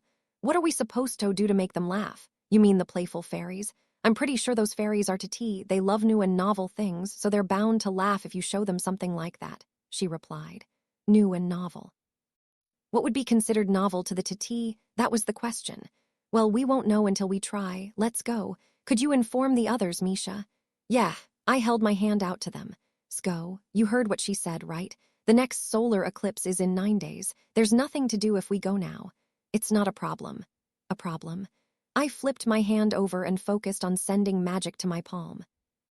After casting a layered magic circle of 100 or so spells, I stuck my fingertips into the center. Ignis. Right hand began to glow with a bluish-white aura. The spell, which permits its caster the universe in the palm of their hand, transcended distance, allowing me to grasp everything and anything, no matter how far away those things were. With Ignis around my hand, I made a grabbing motion midair. From there, I slowly moved my arm. You're kidding me. Sasha gulped at the sight before her. A part of the sun had vanished behind a shadow. The moon. It's moving. Misha's gaze was fixed on the moon in the sky. With her magic eyes, she could see my hand grasping the moon. I should have known it wouldn't be light. I channeled magic into my feet and stamped firmly on the ground, inching me arm little by little until the sun was completely hidden behind the moon. The people walking the streets all stopped to look up at the sky in wonder. Day had turned to night. Understand now. I once again extended my hand to Sasha, who was staring dazedly up at the sky. Not even the stars can avoid being moved by me. Now let's go. Section 21. How to make fairies laugh. We teleported to the Lysaris Plain and found the fog hanging in the air. It was hard to see while the sun was hidden, but the white fog spanned almost the entirety of the vast plain. The informant girl stared at the scenery, her eyes bright with a wistful expression. I think Ahurthern's on the other side of this fog, she said with strange certainty. You're not surprised, Sasha murmured. The girl tilted her head. Surprised? About what? Gadam is lost magic. Do you not find it strange how we moved from the Satido here in an instant? Oh, I see, that's right. That spell just now was amazing, she said, before falling silent. She seemed to be trying to recall something. But I think I knew it already. A spell like that doesn't seem strange to me. Come to think of it, we haven't asked for your name. It's Rena, probably, I think. You don't remember that either. Not clearly. But not having a name is inconvenient, so I'm using Rina for now, although I think it was something similar. Ah, I see. I'm sorry to hear that. It's okay, there's no helping it. I'm sure it'll come back to me eventually. Sasha shot Rena a half-exasperated, half-impressed look. You sure airy optimistic for an amnesiac. Being sad about it won't change anything. I have to do what I can. Sasha and Rena were talking. Misha was staring into the abyss of Thefog.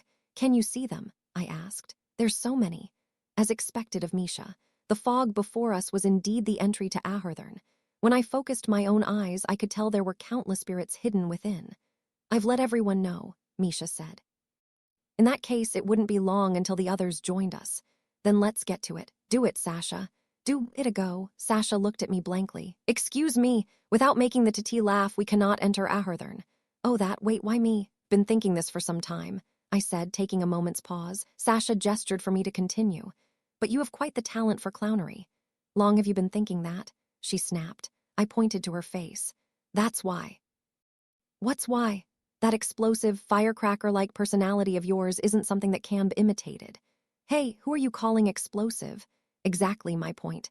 Now go, Sasha, let your sparks bloom in the sky. You can't just put me on the spot like this, Sasha mumbled weakly. Very well, Misha, help her out. Misha nodded. I'll try. What are you going to do? Sasha and Misha faced each other. I have a plan, Misha said with a serious look. She seemed pretty sure of herself. What kind of plan? I'm going to say something funny. Sasha was listening intently. You'll snap at me for it. Sasha nodded along. And then, the fairies will laugh. What kind of plan is that? Sasha roared with all her might. Did it work? Misha looked around, but there was no change in the fog. The Titi should have been watching us from within, but there was no detectable reaction. I guess the Titi prefer a different kind of humor. Otherwise, they would have laughed just now. No duh, Sasha muttered. Just then, Missy and Lay arrived. There you are, Missy called, waving. The fog's out already, huh? I was saw-shocked when a solar eclipse happened out of the blue. Can we go to Ahurthern already? Lay asked. I said. We're currently having difficulty making the fairies laugh. Just as well you've come at the perfect time. Lay, Missy, it's time for you to show off your best gag. Have them rolling on the floor with laughter. And Missy exchanged a look. Missy laughed, turning to address Lay beside her. What should we do? We can give it a go, at least. It never hurts to try. Then, well, according to what Misha said earlier, they'll laugh at something original, right? I nodded. That's right. Then I'll give it a try, Lay, Missy called. Did you think of something? Yes, could I ask you for a favor? What is it? Missy stared at the ground in embarrassment. I'm going to do something weird, so can you look away? I just don't want you to see anything you'll be disillusioned by, ah-ha-ha. It's okay, Lay said, reassuring her softly. No matter how silly you are, I'm sure I'll just find it cute. Lay. The two stared at each other, immersed in their own world. "'Kay, here I go then, wish me luck." Lay nodded with a thin smile. Missy took a few steps towards the fog, looking determinedly into the mist. From there, she took a deep breath. Pee-pop quiz time. As you all know, I've always got Lay on my mind, so what do you think my favorite number is? It's bigger than the average number. Why a pop quiz? Sasha mumbled quietly. What could the answer be? I wondered. Misha tilted her head for a moment, then took a guess. A grand 3. Ah, I see, it rhymes with Gransley. I couldn't care less, Sasha said with a sigh. There was no change in the fog. The fairies hadn't laughed at that either. Ah-ha-ha, I guess it was no good, Missy confessed. That's not true, Lay said. But, grinned at her.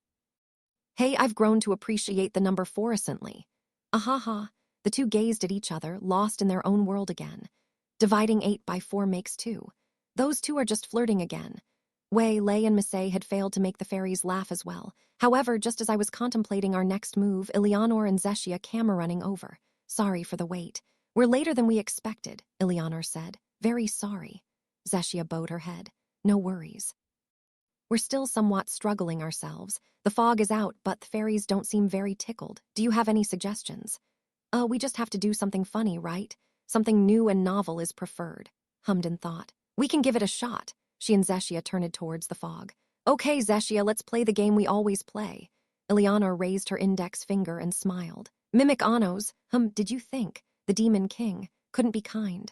Zeshia murmured falteringly. Mimic Lay. Ha, I love Missy. Missy loves me. Beside me, Lay and Missy were cringing in embarrassment. Mimic Sasha, I love you, my Demon King. Are you stupid? Sasha yelped. Mimic Misha. Misha will do her best. Who's that meant to be? Sasha snapped again. Misha tilted her head and pointed to herself. Me. Looks like we're out of material, Eleanor said, looking troubled. There was still no change in the fog and no sign of any fairies. Was Zeshia's mimicking bad? Zeshia asked. Sasha frowned. Don't tell me you two usually do that for fun. We practice imitations of everyone, as you just saw, Eleanor answered cheerfully. It's good speaking practice for Zeshia. I don't mind if it's for practice, but don't teach her anything weird. There's nothing weird about it. That's just how she sees you, you know. Sasha's jaw fell open. She then whipped around to hide her glowing face and backed away without another word. This is troubling, Missy said slowly. It's a lot harder to make them laugh than I thought. Anyone else up for the challenge? I asked, but it seemed no one had any good ideas. If we couldn't make the Tati laugh, we wouldn't be able to go to Ahurthern, but no one had any idea how to go about it. I could have performed one of my best jokes, but unfortunately, my sense-off humor was a little outdated. There was nothing new or novel about it. The only remaining option was to create a laughter spell, but would the Tati appear after being forced to laugh? Sorry we're late, Lord Anos. Just then, the girls of the Anos fan union arrived in an apologetic fluster. For some reason, all 8 of them were holding fierce-looking paddles. What's that you've got there? I asked. Oh, these. We found these in Zehenberg while we were keeping an ear out for rumors. All right, girls. Why, yep. They have a really auspicious name, so we gave in to temptation and bought them. And what are they called? Ellen averted her eyes awkwardly. They're called Anos rods. Eek, Ellen, you pervert, you can't mention the Anos rod directly in front of Lord Anos himself. Take that, Jessica cried, smacking Ellen's behind with her paddle. Don't use the Anos rod in such an indecent way. There's no use saying that with such a delighted look. Here, I'll bless your fertility for you, conceive, Jessica exclaimed, continuing to spank Ellen. Hey, stop. Not while Lord Anos is watching. Ellen used the paddle in her hand to defend herself from Jessica's attack. With a dull thunk, Anos rod struck Anos rod. At that moment, all the girls gasped as though they'd received a diviner revelation. Then, with high-pitched squeals, they began to strike each other's Anos rods in a great mock sword fight. But even though they were clearly aiming at the tip of each other's paddles, for some reason they were shouting, "Head, I'm going for head," when calling their targets. I don't get it. Does that look like a head to you, Sasha? I don't know, don't ask me. What are you so worked up for? I'm not worked up. Just then Ellen lost her duel and stumbled backwards, bumping into Sasha. Sorry, are you okay, Lady Sasha? I'm fine. You're not hurt either, As getting back up to her feet, Sasha accidentally knocked her forehead against the Anos rod in Ellen's hand. Eek, Sasha cried, running away at a staggering speed. Ellen was so shocked, she dropped her Anos rod. I picked the rod up and returned it to her. If it's such an auspicious item, Yao shouldn't let it out of your hands. Right. Grasping the Anos rod tightly in her hands, Ellen dashed frantically back to the other girls. It's the real thing, she yelled at the top of her lungs. With more high-pitched squeals, the girls resumed striking each other's paddles while repeating the mysterious phrase, 8 points for indirect head, 8 points. Just then. Tee-hee. Laughter could be heard on the other side of the fog, like the shrill giggling off little girls. Tee-hee. Did you hear that? Head, indirect head. Came a voice. Anos rod, 8 points, 8 points. Hee. Tiny winged fairies emerged from the fog. They were the mischievous spirits, Tati. Section 22, Spirit School, huh? Oh, we know this person. We know him. The Tati flitted around me, chirping noisily. It's the Demon King of tyranny. A strong person, the one stronger than the gods. It seemed they recognized me. Long time no see, Tati. I'd like to go to Ahurthern. Could you lead, Mother? The Tati huddled together to whisper amongst themselves. After a moment, they reached a conclusion and hopped back. Will they come too, the funny girls, with the indirect head? 8 points, 8 points. By the looks of things, they'd taken a liking to the fan union girls. Of course, they're my subordinates. The Tati cheered and flew merrily around in circles. Yay, the indirect head girls are coming. The Demon King's subordinates aren't like before. They're totally different. I did think there was something similar about the wavelengths of the Union girls and the Tati, but this was even better than I'd hoped for. For agreeing to show us the way, allow me to give you a small gift. Iris, I crafted numerous tiny Anos rods and offered them to the Tati. Yay, Anos rods. Take that. Conceive. It was almost like watching a miniature fan union. How lively. Follow us. This way. It's over here. Great Spirit Forest is waiting. They flew through the fog. The fairies emitted a phosphorescent glow. Sko, I said, stepping forward. What about Niscalia? Lay asked. He should be around here somewhere, but I broke off mid-sentence and turned around. Niscalia had appeared. Good day, students. It seems ye have succeeded in making the Titi laugh. Do you want? I'm here to supervise the class. I can't do any grading if my students are left to run ahead. This shall also suit thine own purposes, no. It was certainly easier to keep an eye on him while he was nearby. As you please, I said, walking off ahead. With that, we proceeded through the fog, following the phosphorescent trail left by the Titi. Eventually, the scenery behind the fog began to take shape. The endless grassland around us was gone, and large trees loomed immediately before us. There were mushrooms unlike any found in Dilhade, flowers that glowed faintly, and boulders with dents that resembled human faces. The farther we walked, the more the fog cleared until it completely disappeared. This was the wondrous forest of the spirits, Ahurthern. We're arrived. It's the Great Spirit Forest. Ahurthern, here we are. The Titi danced around happily, waving and tapping tiny Anos Rod Aginstini Anos Rod. Titi, a demon named Shin Riglia should be here somewhere. Do you know anything about that? They huddled together again to discuss amongst themselves. Shin Riglia. Do we know anything? We don't know. We don't know. Shin had come to Ahurthern. There was no way the Titi wouldn't know of it. Still, they were whimsical creatures that didn't always give the most reliable replies. The Titi could take back any answer at the drop of a hat. Then do you know where my subordinates from 2,000 years Agor? The Titi were more receptive to that question. We know that. Demons from 2,000 years ago. Yup, there are lots of them.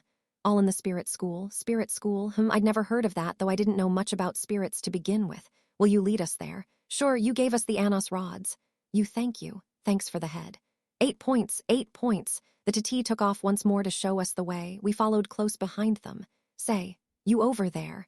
What's your name? Your name, the Titi called out to Rena. It's Rena, she answered. The Titi decided to rest their wings by landing on her head and shoulders. Rena, that's your name. Doesn't seem right. Is it really Rena? Rena blinked in surprise, then laughed. I've lost my memories. Do you know anything about me, Titi? The fairies brought their hands thoughtfully to their chins. We think we do. We can't remember. The Titi took to the air again, darting happily around Rena. Misha was staring at them closely. Anos, she said. What's wrong? Without taking her eyes off Rena, Misha continued. She's not a demon, so it seems. Is she a spirit? Sure is. Rena's magic was so weak her source was hard to identify, but her being Asprit explained why she felt compelled to come to Ahurthern. Wonder she seems strange, Sasha said. But can spirits lose their memory? Who knows, she may have been born from a rumor about an amnesiac girl. Oh, I see. Rena was looking thoughtfully around the forest. Figured it out. Is like someone like Rena, the Titi called. Who? Rena asked curiously. The Titi flew around her in circles. Reno. Rena is like Reno. Great Spirit. The mother of all spirits. Now that they mentioned it, there was something about Rena that felt familiar. Although only a glimpse of her mouth, eyes, and hair could be seen beneath her hood, even my eyes were struggling to see her face.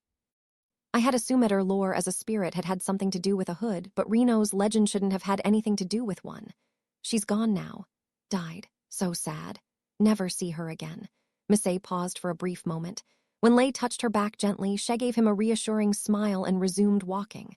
I'm fine, she said softly. So the great spirit Reno was dead. If what Zeke had said was the truth, Missy was her biological child. That meant Reno had to have been alive at least until 15 years ago. How had she passed away in this peaceful era? She was deemed a great spirit because of how firmly rooted her legend was. 2,000 years waste enough time for a legend to fade, but 15 years certainly wasn't.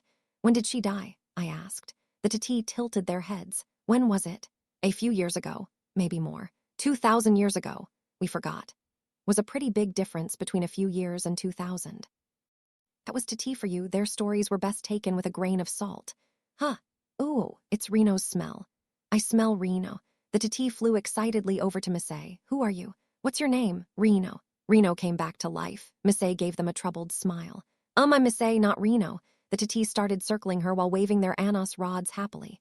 Could you be Reno's child? Reno's real child of the same blood. Reno's child is called Missy.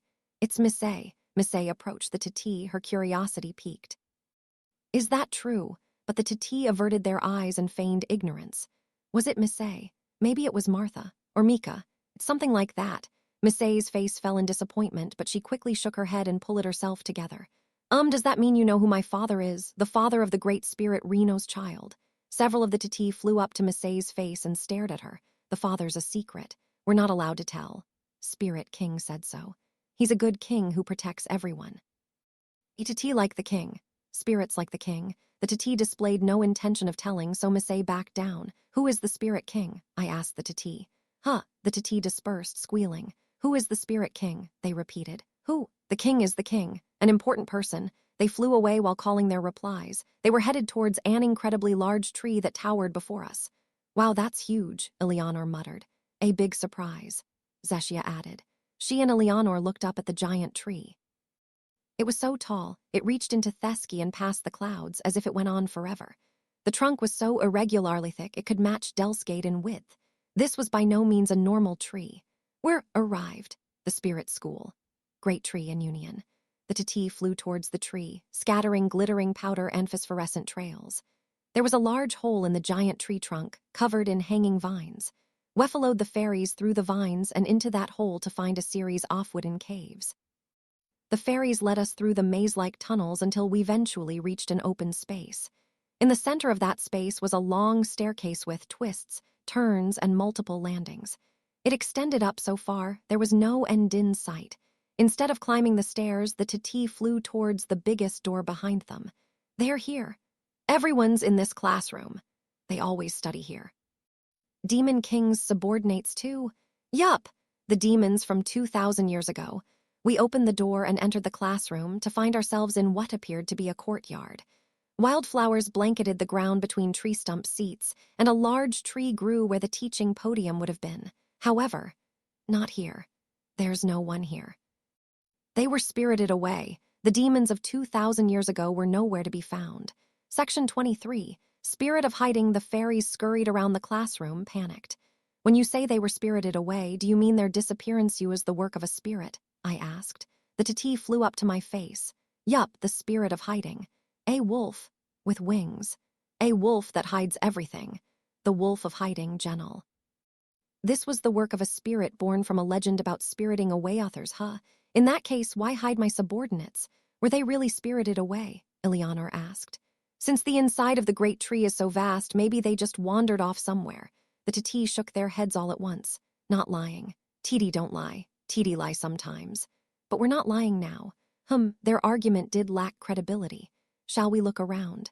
Misha asked. Why not? I could feel several sources of magic within that tree. Even if my subordinates really had been spirited away, there was a chance that someone had been left behind. No, big trouble. They've come.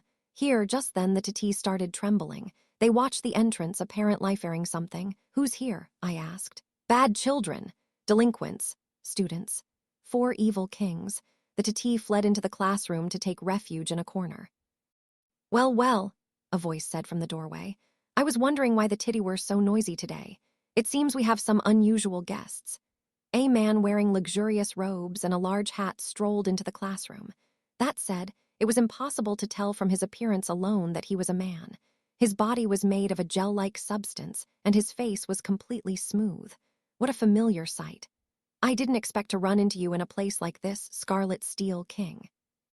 Darrow, the Scarlet Steel King, chuckled. I could say the same off you. What business have you here, Demon King? How brazen of him. Nothing that concerns you, at least, but I'm surprised you weren't expecting to meet me so soon after laying a hand on my followers. You still like to feign ignorance, then? I shot him a sharp glare, and his smooth face twisted, almost as if he were sneering. Oh, yes, of course. He nodded as though just remembering the encounter. You must mean Zaburo.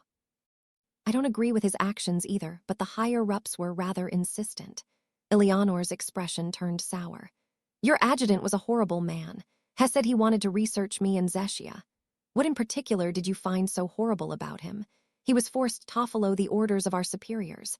It's only natural to seek new research material in the process, no? That isn't natural at all, treating people like guinea pigs. Ledriano and Theodore suffered because of him.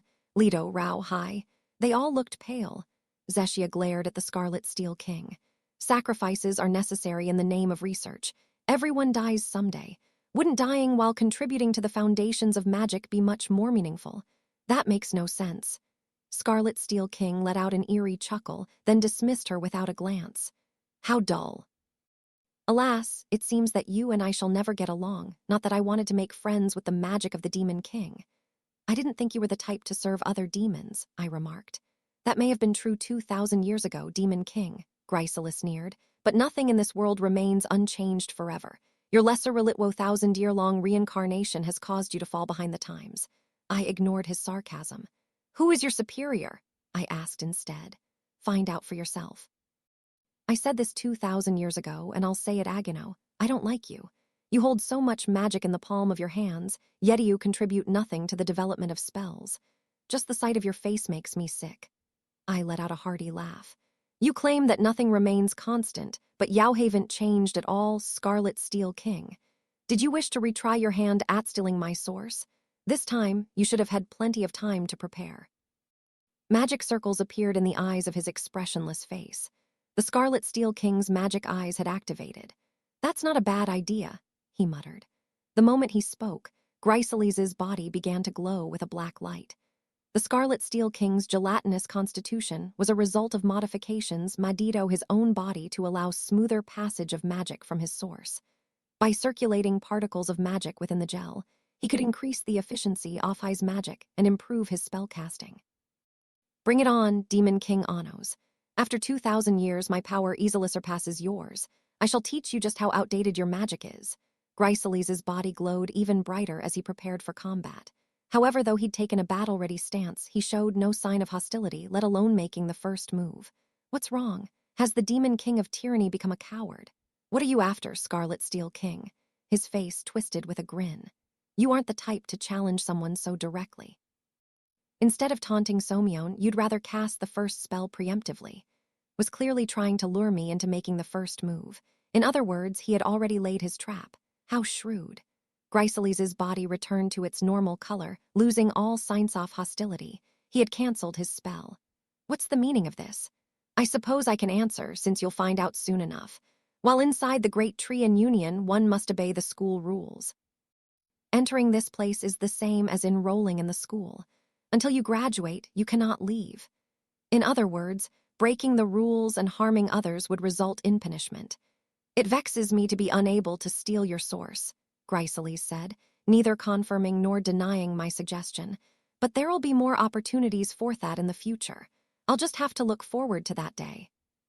Not to ruin your satisfaction, Scarlet Steel King, but aren't you just as switless as we are for getting trapped here? Grysalis chuckled. The body of the Great Tree is the perfect environment for magical research. I am here of my own volition, unlike you bumbling fools. He passed by me and headed for his seat in the front row of the classroom. Just then, Lei came up to me. Anos, he said, glancing behind us at Niscalia. What if this was what Niscalia was aiming for? Trapping us in the spirit school, you mean? He might try to pull something while we're stuck here. He's trapped here as well, isn't he? Sasha argued. Lei still has a point. Grysalis may be pretending to be trapped to catch yous off guard. I looked over at the Scarlet Steel King. He was showing no interest in Niscalia, but after our earlier exchange, it was hard to imagine they weren't acquainted. Besides, Niscalia was currently occupying the body of the Conflagration King. It was unnatural for Grysalis to show no reaction toward Xi's fellow evil king. Of course, there was no telling what he was thinking under the surface, so there was plenty of possibility he was cooperating with Niscalia. Nevertheless, Niscalia and Grysalis being here together was convenient form. There was the matter of graduation to consider, but, well, if we got into Thes school, getting out would be no big deal. Our first priority was to find the demons of 2,000 years ago who'd been spirited away, especially Shin. And what had happened to Reno? Would that so-called Spirit King have the answers? Misha looked up at me. What shall we do? Let's look around the other rooms, I said. We may find some of my old subordinates still around. With that, I turned to leave the room and came to a halt right before the exit. What's row, wait, huh? Sasha's eyes widened. In place of where the door had just been was a solid wall made of wood. Section 24. The spirit teacher bell started ringing out of nowhere. Class is starting. You can't leave during class. No skipping, the Tati chattered as they darted around the classroom. So that's why the door vanished. This isn't the time to be taking class, right? Sasha asked worriedly. Lei stood before the walled-up entrance. Let me give it a try. He drew a magic circle and unsheathed the sword of intent, holding it at the ready as he stepped towards the wall. Hiya! Siegsesta gleamed like a flash of light, its blade moving in 4 directions in a single breath. Lay stared steadily at the wall before him. I gave it a clean slash, but, with the tip of his sword, he poked the area he'd sliced. A square-shaped section of the wall came loose and fell to the ground. What the heck is that? Sasha yelped in surprise. The space beyond the wall of the classroom was pure white. The staircase that should have been there was nowhere to be seen. There was nothing outside but a pure white void. Magic dimension? Misha mumbled. It seems, I responded. During class. The classroom is separated from the rest of the world, so we cannot leave. That said, there was still a way out. Activating my eyes, I stared into the space as a crack appeared in the nothingness. A crimson lance suddenly shot out off the wall, its tip slicing into our dimension. Lay stepped back at the last moment and evaded it. What's this? He asked, staring at the crimson spearhead. Dihididum, the crimson blood spear. Cracked by the spear, the wall tore open further, shattering the magic dimension. The white veil around the classroom was stripped away, revealing the wooden interior we had seen outside the room earlier. Standing out there was the rugged man who had thrust the spear forward.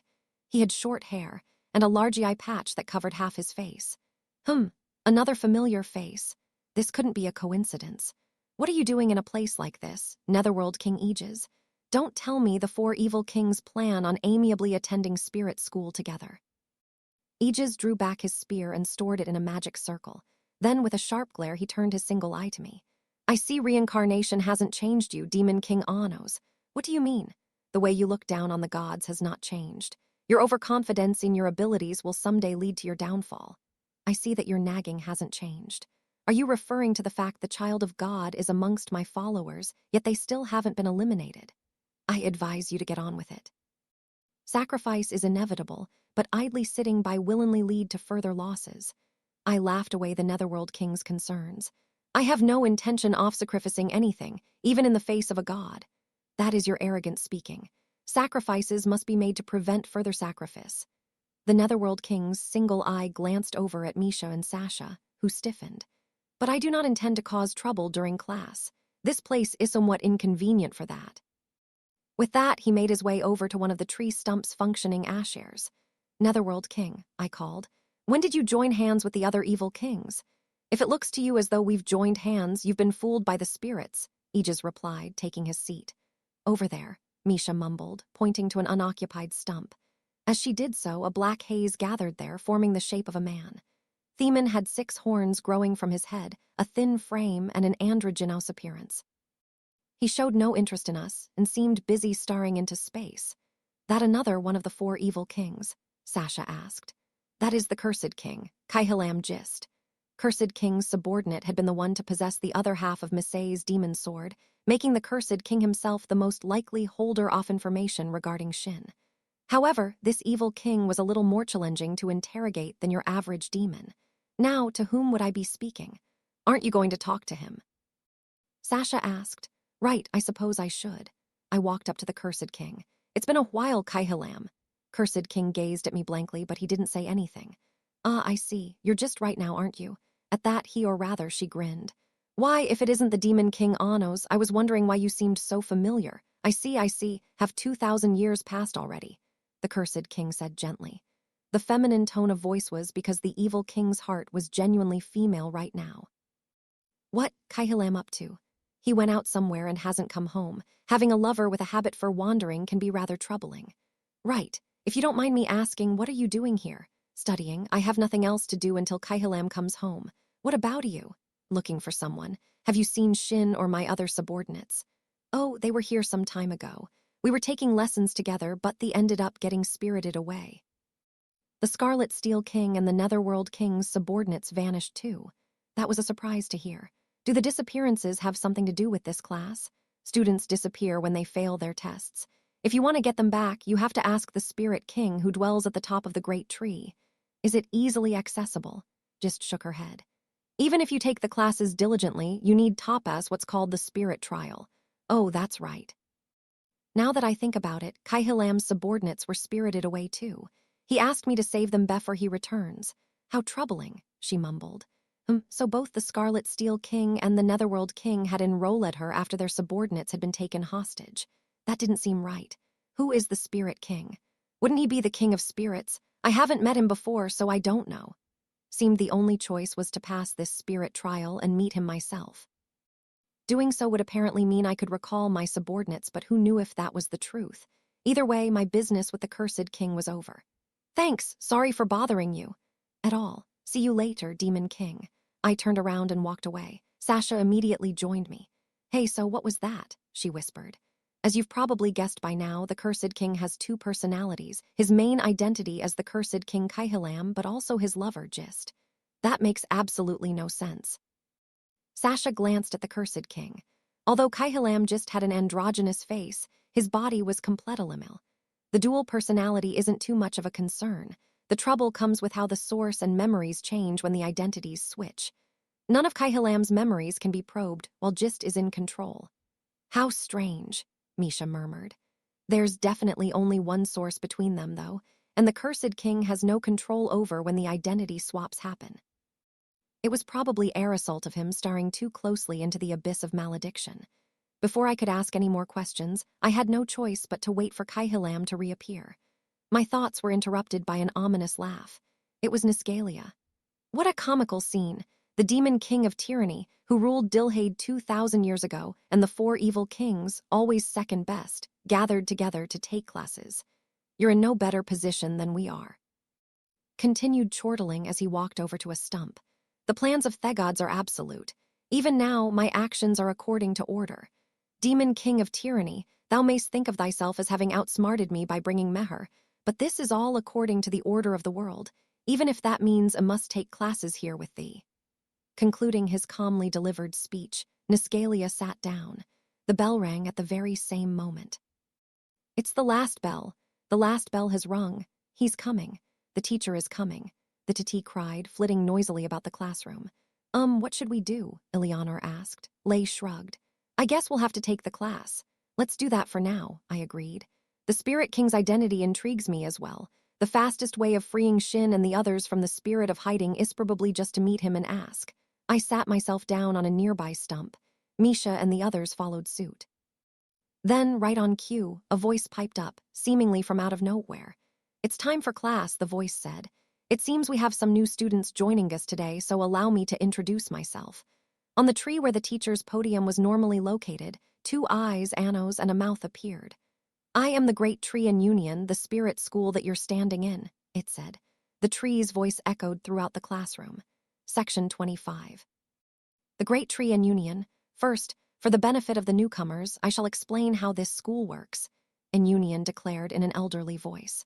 However, that voice did not come from the tree with the face. It echoed throughout the entirety of the classroom. It seemed that the tree that grew before us was in Union's main body. As the name implied, the Great Tree in Union was the great tree that formed this building, the spirit school itself. In other words, we were inside the body of the spirit in Union. Here, we teach about spirits and their history, the Great Tree said calmly. Of course, there are other classes offered on every subject you can think of, but spirit class is compulsory. Anyone who enters here is immediately enrolled in the spirit school. Enrolled students must remain here and take this class until they graduate. Continuous study is the key to success.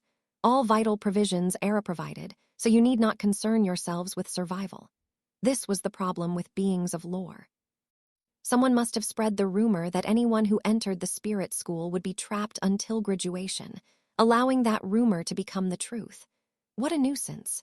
You are forbidden from committing acts of violence, harm, or confinement against others while you are here. If this rule is broken, punishment will be close behind. Let me think. As of now, that punishment would be to traverse the long snake Epiteo's back. That's why the Scarlet Steel King had tried to provoke me into attacking first. That aside, I had never heard of such a spirit. What's the lore behind the long snake? I asked. And Union chuckled heartily. Good question.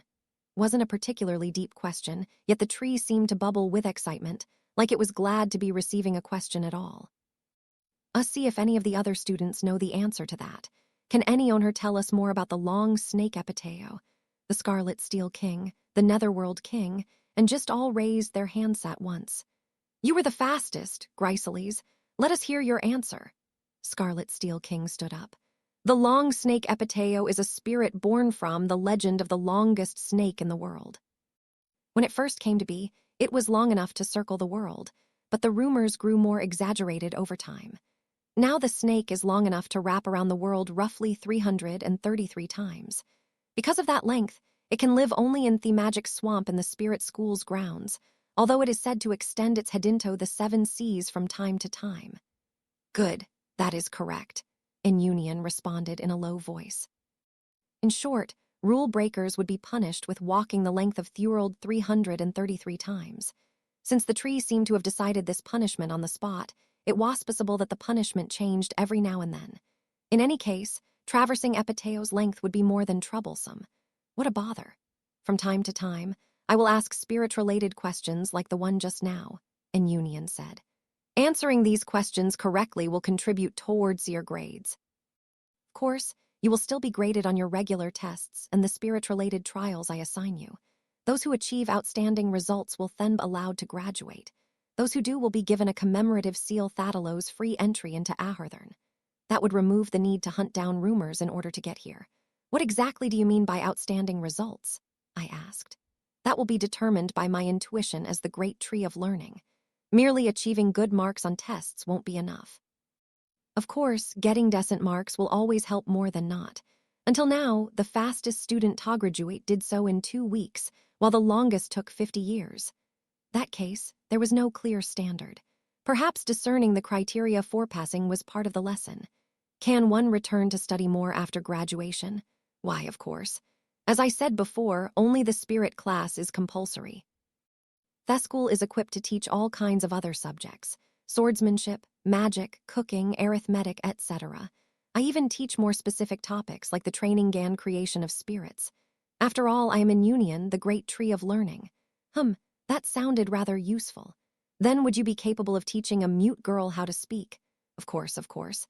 Anything is possible with the wondrous powers of Asprit, but she'd have to put in the hard work herself. The great tree in Union was quite the size. If the long snake Epiteo could live in a swamp within the grounds, then there were probably multiple dimensions here. This could be a good place to bring the 10,000 Zeshias, I said to Eleanor. Yup, I was just thinking the same, she agreed. Sasha shot us an exasperated glare.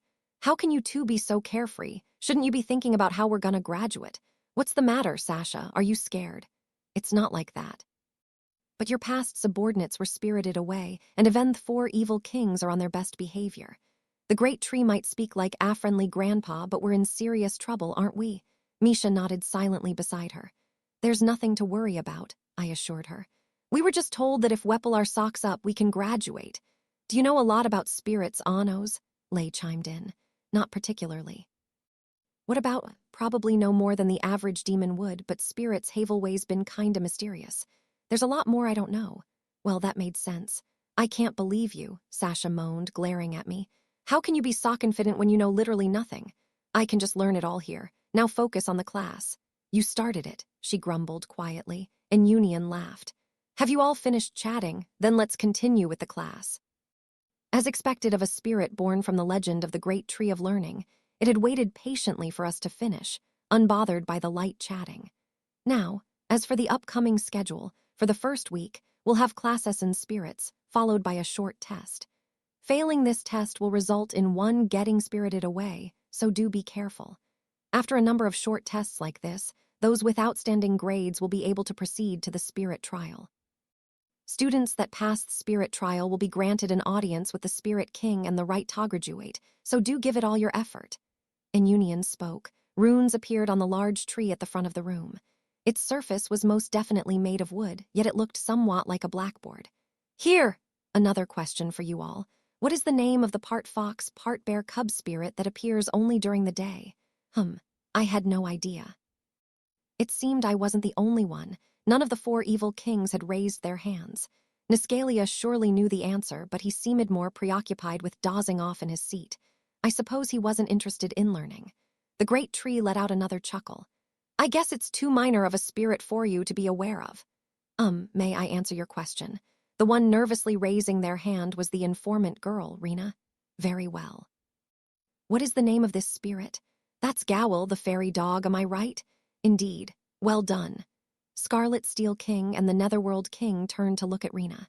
Thienswer must have piqued their interest in her, as they were carefully observing her with their magic eyes. I will explain more about Gowl later in class, but first, I have a few more questions. New letters appeared on the trunk of the large tree. What is the name of the strongest spirit swordsman who wields a broken polearm and broken shield? Once again, Rena raised her hand. Is it Bavrona the not-so-swordsman? Correct. There aren't many rumors about Bavrona out there, so you're extremely unlikely to come across this fairy.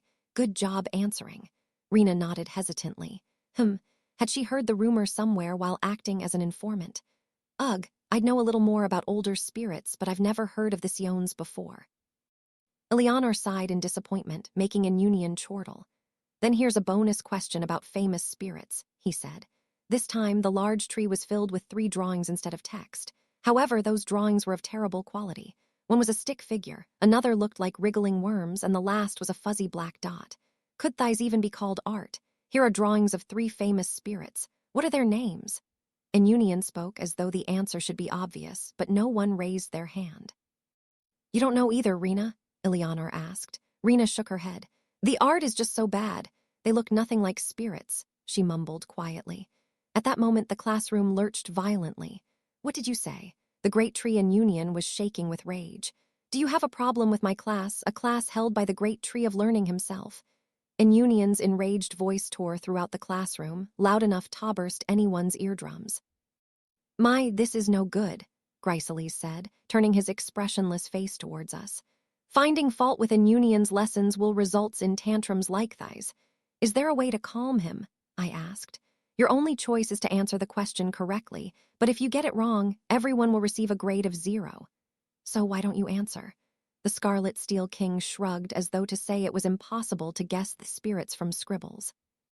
Arrogance has bested you, Demon King, the Netherworld King added, a glint in his eye. I warned you of this. Don't you answer then? As if I could tell what spirits a stick figure and a river tern are supposed to, he snapped. There's no rhyme or reason to them. No reason, huh? Then you better watch closely. I raised my hand and stood up. Once I had an union's attention, I pointed to the drawing of the stick figure. The stick figure with 6 wings represents the great spirit Reno, the mother of all spirits. Next, I pointed to the wriggling worms. The many lines represent rain, so this one is the great water spirit Lignon. Finally, I pointed to the black dot. And this cute round eye has to belong to the Titi. The shaking classroom came to a sudden halt. An union's rage had been settled. That is correct, Annos Valdigode. For this, I grant you a seal of graduation. Gathered around my uniform as a fairy wing medal was affixed to Miblazer. Well, that was easier than expected. It seemed that even the great tree of learning felt the twangs of pride. How is that stick figure the great spirit Reno? The Netherworld King muttered. Are you telling me those worm tracks represent Lignon? The Scarlet Steel King asked in a similar vein, his gel-like face twisting in disbelief. Just to be clear, this was no guessing game, I said to the 2 of them. It's no wonder you've never beaten me if you can't even answer a simple question. Section 26. A distant memory, a bell rang, signaling the end of class. That is all for today. Are there any questions? An union asked. I raised my hand. I have a few for you. Tell me, what kind of spirit is the Spirit King? An union's laugh filled the room. The Spirit King governs and protects the great spirit forest. What legend was he born from? As of now, I cannot answer that. The Spirit King's background is complex, so you'll need to study the basics first. I have granted you a seal of graduation, but will you continue to take classes? Yeah, there are still things I wish to learn. I have another question for you. It was told my subordinates here were spirited away. Do you know anything about that? You must be referring to those who failed their tests. They are indeed enrolled here at the Spirit School. Students who fail are spirited away by the Wolf-off hiding to take some of the most dreadful supplementary lessons this world has ever seen. But rest assured, if they all study diligently, they'll return within 5 years or so. 5 years. Unfortunately, that wasn't a duration I was willing to wait. What exactly does it mean to be spirited away? No one knows the answer to that. It's just how the legend goes. Some say the Wolf of Hiding stows you away at the edge of the world. Others say he eats you and traps you within his body. I'm not sure how the theory works, but Genel can always bring back the students he hides. It was a unique trait based on that particular spirit's lore. That would make retrieving them by force much more troublesome. It's true that those who have been spirited away can be retrieved by the Spirit King. That is correct. The Wolf of Hiding is the Spirit King's watchdog. He would listen if the Spirit King ordered him to return the vanished. Is the Spirit Trial the only way of meeting the Spirit King? Indeed, that's one of the rules of this school. Breaking the rules would result in punishment. How bothersome. You said that the Spirit Trial can be taken after a number of tests. What's the minimum number required? At minimum, 3 tests. An average score of 80 will earn you an attempt at the trial. 3 times, that was a lot. Make it 1. The low voice let out an incredulous noise. We don't have much time, make it 1 test. You may have received a seal of graduation, but a spirit trial is another matter. As the only opportunity to be granted an audience with the Spirit King, this is not something I can decide on alone. You can just hold 3 tests at once. The tests contain a tremendous number of questions that take time to formulate. That is why there is a waiting period between tests. I don't believe that. The great tree expressed interest. Whatever do you mean? Oh, I simply surmised that much would be easy for a spirit known as Great Tree of Learning. What in the? The great tree in union could barely contain his joy. As I'd expected, this spirit was the type to be easily motivated by praise. I assumed you were capable of creating a test or 20 overnight simply by putting your mind to it, but perhaps I overestimated you. I was sure that teaching capability you demonstrated in today's lesson was of the highest quality. The classroom shook, expressing an union's indecision. Just one more push should do the trick. The instructors at the Demon King Academy would have been able to make such accommodations, but I won't push the matter any further. Every school teaches in its own way. I got up from my seat and headed for the exit, ending the conversation there. However, before I could leave the classroom, the door before me swung shut. Very well. I am not called the Great Tree of Learning for nothing. I shall arrange that much for you. I see. That would be great. But take heed, Demon King Anos. You have only just arrived. Thus, you shall only be given the chance to attempt the spirit trial if you score over 90 in the test. That's fine with me. Then the next class will be in 2 hours. Keep working hard until then. The face disappeared from the tree at the front of the classroom, and in Union's presence faded from the room. Ha ha. The Scarlet Steel King Gryceles chuckled eerily, making his way over to me. That was quite the bold move. I've always hated the way you fancy yourself better than everyone else. His face distorted as he glared at me. Even I took 1 month to qualify for the spirit trial. How unlike you to struggle so much. If this were a matter of mere memorization, the tests would be a breeze. This school, however, starts with the search for what to remember. Don't assume it will be so easy for you. How? About a bet, Scarlet Steel King? My followers and I shall all obtain the right to attempt the spirit trial in next week's test. Frowned. All of you, not just you alone. Yes, all of us. Magic circles appeared in the Scarlet Steel King's eyes. Are you implying me inferiority to your ragtag troupe? What are you saying? I laughed. Scarlet Steel King, don't tell me you fancy yourself superior to my followers. Words must have offended him, as Gryceles' gel-like body began to glow with black light. He glared at me, his eyes alight with fury. Interesting. What would you require I wager, Demon King? I suppose that meant he was in. He was as prideful as ever. If all of us obtain the right to attempt the spirit trial, the win will be mine. You shall reveal what you know about these superiors of yours. His face crumpled in a sneer. Very well, your source is mine. This was quite the fight he was picking, or was that because of how much he didn't want me to know? If you can't accept that condition, I have no interest in your wager. No, that works for me. If you score higher than I, you win. For a brief moment, Gryceles was speechless. He hadn't been expecting me to tob at my source. Aren't you underestimating me a little too much? He asked. You set the conditions. What are you so afraid of? Gryceles glared at me. Fine, we have a deal. Deal you'll regret, Demon King. Walked past me and exited the classroom, signing the Zect on the way. As he left, the Netherworld King approached me. You two haven't changed at all, he muttered. Will you be betting anything, Netherworld King? Keep your nonsense to yourself. Have I ever fallen for your silver tongue? Twice, if I recall correctly. That was out of necessity. This situation is different, he said. With that, he left the classroom. I looked around to see the cursed king's other half just had already vanished into the same black mist she'd arrived from. Lei turned to me. Do you have a plan? I'll come up with one as we go. We'll never reach Shin and the others if we wait to secure victory before moving. Sasha glared at me. That may be true, but what are you going to do if Eulos? Your source will be taken, you'll die. I shan't lose. asking what happens if you lose. That isn't an answer, she said, pouting.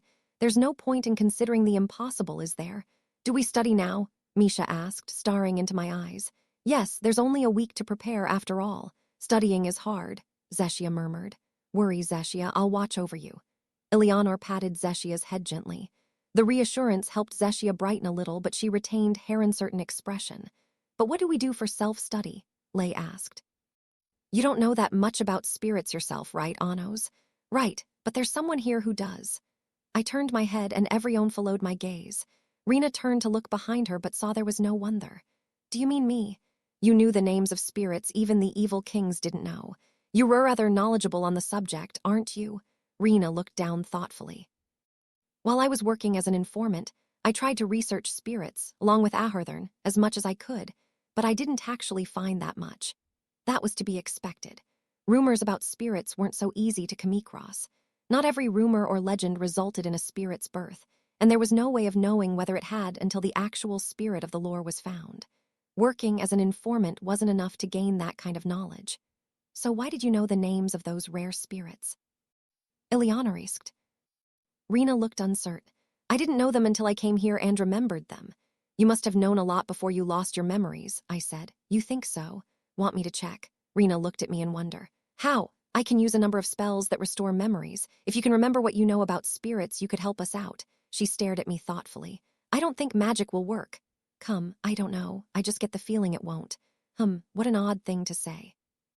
Could you give it a try anyway? Of course, I'll help with your studies either way. I feel like I need to meet the Spirit King too. Is that another feeling? Yes, it is. Rena seemed rather sure for someone with so little to go on, just who was Shetruli. Well, there was no point in thinking about it now. Do your best to empty your mind. I touched a finger to her forehead, drawing the magic circle for Evie there. E would have preferred to use Rivite, but I knew nothing about her origins. However, if this was just regular amnesia, casting Evie would be enough. Ah, Rena murmured. She seemed to have recalled something. Soon, the light of the magic circle faded as Evie's effect came to an end. Well, I remember. Some things, no, I remember a lot about spirits now. Rena looked troubled. But I still don't know anything about myself. Other words, this was no regular amnesia. Something about her lore was causing this. Section 27. Book fairies this way. Rena hurried without hesitation through the maze-like corridors of the spiritual.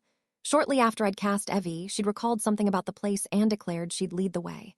Now, we were following her as she briskly made a turn after turn. Where are we going? I asked. There's a good place to study spirits. I don't think the 4 evil kings have found it yet. I saw a 3-way fork a short distance ahead, but Rena took an immediate right as though she had been here before. Then she came to a halt. We waited for a while, but she showed no signs of moving again. Her gaze was fixed on the stone statue in the corridor. It was a statue of a frog in a suit of armor standing on 2 legs. The bottom half of the shield in its hand had been snapped off. This, she murmured quietly, reaching out to brush her fingertips against the broken shield. Have you remembered something? I asked, but she shook her head. Nope, nothing. She gazed at it thoughtfully. But there's something about it that feels familiar. I think I've been here before. There's something that I have Ito do here. Rena trailed off again, lost in the depths of her memories. Since she'd known about the spirit school, it was only natural to assume she'd been here before. Memories often returned when one revisited scenes from their past. Even so, I had a feeling that Rena's memories wouldn't return so easily. It's no good, I can't remember after all. What did I have to do? Rena raised her head and resumed walking. Sorry. We're short on time as it is. Let's keep going. She was clearly putting on a brave front for us. There's no need to rush, I called to her. If it were something that could have been recalled easily, Evie would have brought the memory back. What does it mean when that spell fails? Rena asked while walking. You've either lost your memories completely or another spell has sealed them. She had never possessed any memories in the first place. This I didn't bother to say aloud. Rena paused for a moment, then asked, which do you think it is?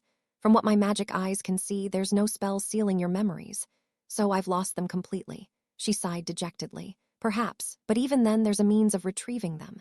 Rena whirled around to look at me. Really? If we discover your true identity, I'll be able to use Rivide to retrieve your memories from the past. But I don't know who I am. Maybe someone who does. We can just ask them. Ah, Rena exclaimed. Do you mean the Spirit King? If you felt like you had to meet him, you two must already be acquainted. If we ask him about you, I'll be able to use Rivide. I see. Then we'll have to pass the spirit trial first, she mumbled, seeming uneasy. Well, there just so happens to be something I wish to ask the Spirit King myself. On the off chance you fail, I'll ask about you too. Rena brightened.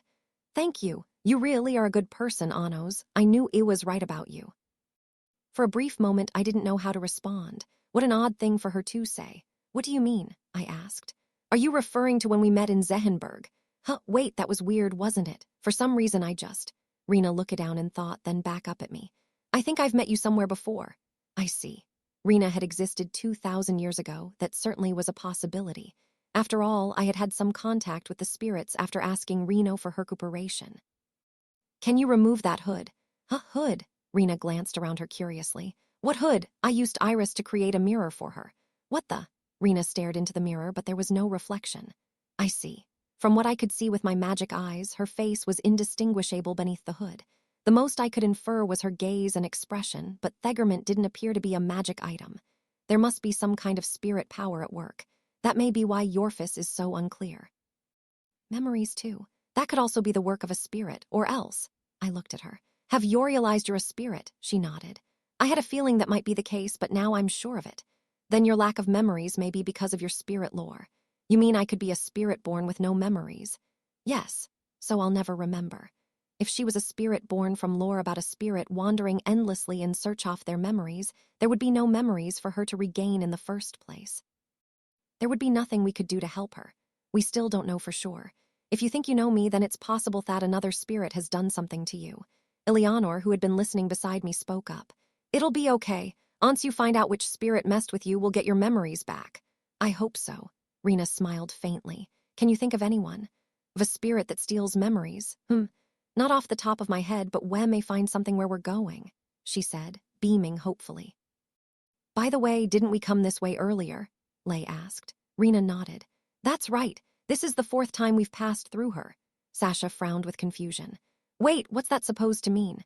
Some places in this spirit school can only be reached by following exact directions. The place isn't magic, so you can't see it with magic eyes. I don't think anyone could stumble upon it by accident. Rena stopped before a door we'd passed numerous times and opened it Torviel a small room. There was nothing inside. It was just an ordinary empty room. Come in, she said as she stepped inside. But there's nothing in here. Sasha tilted her head as she followed Rin inside. Once everyone was gathered in the room, Rena closed the door and immediately reopened it. Sasha gasped. On the other side of the door was a vast forest, but not just any forest. In place of fruits or nuts, countless books were hanging from the densely packed trees. This is it, the forest of books. The books growing on the trees here contain information about everything. The green books are all about spirits. The great tree in Union uses these books as reference for his questions. So as long as we learn the contents of these books, we'll be able to get some marks, I summarized. Rena nodded. But won't we cover the test questions in class? Sasha asked. The classes are supplementary. And Union's educational policy is for self-study to be the main form of learning. That's why the questions on the tests cover topics outside of what's taught in class. What kind of policy is that? Talk about unfair. Scarlet Steel King said something similar. Had seemed rather convinced that it would be impossible for us to learn everything in the span of a week, but at the same time, that proved he had yet to find this place. Shall we gather the green books? Misha asked. Indeed. Misha bent down to pick up a fallen green book. As she reached out, however, the book suddenly sprouted stick-like arms and legs and scurried away. Misha blinked. It ran away. What in the world was that? Sasha asked, equally perplexed. The book with limbs wandered around the forest until it was joined by the other fallen books, which also sprouted limbs and began to move. That was a Lilin, a book fairy. All the books here are spirits, Rena replied. Eleanor laughed without a care. Wow, there are so many green books, it'll be tough catching them all. To play tag, Zeshia mumbled eagerly. I've never lost before, I said, casting a magic circle of 100 layers. I then stuck my fingertips through the center, activating Ignis. A bluish-white light enveloped my right hand. Any number of books was meaningless before a spell that allowed me to reach anything at any distance. With Ignis over my hand, I beckoned to the books. The next moment, all the green ones withdrew their limbs and flew towards me. I arranged all 1,799 volumes on the ground. With a flick of my finger, the books opened as I began to rapidly flip through their pages. With my magic eyes, I stared at the books until I'd finished flipping through them. All 1,799 books closed. Done. Huh, you mean you memorized them all just like that? Sasha yelped. Anos is smart, Misha added. That's not smart, that's insane. I could only read half. Sasha turned her stern gaze onto her little sister. She seemed to be questioning if they truly had come from the same source. Don't worry, I only remember that half. That's not helping, you're only making me sadder. Sasha's woes, I beckoned a single volume over with my finger. It soared through the air and landed in my hand. Rena, I said, there was nothing in these books about a spirit that can seal memories. I see, but it's not like the green books have absolutely everything there is Tano about spirits written in them, she mumbled sadly. There was one page that caught my eye. I opened the green book marked volume 771 and showed the page to Rena. Fran, the love fairy, a spirit that gives shape to unrequited love, bringing people together. There's said to be as many love fairies as there are broken relationships in the world. Rena's gaze shifted to read the next page, but there was no page to be read. It had been torn out of the book. There may have been something related to your memories on the missing page, I said. Although the green books didn't cover every spirit in existence, there were still 1,799 volumes. Almost every spirit was mentioned within them, which meant it wouldn't be that strange for a spirit that could seal memories to be on the missing page. If it was torn out in the last 100 years, I may be able to do something about it. I cast Rivite on the book. Since the book was a Lilin, its origins could be traced. Rivite activated without issue, and the book's time was rewound by several decades. Even so, the page did not return. I used my magic and theurgens of the book to rewind time as far as it could go, but the page remained torn out. It seems it was ripped out a very long time ago. I couldn't go back any further. We'd have to search for another way. Well, at any rate, we now know what to study. All that's left is to memorize it. Our 1,799 volumes and a week to memorize them, Sasha pointed out. Zeshia's shoulders slumped. Zeshia's not good at reading, and worse at remembering. I chuckled. No need to be disheartened, leave your study methods to me, Sasha flinched. I have a bad feeling about this, what do you mean exactly? With tellies, you can engrave the knowledge directly into your heads. Sasha laughed, surprised. That sounds great for once. It may hurt a bit. Expression immediately clouded. Say, what's your idea of a bit? That would depend on the person. You're forcefully using magic to engrave knowledge you wouldn't normally remember directly into your head. I'd say one volume would hurt as much as tearing off a fingernail. But there are 1,799 volumes. If you dislike pain, I could use Rivite to control the time within you. I could make it last 100 times longer in your head than in the outside world. The contents of the book could then be sent directly into your head via Lichnos. 1 week 100 times over would be. Sasha tilted her head tried to calculate the answer, but Misha got there first. About 2 years. Feeling lightheaded. Don't worry about it. Surrounded by the 1,799 volumes, I addressed my subordinates. 2,000 years ago, one had to learn and apply this much knowledge overnight if they wanted to avoid death. Thus, I developed all kinds of study methods to meet the needs of various demons. I looked into their anxious faces and stated gently, with an entire week, I can make you all into the finest of spirit scholars by the time you leave here. Section 28. The Demon King's answers 1 week later. At the sound of the bell, a face appeared on the tree at the front of the classroom, and Union's hoarse voice rumbled throughout the room. We will now be holding the test. Several objects that resembled white books rained down from the large tree and landed heavily on the ground. Each sprouted stick-like limbs and began toss-scuttle forward, meaning they, too, had to be Lilin. The book fairies made their way over to the students until there was one book in front of everyone and then opened their own front covers. The first page read, Spirit School Test. As you can see, the questions for the test have been written inside the Lilin. You shall use a specific type of quill to write your answers directly onto the page. Looking at other students' answers during the test is prohibited. If any Onai's caught cheating, they shall be thrown into the mouth of Idome, the volcano spirit. The Lilin removed the quills attached to their spines and offered them to the students. You have 1 hour. Let's begin. Bell chimed, signaling the start of the test. I took my quill and flipped the page. The first question was, look closely and think carefully. Which spirit has no lore to their name? It was more like a riddle than a question. I had memorized every spirit mentioned in the green books. Even Zeshia and the Fan Union girls, who struggled to commit things to memory, had drilled the contents into their heads. In a regular test, that would have been enough for everyone to receive full marks, but riddles were another matter. Knowledge alone wasn't enough to reach the answer. For this first question, one would normally answer that no such spirit exists. All spirits were born with a source created from a legend or rumor. This was the definition of their very being, thus no spirit could exist without any lore. However, that would be the wrong answer. The correct answer was Jijake, the six-legged spirit. Jijake was a word that meant rumorless in the ancient language of spirits. That meant in terms of its very name, it was a spirit without lore. In short, it was no more than a pun. The logic behind the riddle was a bit of a stretch, but the clincher to Thienswer was the mysterious cube drawn underneath the question. 6 faint lines extended from the cube. While quality left something to be desired, it was not out a drawing of the six-legged Jijake.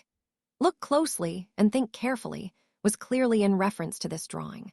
The Scarlet Steel King had agreed to our bet because he knew the school's test questions were like this. While I could handle questions like these, my subordinates would struggle with them. At least, that's what he'd probably assumed. How naive. My subordinates and I had been prepared well in advance by acquiring past test questions from In Union and devising strategies against them. Due to the request I had made of the Great Tree, this test had far more questions than any other. But In Union's ability to create questions hadn't changed. Instead of spending time creating new question formats, he would have reused past questions or formats to save time. Of course, we had already confirmed through the green books that the questions weren't being created through some kind of spirit power. Furthermore, I had met with In Union multiple times over this past week, requesting that he draw each spirit. I suspected he had a particular style he stuck to, no matter how terrible the spirits looked. As it turned out, I was right. Although In Union was awful at drawing, he always produced the same picturesque for the same spirits. That's how I knew this mysterious cube was indeed Jijake, the six-legged spirit. If the Great Tree was to create a new set of questions, he would most likely use drawings like those from the last lesson, the drawings that only I had guessed correctly. Based on that assumption, I had made all my followers memorize the drawings In Union had produced. I had also ensured they had reviewed every question that was likely to be asked, riddles and all. Even if they couldn't get a perfect score, they should be able to achieve a score of 90 or so. I looked over at the next question. Love is memories. Memories are love. What is the name of the spirit that wanders in search of love? I didn't know this one. Nothing in the green book seemed relevant to Thais. If all the questions had come from the green books, then by process of elimination, my best guess would be the Fran. It seemed reasonable to assume a torn-out page on love fairies contained this unfamiliar information. I wrote Fran, the love fairy, as a temporary answer and moved on.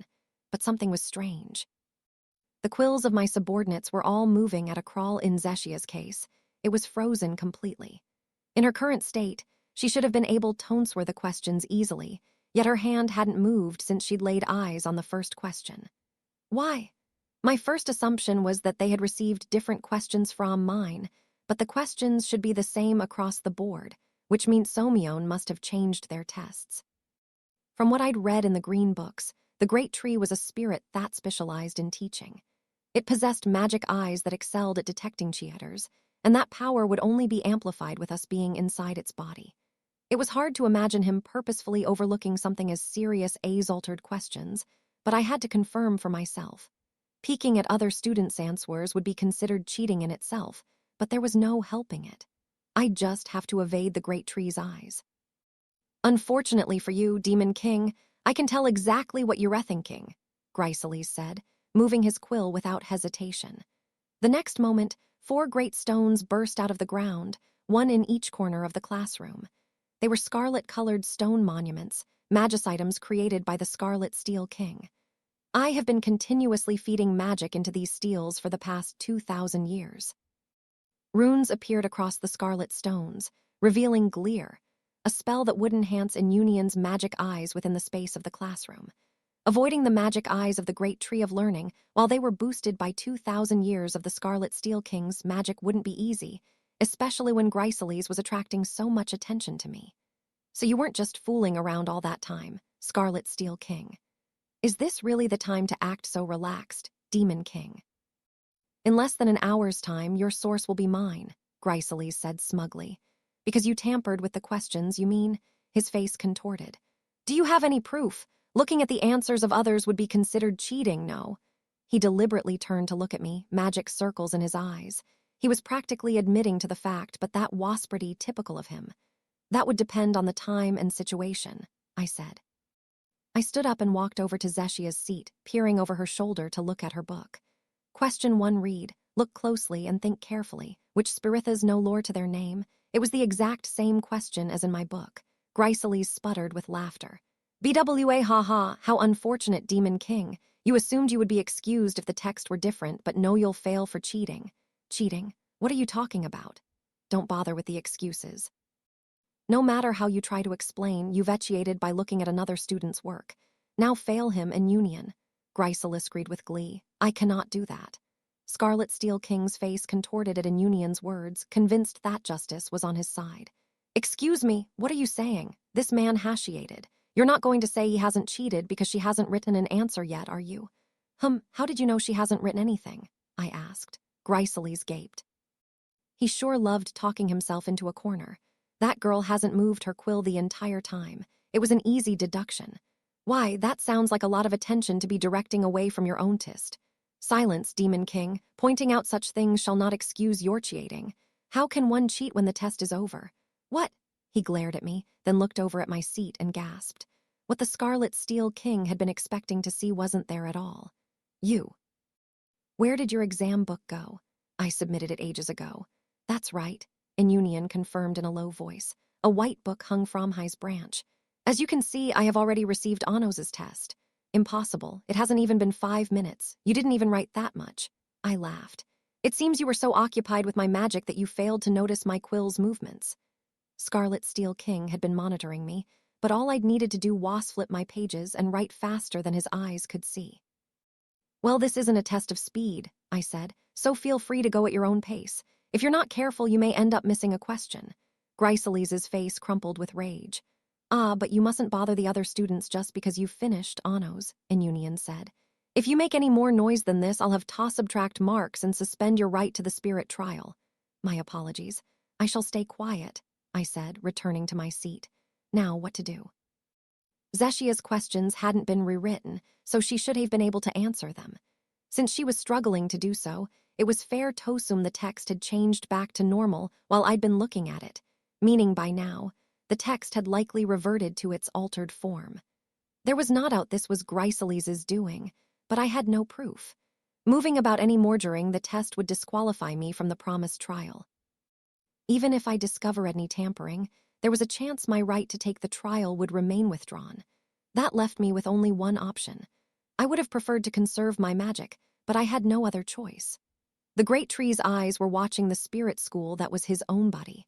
In other words, he wouldn't notice any cheating going on outside of that space, not that him noticing would make any difference. I cast a magic circle outside the Great Tree. The light outside the window disappeared and was replaced by a shadow. Zeshia, Misha, and the others moved their quills smoothly across their pages. I decided to wait patiently until the test was over. The hour eventually passed, marked by the chime of the bell. Time's up. I shall now collect the tests. The Lilin closed themselves, picked up their pens, and made their way back to the Great Tree. Once there, they scrambled up the trunk and hid themselves in his leaves. The branches of the tree shook noisily.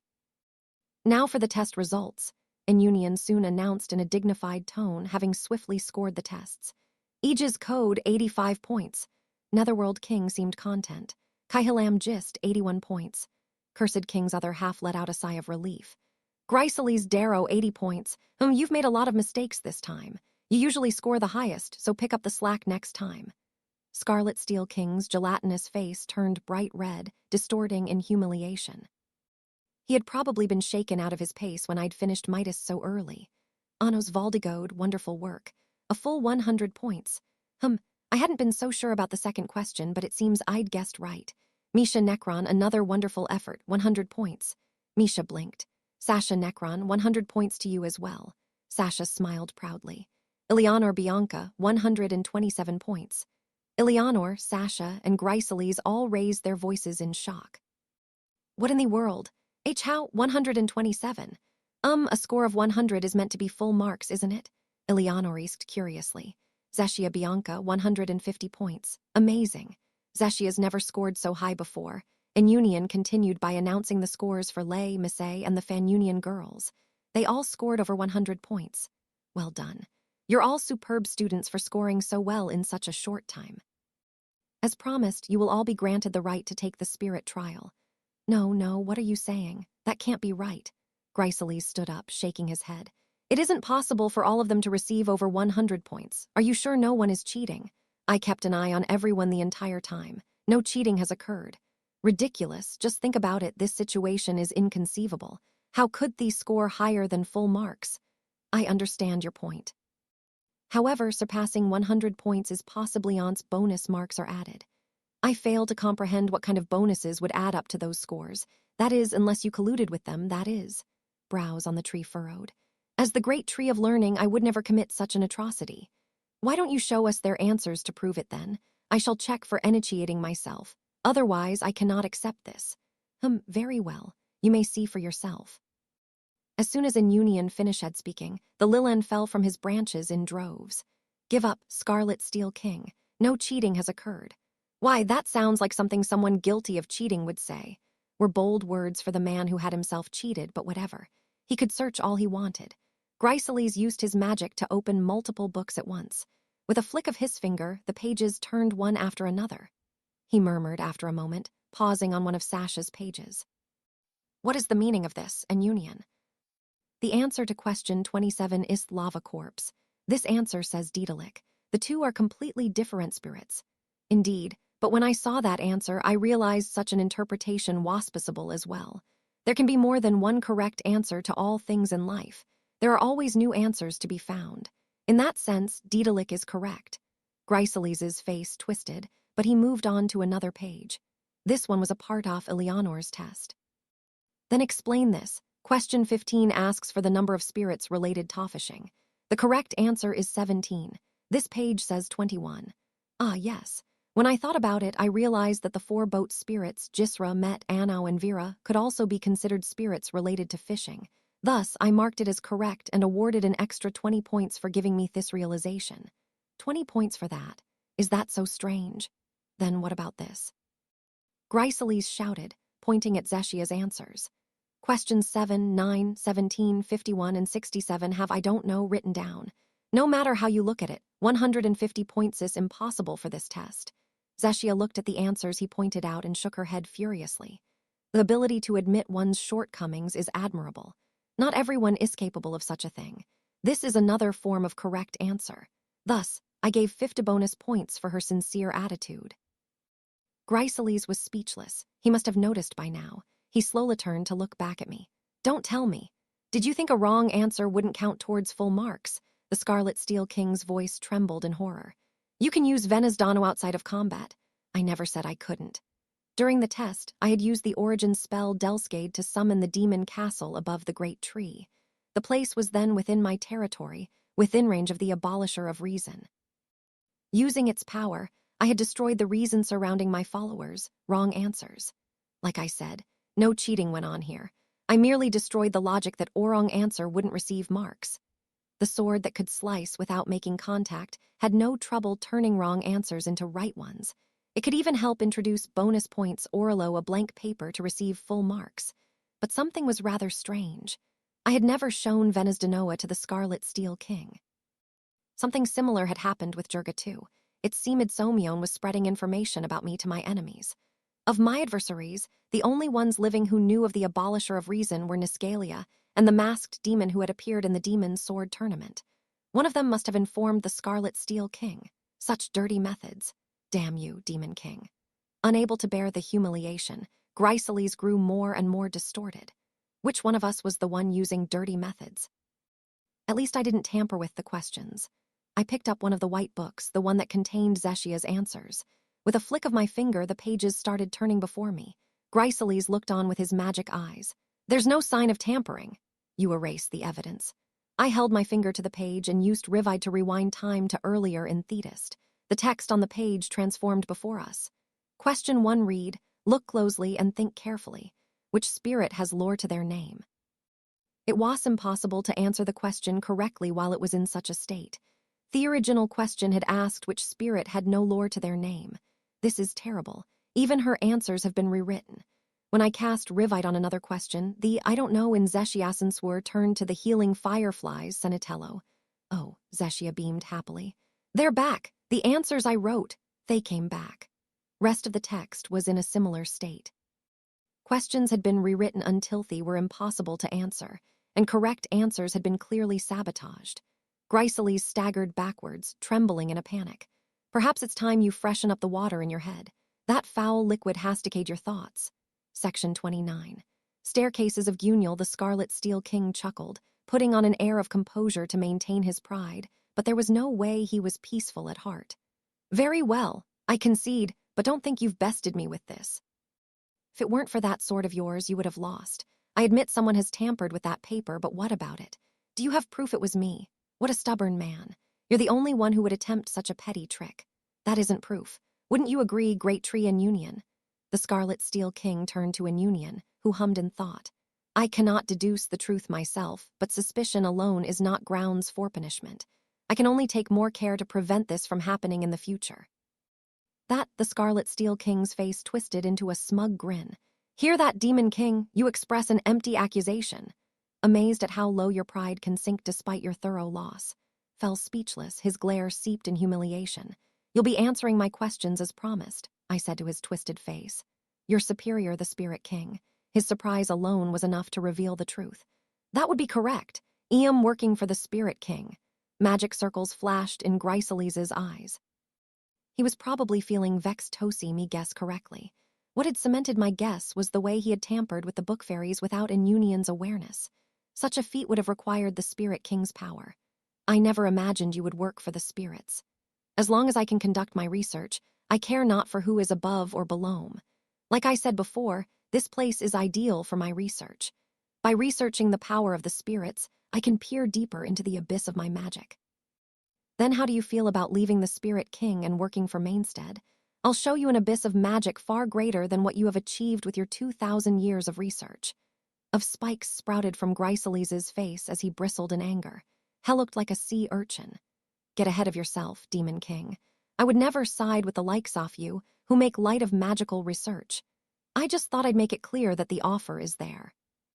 If you wanted to surpass me research-wise, working under me would be the surest shortcut to doing so.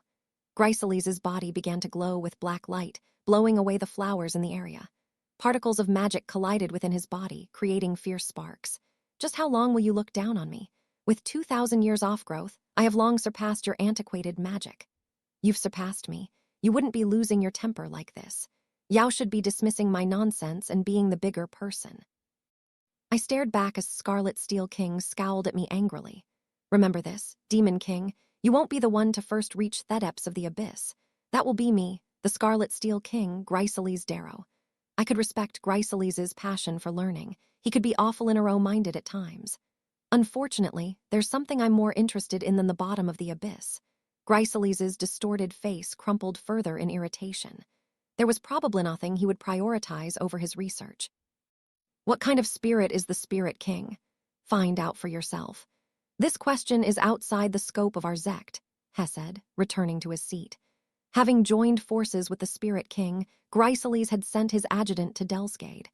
While I could see Gryceles targeting Eleanor and Zeshia as research targets of his own, it was possible that the Spirit King had ordered him to say those things.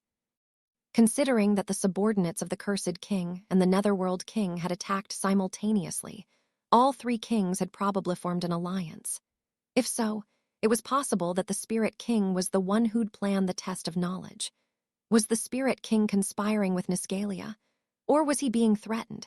Either way, it seemed my subordinates from 2,000 years ago could have been spirited away for reasons other than breaking spirit school rules.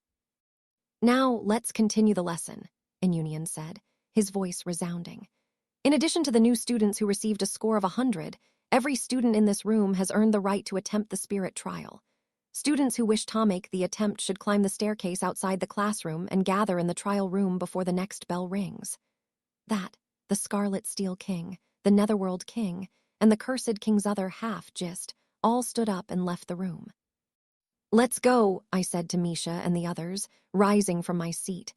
We left the classroom and headed for the staircase right outside, but while we walked, I was contacted through leaks. The communication was from Melhaze. What's wrong? I asked.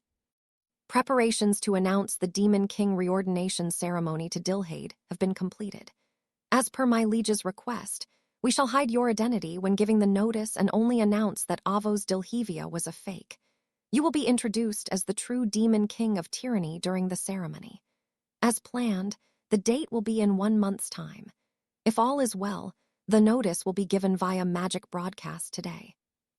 Having been targeted for an unknown reason, Melhaze was currently hiding somewhere away from Midhaze. His subordinates and the Unitarians were most likely the ones making the preparations in his absence. The other demon elders were also lying low just to be safe. It seemed the notice of the ceremony had been slightly delayed as a result. Make sure you stay hidden. Leave the announcement to Elio. Understood. This mess should be settled within the next month. The reordination ceremony was a celebration of peaceful times. In that regard, I wanted it to be held without any worries. Incidentally, I noticed Delscade's magic has disappeared from Midhaze. Ah, right. I used it for something. It should return soon. Delscade moved the castle for a duration of 5 minutes. Once that time was up, the castle would return to its original position. I had summoned it just before an union had started marking the tests, so it was due to return soon. We could probably reach the Spirit King easily if I continued to summon Ither, but doing so consumed a lot of magic. Since there was no telling what lay ahead, it would be better to conserve my magic than to run out when I needed it most. After all, reaching the Spirit King wasn't our ultimate goal. Is there anything else you wish to address? I asked. No. I shall forward the Magicast through Limnit once the announcement begins. Please do. Then I shall be going now. Please excuse me. Leaks disconnected. Say, Sasha said suddenly, shouldn't the other students be having class in Delscade right now? They should. What happens to the students inside when Delscade gets summoned? Oh, that. A replica made with Iris is left in its place. There's no need to worry that the people inside might be transported along with the real Delscade. Everyone inside would remain where they were while the castle was replaced with the replica. Unless one had exceptionally sharp eyes, they wouldn't even notice Delscade had been summoned away and substituted with a fake. We're here, Misha said. At the top of the staircase was a wooden plaque that read Trial Room. Well looked around to see 20-odd staircases leading upwards, and a large tree that stood like a pillar before them. A face appeared on the tree, just like in the classroom.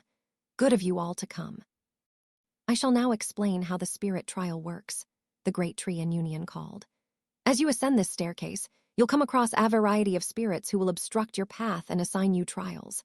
If you clear all of the trials and reach the apex, where the Spirit King resides, you shall pass. However, you must abide by the rules the spirits set for their trials. If you break any of their rules, you shall continue climbing the stairs for all eternity, unable to reach the top. That case, breaking through with brute force would be futile. Conferring with other examinees is permitted. You may assist or deceive each other however you wish. That is merely another aspect of the trial. Our fellow examinees could be enemies or allies, huh? I doubted the 4 evil kings would wish to side with me, but being able to communicate with them was convenient. Now, allow me to introduce the first trial, the staircases of Gunil. You will each choose one of the 20 staircases and climb to the top. However, each examinee must keep to their own staircase. Sharing is prohibited. That means each staircase harbored a different trial. Out of the 20 staircases, only 5 lead to the apex. What happens to the people who pick the other 15? Eleanor asked curiously. BWA haha. If you choose the wrong path, you'll end up returning here. When that happens, you will have failed the trial. That means our luck will be tested before we even begin, I said. Indeed, and Union replied firmly. The staircases of Gunil are also known as the stairways of luck. The first trial is, as the name implies, a test of luck. It seemed we had already run into our first predicament. Section 30. The Demon King tests his luck. You may all begin on my signal, came the voice of the Great Tree. The staircases are first come, first served. The first person to their chosen staircase would be rewarded with that choice. Being the first to select was unlikely to have any impact on the luck aspect of the test. You are allowed to run, but obstructing others will be considered a violation of the rules. If that happens, you will fail the trial. I will make the final call between those who run up the same stairs at the same time, so await my judgment if such a circumstance occurs. And Union spoke. Everyone listened quietly to the rules. In addition, the spirit trials must be cleared by following the intended path. You will fail if you destroy walls or use Gadam, so be careful. It was impossible to use Gadam and meet up with the others after finding the correct path. Well, it wouldn't be a test of luck if we could do that. Now, are you all ready? Then let the spirit trial commence. That was the cue to begin. Out of the 20 staircases, 5 led to the top. If this test truly was a test off luck, there was a 1 in 4 chance of reaching the Spirit King. The first Tamuv was the Scarlet Steel King. Fools, there's no point in hesitating over a lucky draw, he said, immediately heading for the staircase 15th in line. Oh, there is something I forget to say. Walking up a few steps, the Scarlet Steel King paused. His gel-like head turned towards us while the rest of his body remained facing forward. You shall not pass this trial, Demon King. This is a test of luck, and unfortunately, you shall have bad luck today. What a profound thing to say. Are you saying you've tampered with the staircases? You have any proof? There should be nothing odd about you failing in such a way, no. After all, it's a 1 in 4 chance. If anything, I should be Theanek calling out false practices if you choose the right staircase. The sly old dog. Judging from his personality, it would be safe to assume he had set some kind of trap that could be blamed on the test. He chuckled eerily. Better employ the abolisher of reason again. With that, Gryceles resumed his climb of the stairs. At the top of each staircase was a door, making it impossible to tell where the staircases led to. What a boring ordeal, the Netherworld King muttered as he used his magic eyes to glance at each staircase. Once he was satisfied, he started up the staircase furthest to the right. The cursed king's lover looked troubled. Kai-Hilam is the one who usually excels at this kind of thing. When will he return? She mumbled as she climbed the 3rd staircase in line. Sasha frowned.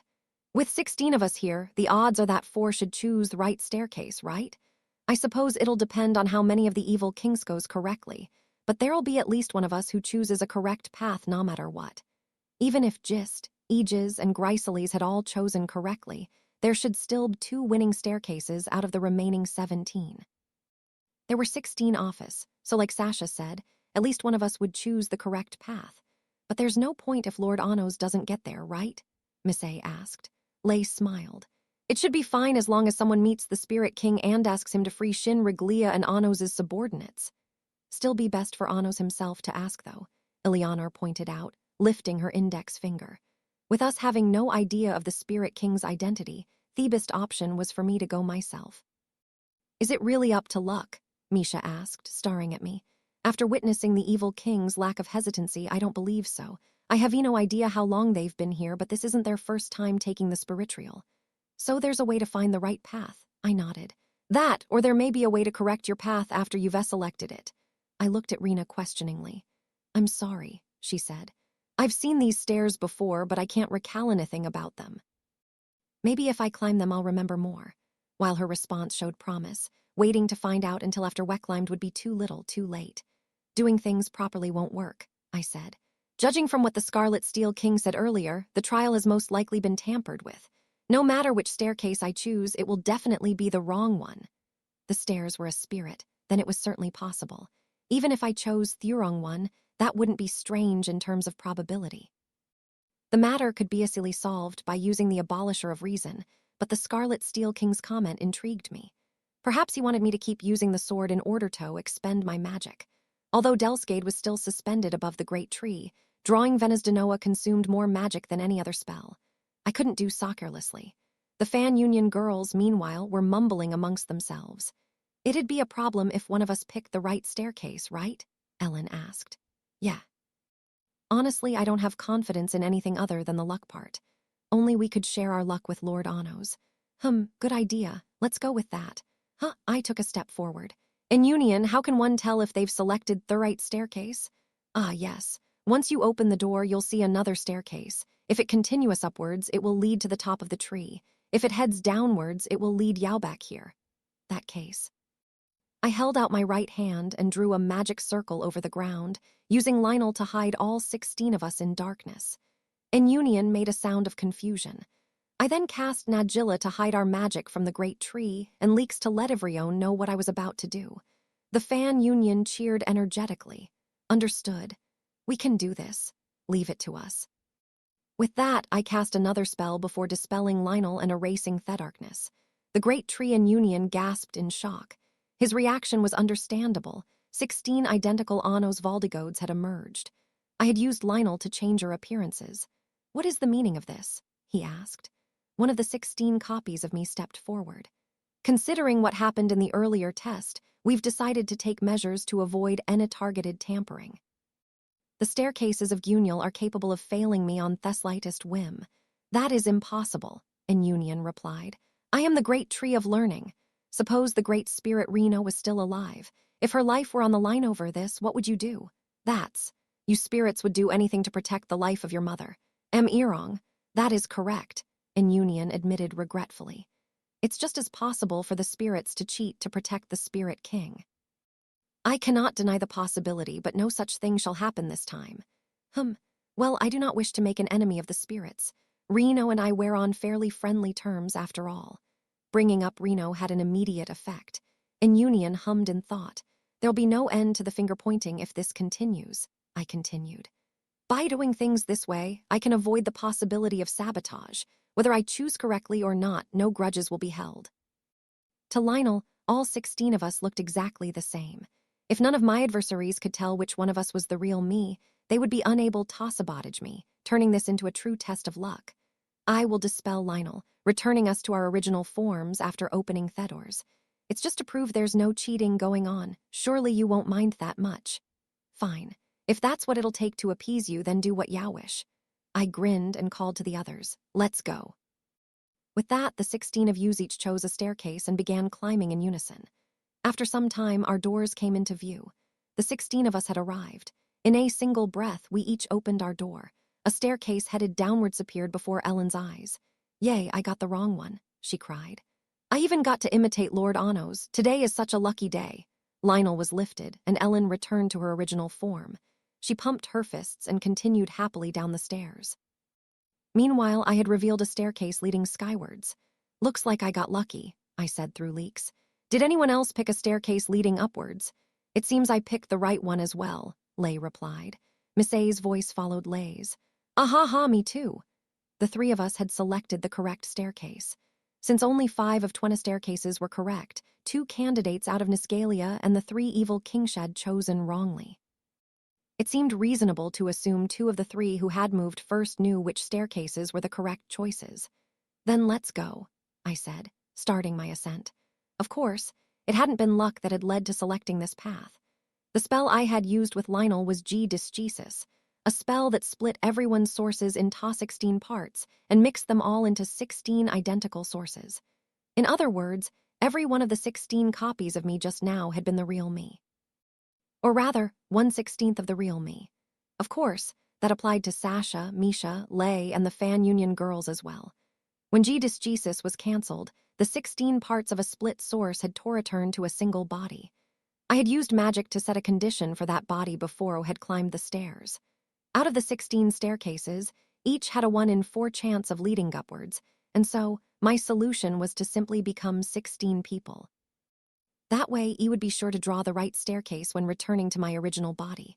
On my way up the stairs, I noticed an unnatural flow of magic. It came from the other side of the wall.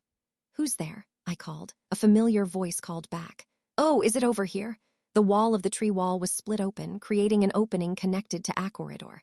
Through that opening stood a hooded girl. It was Rena. Section 31. Flower Garden of Memories, Didn't you choose the wrong staircase, Rena? 5 staircases led to the top of the tree, 3 of which had been selected by members of our group. Lay, Miss A, and I had been the ones to move forward, so Rena's staircase should have been amongst the ones that led downstairs. Yeah, it was wrong. The stairs went downwards. Rena had gone down the stairs. She should have returned to the trial room, just as Union had described. There shouldn't have been a way for her to cross me path, which headed in the opposite direction.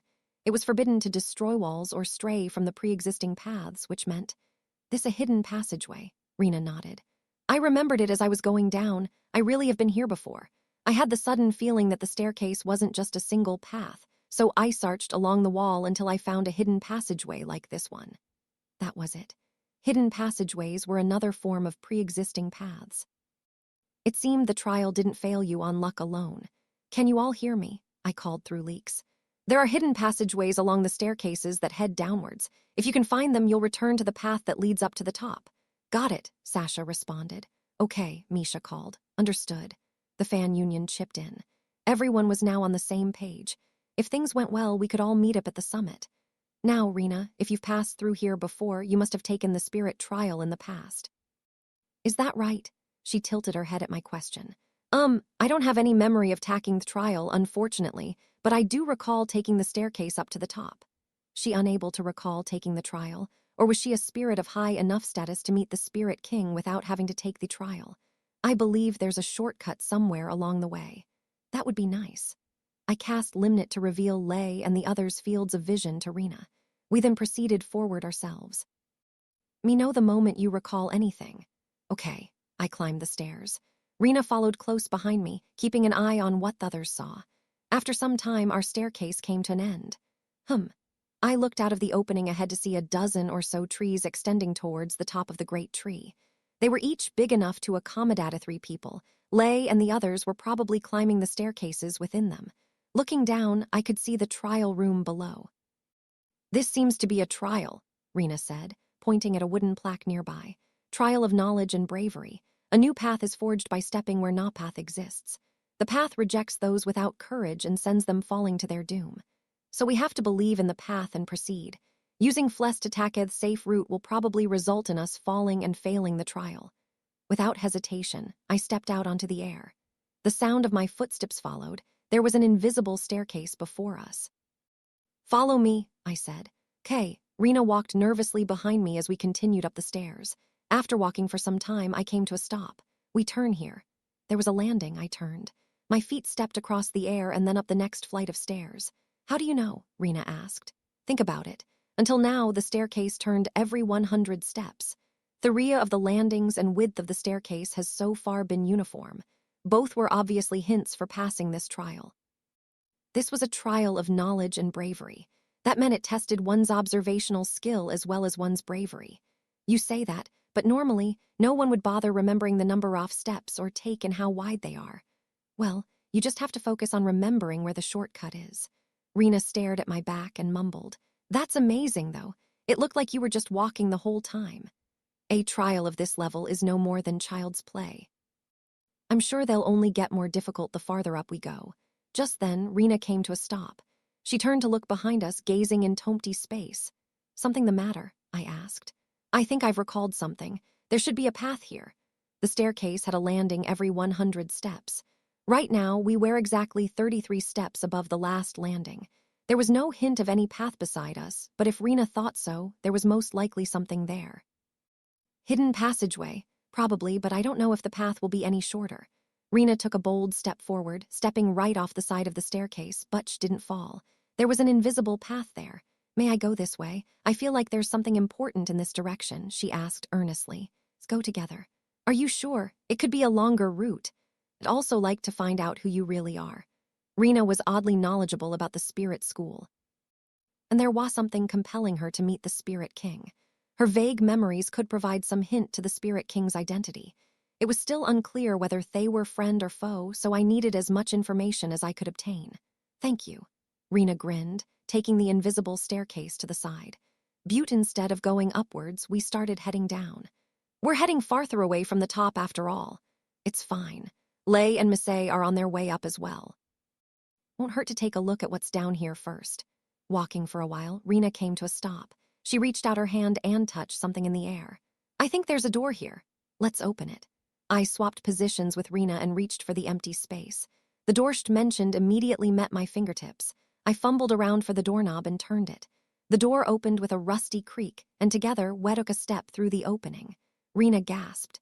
The world before us was painted with a field of flowers. Flowers were red, blue, yellow, and other colors I'd never even seen before. Atop the hill on which we stood was nothing but a wooden door. Opening the door would likely take us back where we'd started. Did you remember anything? Nope. Rena shook her head, gazing dazedly at the flowers. She remained like that for one long moment until a single teardrop rolled down her cheek. That's weird. Why? Her cheeks spilled tear after tear, which Rena wiped confusedly away. I don't get it, she murmured.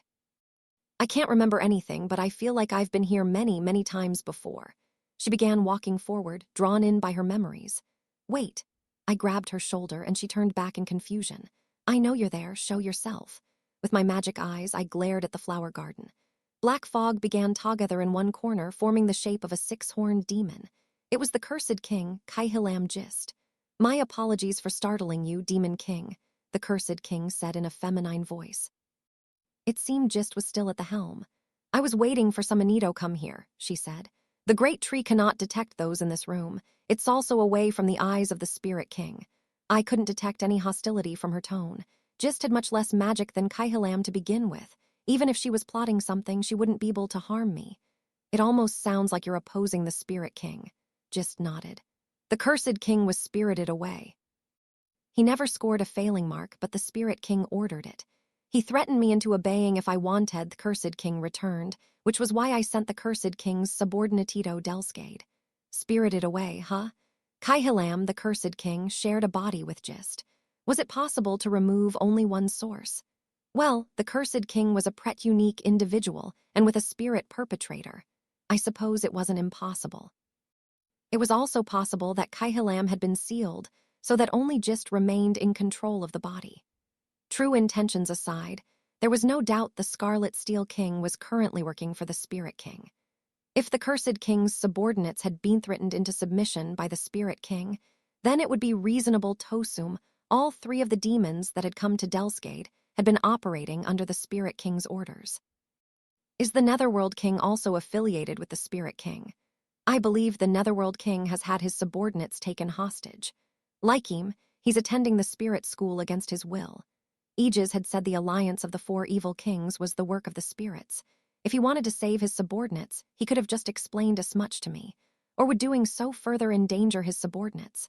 Well, the Netherworld King was a prideful man. Perhaps he was opposed to showing me any weakness. The Cursed King's subordinate had half of a demon sword with him, Giliano's, the pillage blade that formerly belonged to Shin. Where did it come from? The Spirit King gave it to him. He was told to use it to lure Misay Ilirogeher. Shin had been spirited away. If his half of the demon sword had been stolen and handed to the Cursed King's subordinate, everything would make sense. Who is the Spirit King? Gist shook her head. I don't know, but I've been told that he has resided in Ahurthern for over 2,000 years. When the great spirit Reno disappeared shortly after the Demon King's death, the Spirit King appeared as her successor and has protected the spirits ever since. She drew a magic circle in the air. Particles of magic gathered to form the shape of a man. I've seen the Spirit King once during my time here. He looked like this. Man she drew was clad from head to toe in jet black armor and wore an ominous mask on his face. It was the man who had intruded into Melhaze's Aesith during the Demon Sword Tournament. Section 32. The hero's prowess, have you ever seen him without his mask? I asked. Just shook her head. I'd figured as much. The Spirit King deliberately wore a mask that concealed even his magic. Obviously, he was hiding his identity. Can you recall anything else? I asked. Sorry. I lost consciousness soon after seeing him. Gist must have switched with Kaihilam, who had then been spirited away. I beg of you, Demon King, please save Kaihilam. I know you two aren't on the best of terms, but I have no one else to turn to.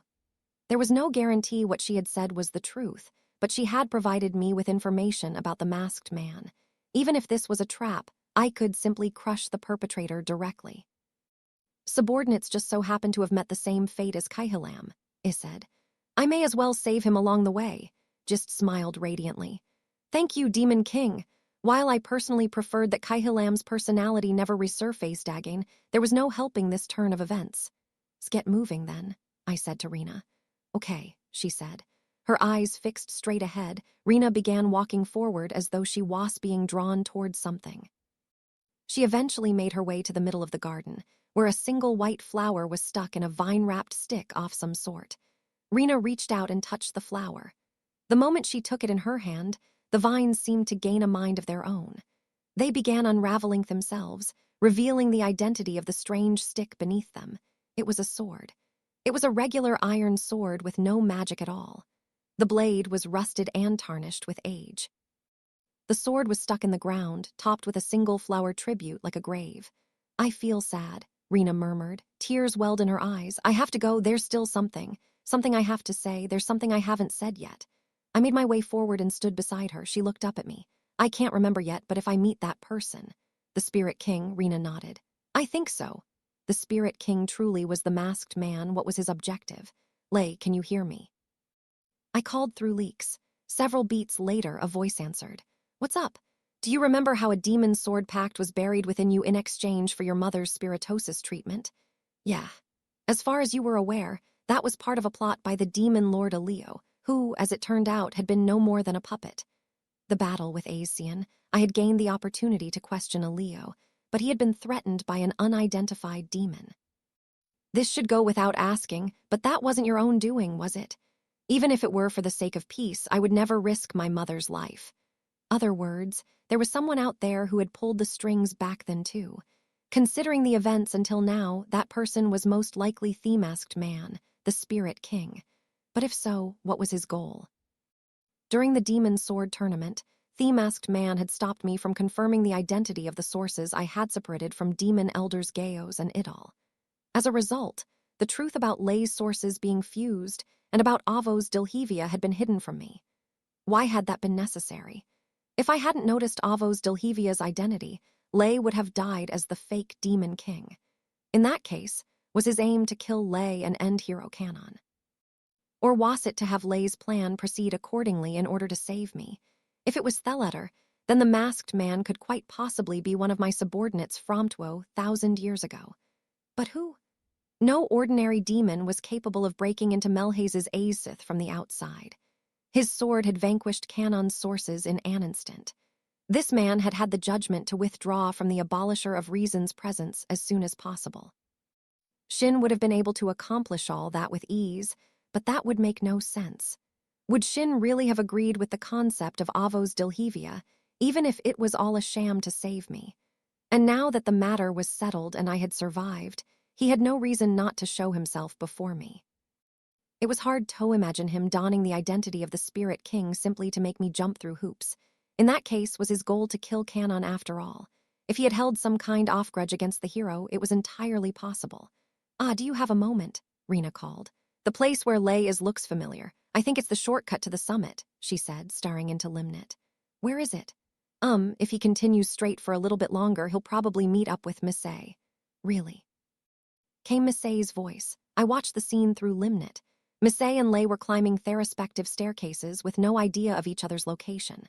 A short moment later, a circular room appeared in Lei's field of vision. It was connected to another corridor from which Misay emerged. We really did find each other, Misay said, running over to Lei. Thank goodness, I was feeling pretty helpless by myself. That moment, a voice echoed through the room. Yes, good job making it this far. It was in Union. In this room, you will be given a choice. In order to proceed, you must pass through this door. Was a single sturdy door on one side of the room. This door is locked. In order to make your way to the top, there are retwo options. One is for the two of you to fight each other, allowing the victor to proceed through the door. The loser will return to the trial room below. The other option? Lei asked. The two of you will join forces and find another path. And Misay exchanged looks. Fighting will guarantee one of us can move forward, but joining forces could potentially result in both of us failing. Is that what you mean? Lei asked. That is correct. No, what should we do? Misay laughed nervously.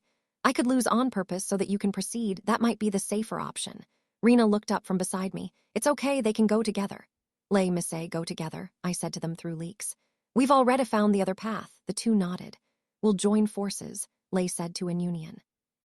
Very well, I shall leave you with a small hint. The alternate path forward is somewhere in this selection room. You have 5 minutes. If you cannot find Thepath within that time, you will both fail and return to the trial room. Think carefully. Soon as Union's presence left the circular room, Rena opened her myth. Do you see the 2 stone pedestals there? She asked me. There was a pedestal to the north and a pedestal to the south of the selection room. There should be a statue on one of those pedestals.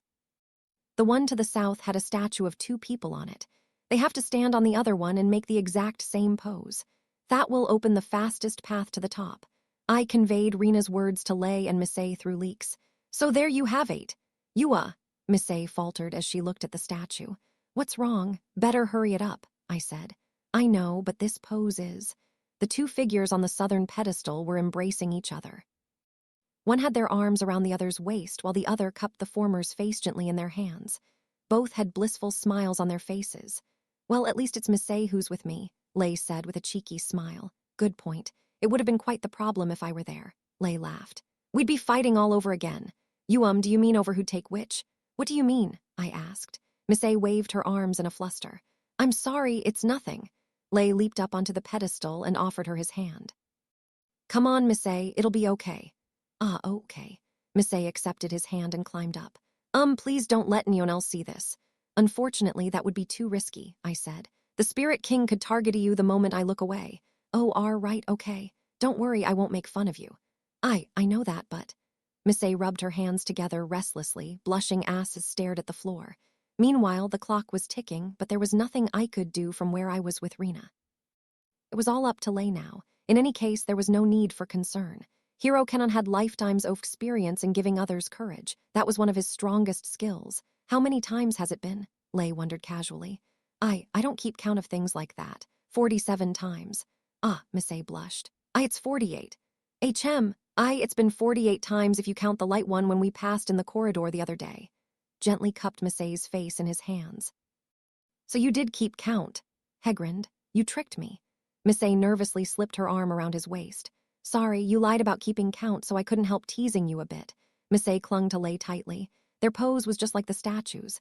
Nothing's happening. It's probably their expressions, Rena explained. Misfit's face was stiff with nervousness. Like this. She tried to smile, but it wasn't working out well. Her expression was far from the look of bliss on the statue's face. In that regard, this trial was quite the challenge.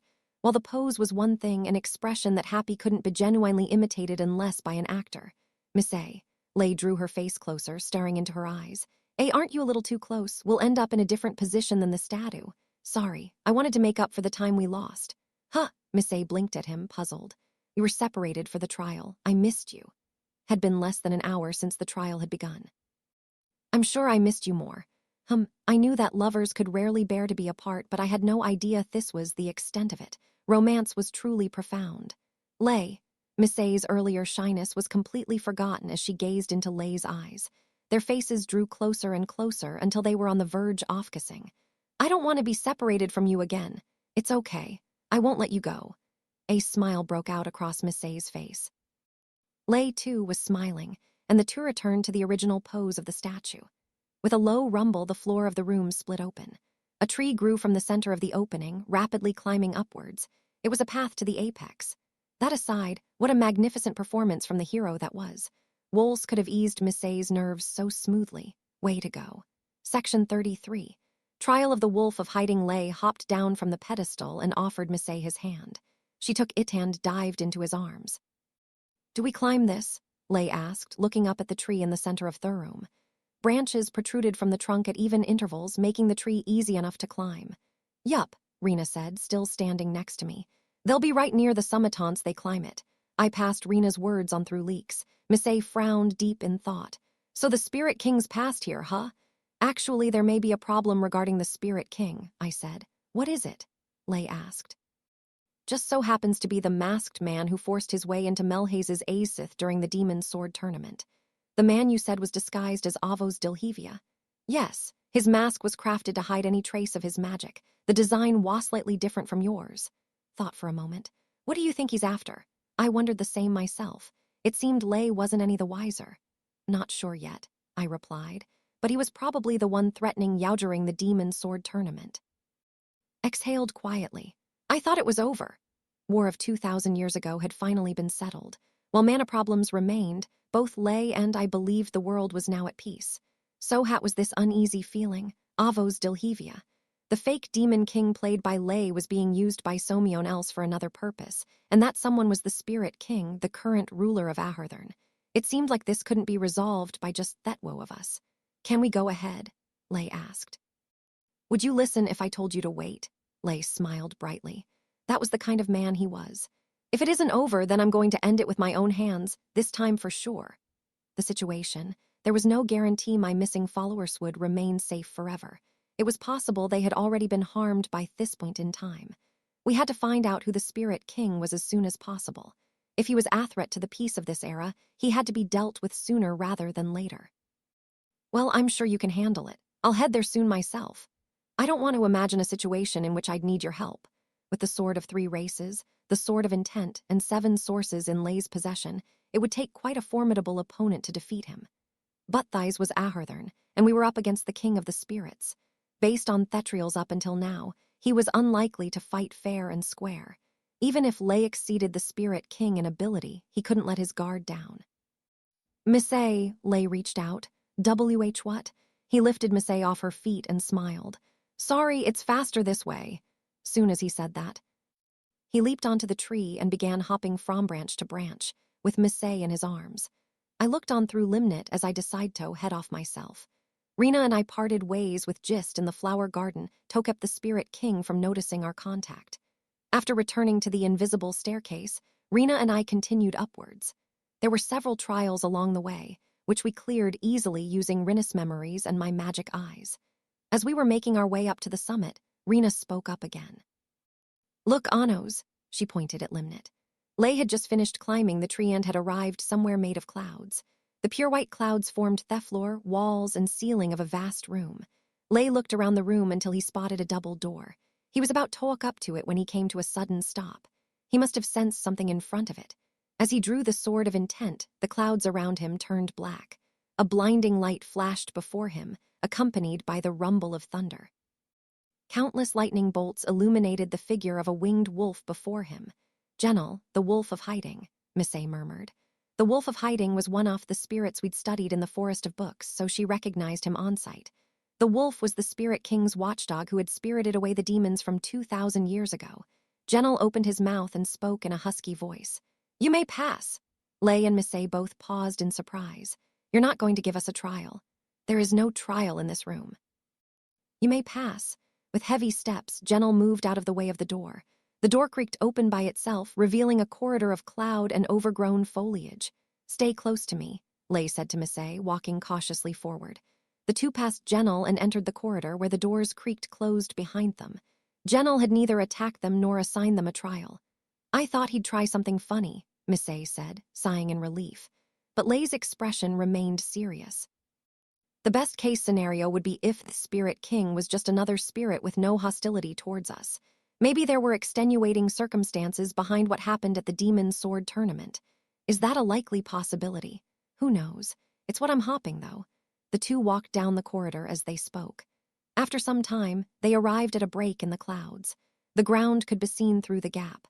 A small castle stood in a field of lush greenery. Lay took Missay in his arms again and flew with Fless towards the castle. But no matter how long he flew for, the castle never got any closer. Rena gasped. I just remembered. You have to stand right at the edge of Thegap in the clouds and wait. I repeated Rena's words to them, and they returned to the cloud corridor. There, they stood at the edge of the corridor and stared at the castle in the distance. Little by little, the floor below them began stretching towards the castle, forming a cloud bridge for them to cross.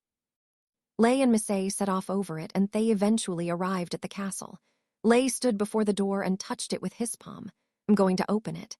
Door easily opened when pushed. The inside of the castle was gloomy. All the windows were sealed shut. The only light inside came from the faint race-off sunlight that trickled inside. Together, Lay and Missay entered the castle. Well done making it this far. Inunion's voice echoed inside the castle. A reward for clearing the spirit trial. You will be granted an audience with the Spirit King. The window against one of the walls opened, allowing sunlight to stream into the room.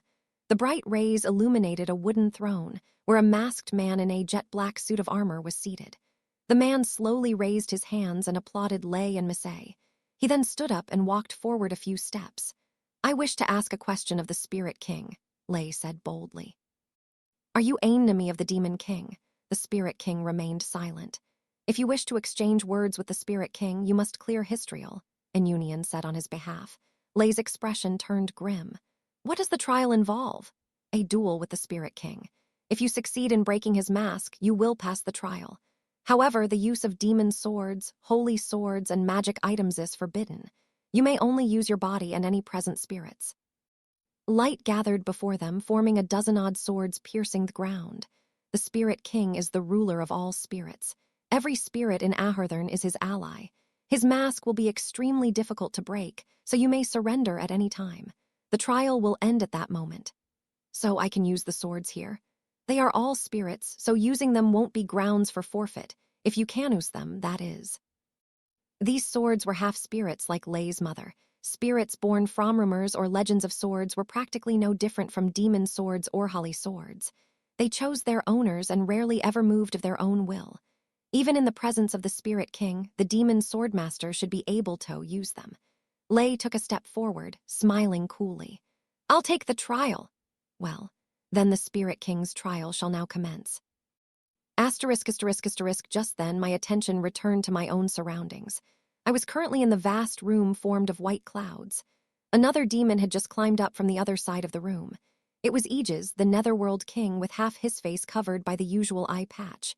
Why is it always you? Aegis muttered. The next moment, the clouds darkened. Thunder rumbled and lightning flashed, revealing Genel, the Wolf of Hiding. You must take the trial of the Wolf of Hiding if you wish to pass, he said in a husky voice. How odd. You let Lei and Misfit pass without a trial. You may not pass without taking the trial. I see. So the Spirit King's target was either Lei or Misfit, or perhaps both. Otherwise, they wouldn't have been allowed through without a trial. What is the Wolf of Hiding's trial? Aegis asked in his sharp tone. Catch me if you can. Whoever succeeds first will obtain the right to pass. Was a trial in which students competed against each other. If the Netherworld King hadn't been here, we'd have had a much easier time. At that moment, I heard a new voice through leaks. Demon King Anos was Aegis. He was staring straight at the Wolf of Hiding, showing no sign of his communication with me. I responded. Join forces with me, and I will yield the passage to you. What about you? I shall save my missing subordinates. I'll free any others captured while I'm at it. Do you know how to save the demons that were spirited away? If I knew, I wouldn't suggest we join forces. I chuckled internally. Good point, no wonder. Netherworld King paused for a moment, then sent another thought. Answer. I grinned and opened my mouth. Very well, there's no time to lose. Let's start this trial, Genel. Section 34. Spirited away, the Wolf of Hiding opened his maw towards the ceiling and howled. Lightning struck the giant wolf, enveloping his body like an electrified cloak. The countless bolts shielded the wolf from harm. A single touch would be enough to zap almost anyone to a crisp. Such futility. Netherworld King extended the nails on his right hand and pierced the right side of his own chest. When he withdrew his hand, crimson blood surged from the wound. This was the foundation of the Netherworld King's power. By mixing his blood with the magic flowing from his source, he could craft powerful magic spears. Aegis's blood transformed into a blood-red spear. It was a spear that could pierce through dimensions. Dehidatum, the crimson blood spear. There is nothing that can withstand my magic spear. Neither armor nor speed shall prevent Dehidatum from reaching you. Lowering his center of gravity, Aegis pointed the tip of the spear at his target. There were roughly 10 meters between him and Genel, but that was well within the Netherworld King's throwing range. Actually, that wasn't quite right. The term throwing range didn't apply to Aegis's magic spears. Prepare yourself. Aegis thrust Dehidatum forward. The top half of the spear vanished, reappearing on the inner side of Genel's electric cloak. Genel sprang to the side at lightning speed. Too slow. Should have been near impossible to keep up with Genel, but no matter how fast the Wolf of Hiding moved, the spearhead of Dehidatum followed. It wasn't long before the weapon pierced the wolf's giant frame. With all his might, Aegis raised the spear. Fresh blood sprayed the scene as Genel's body was split into two. However, Aegis remained poised for combat. His single magic eye was fixed on the abyss of the Wolf of Hiding. I know that body was a mere illusion. Show your true form, he said. The two halves of Genel's body scattered into particles of magic, then a husky voice spoke aloud. I am Genel, the Wolf of Hiding, the spirit that can never be seen. Accompanied by an earth-shaking rumble, bolts of lightning streaked across surrounding black clouds. Each cloud formed the shape of a wolf that let out a piercing roar. There seems to be 100 or so, I noted, before deploying ward-send barriers to protect Rena. Don't move. Okay, thunder pealed. The lightning-like wolves pounced faster than the speed-off sound. It doesn't matter how many there are, the Netherworld King retorted. He spun the magic spear like a drill, instantly shredding the lunging wolves off lightning. Even the wolves waiting in the rear couldn't avoid being pierced. But no sooner had Aegis defeated them than another thunderclap sounded, and twice as many wolves appeared. The wolf of hiding is an elusive being, appearing out of nowhere to abduct people into the unknown. A fitting description for the spirit of hiding, I said. None of the wolves before us were Genel's true form. None of the green books we'd studied held any record of what Genel really looked like. What if there were no clouds? I held out my hand and drew a layered magic circle, targeting every cloud in the area. Riga shrayed. Blades of wind shot forth, slicing apart the thunderclouds until there was nothing left. Without a cloud left in the sky, only the numerous branches of the great tree remained. Since the clouds forming the floor were gone, I used Fless to fly over to Ainarby branch, making sure to send Rena to one of her own. Now if another cloud appears, it may be connected to the true body. The moment I spoke, a single branch of the great tree was set alight. More branches caught fire one after another, until the flames formed the shape of a howling wolf. So it doesn't have to be lightning. The wolf of flames charged into the nearby branches, setting them all alight. The flames spread and formed another wolf. This continued to multiply their numbers. How tedious. The Netherworld King clenched his left fist. His nails dugento his palm, spilling blood into his hand. Gazort! Rained down from above, sizzling and evaporating as it drummed against the burning wolves, weakening their flames. The fire on the branches was being extinguished. The rain continued until every last wolf was gone, but the silence only lasted for a moment. This time, the sun's rays formed the shape of wolves instead. With an unlimited amount of sunlight, the wolves howling on the branches were endless in number. The bodies of the wolves glowed like small suns, obscuring our vision. They bared their fangs and pounced. Beneaut even. Using the black aurora as a cover, I blocked out the sunlight. The wolves' off-light vanished in an instant, but a gust of wind blew in their place. The speed of the wind increased until a wolf-shaped tornado was formed. Hundreds of windwolves surrounded us. Aegis was about to brace his magic spear again when he seemed to sense something and paused, casting his lone eye around the area. The spirit girl, he murmured. The branch I had left Rena on just moments before was empty. The wards and barriers I'd cast were still up. No matter where I looked, there was no sign of her anywhere. It seems she was spirited away. I had kept my eyes on her the entire time, yet she had suddenly vanished without a trace. This had to be the work of the wolf of hiding. That moment, a cold wind blew. At the same time, the wolves lunged, baring their fangs and claws. Fire, wind, it's all the same. Aegis thrust Dehidatum forward, bringing the wolves down in one fell swoop. However, the wind continued blowing, and the wolves continued to multiply. I could create a wall and block the wind, but the wolves would simply find another form. The wolf of hiding had to be lurking somewhere. Rinna's disappearance was evidence of that. Her actions should provide some kind of hint to identifying Genel's true body. What had she been doing just before she disappeared? I had used Beneaut even to block the wolves, so it was as though they'd made contact with her. She hadn't been eaten, and yet she'd still disappeared. The reason for that must... So that's it, I muttered. Aegis sent a leaks in response. Did you have an epiphany, Demon King? Yes, I shall now capture the wolf of hiding. Those who were spirited away can be found within his body. I'm not sure how it works exactly, but his body must be some kind of magic dimension. Your magic spear can pierce through any dimension, so you should be able to fashion an entrance. That said, Genel wouldn't just sit back and take the attack. We'd have to make our move without his notice. You have one chance. If you mess up, he'll flee, I said. I only need one. You'd better make sure you catch him.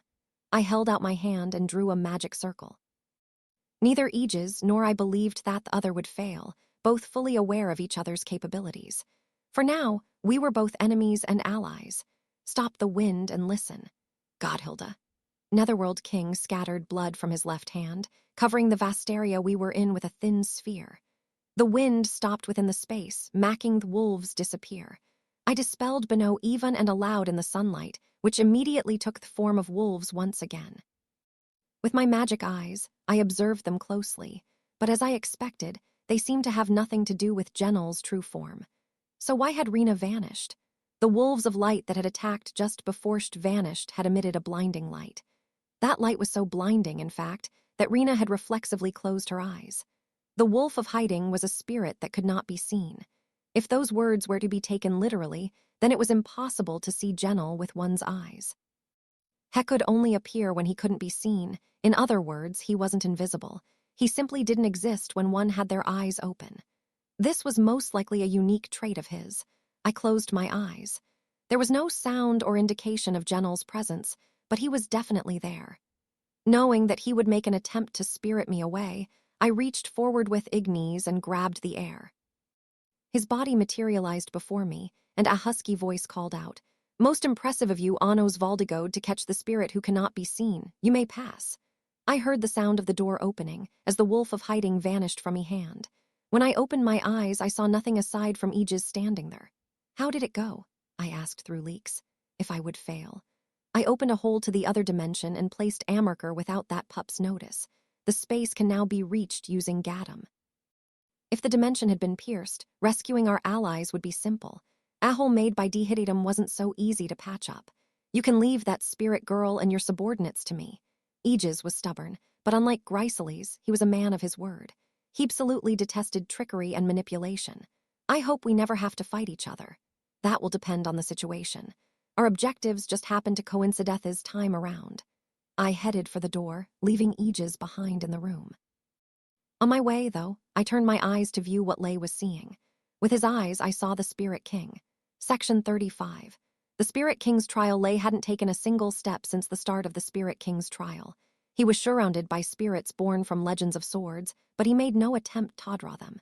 He couldn't move. There was plenty of distance between the Spirit King and Lay.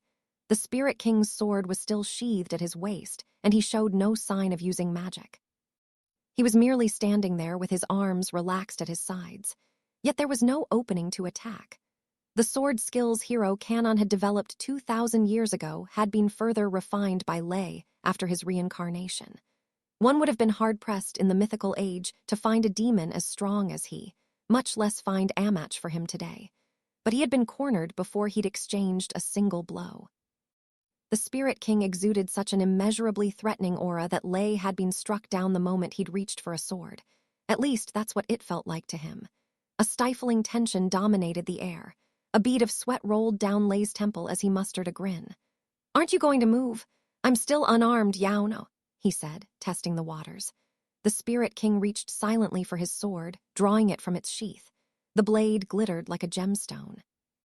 The sword was one of the spirit swords that had been mentioned in the green books. "That's Ilaro, the jewel sword, am I right? The spirit sword that can seal anything inside a gemstone, provided it's cut with a pentagram pattern." Of answering, the Spirit King stared back coldly from behind his mask. "Let's do this, then," Lay said. The next moment, he disappeared so fast, he left an afterimage of himself behind. Lay had moved over to one of the spirit swords protruding from the ground, the unbreakable sword Jiria. The blade was a spirit born from the rumor of a sword that could never be broken. It had a simple ability that would be powerful in Lay's hands. Lay reached for the unbreakable sword and his eyes widened. The Spirit King had moved at an even faster speed to stand before the sword. The jewel sword glinted as it slashed horizontally. Lay jumped aside before its tip sliced through his skin. He began to step back to put distance between them, but as he was bracing himself for combat, his chest was torn open. A line-off magic glittered in the wound. Lay exhaled quietly. "If you plan on cutting a pentagram shape, you're as good as telling me where you'll aim next. Are you that confident in your abilities?" He used both hands to draw a magic circle, casting Scyphio to summon Holofire. The fire split into 16 flames that surged towards the Spirit King from all sides. But the Spirit King's hand blurred as a pentagram was carved into the core Ofach flame. The holy fire was promptly absorbed and sealed away. 16 regimes clattered to the floor. "If only I could use Ask," Lay mumbled, drawing another magic circle. This time he cast Scyphio with his left hand and Vigual with his right. "How about this?" When he thrust his hand forward, 32 individual blasts of Scyphio rained down upon the Spirit King, but the Spirit King merely slashed his sword in silence. Countless pentagrams were carved in the blink of an eye, and the blasts off Scyphio disappeared. 32 red gemstones remained. The next moment, the floor beneath the Spirit King caved in, and the rubble flew up to attack him. Vigual was a spell that destroyed the ground beneath an enemy and attacked that target with the debris. The spell couldn't deal much damage, but it did enough to buy some time. The shock wave caused by Vigual sent the unbreakable sword flying over to Lay. but when he grabbed hold of it, gah, fresh blood sprayed from Lay's right hand. The unbreakable sword fell from his grip, stabbing back into the ground. Spirit King stood before Lay, completely unaffected by Vigual. And that wasn't all. At the same time Lay's finger was cut, his chest had also been slashed, first diagonally, then upwards. That completed 3 of the 5 sides of the pentagram. 2 more and Lay would be sealed inside a gemstone. Based on the sword's description in the green books, being sealed away wouldn't kill him, but he would be unable to move. Lay jumped back to better assess the situation. "Is it just a coincidence?" he asked. "I have 7 sources. No matter what spirit swords or spells you use, I won't be easily killed, but your choice of sword implies that you know who I am." Lay and his 7 sources would be near impossible. It was much more efficient to fight him with the intention of sealing his movements. "Have we fought before?" Lay asked, but the Spirit King did not answer. "It seems like you know how I'll fight already, so it'd be wiser not to go along with your intentions." He raised both his hands. "I surrender. Instead of continuing the trial like this, I'd rather wait for Anos to arrive." The moment Lay said that, the Spirit King appeared before him, thrusting Ilaro forward without question. Lay evaded it by a hair's breadth and leaped back out of the way. "Unfortunately, the Spirit King wishes to continue the trial," Inunion's voice announced. "You were never going to let me go, were you?" Lay muttered. His bad feeling had been right on the mark. He kept a close eye on the Spirit King's every move, but there was nothing he could do while unarmed. Before Lay had a chance to think, the Spirit King stepped forward. Lay tried to retreat further, but lightning bolts appeared behind him, obstructing his way. The bolts formed a cage preventing Lay's escape. Out of the corner of Lay's eye, he saw a small fairy with a mallet. It was Gigadeath, the spirit of thunder and wind. "Erg." Lay grimaced in pain. A tree branch had pierced his leg. Every spirit was on the Spirit King's side. As though to prove Inunion's words, countless branches reached out, skewering Lay where he stood. Og. With 7 sources, Lay wouldn't die so easily, but the goal was probably to stop him. With the jewel sword in hand, the Spirit King moved before him. The blade gleamed like a flash of light. Just then, a look of surprise crossed the Spirit King's gaze. Ilaro slashed through empty space. Lay, who was supposed to be skewered by the branches, had completely vanished. A dense mist drifted through the air in his place. "Half-spirit. It's okay if I help, right?" Misay's voice rang through the fog. She was using Fusca. The mist reverted to the forms of Misay and Lay, who were standing far away from the Spirit King. Inunion didn't respond. He probably had no intention of sending them back down anyway. Had that been his plan all along? "Here, Lay." Misay handed Lay the unbreakable sword. "You're much better at using Fusca than before," he remarked. Misay nodded. She had used Fusca just now to change Lay into mist and flee. Up until that point, she had been able to use the mist to hide her allies, but the only one she could change into mist was herself. "I was so absorbed in the moment, I kinda did it without realizing." Misay's spirit abilities had clearly grown stronger, but it was unclear whether that was due to Lay being in danger or her presence in Ahurthern. "I'm going to fight too," she declared. Lay smiled brightly and took her hand. "You know, I think I could manage it with you here with me." "Huh?" Misay looked at him confusedly. "You're my sword," Lay said. "As long as you're looking at me, as long as you're fighting with me, we'll never lose." Being in the midst of battle, Lay turned to Misay. "Will you believe in me?" he asked. Misay nodded. "I will." Lay smiled at her, looked back at the Spirit King, and then charged towards him. Countless branches burst through the floor, walls, and ceiling to stop him, their tips sharp like blades. "Hiya!" Faster than the eye could see, Lay slashed the branches away. The spirit of thunder and wind released more bolts of lightning, but Lay weaved through him to close in on the Spirit King. "Hiya!" He swung his sword down over his head, but the Spirit King blocked it with the jewel sword. The sharpness and toughness of the unbreakable sword won over Ilaro, chipping its blade. As Lay stepped forward, he passed another spirit sword stuck in the ground. He kicked it up and grasped it with his left hand, thrusting it towards the Spirit King's mask, and something hard cracked. Lay could barely retain his surprise.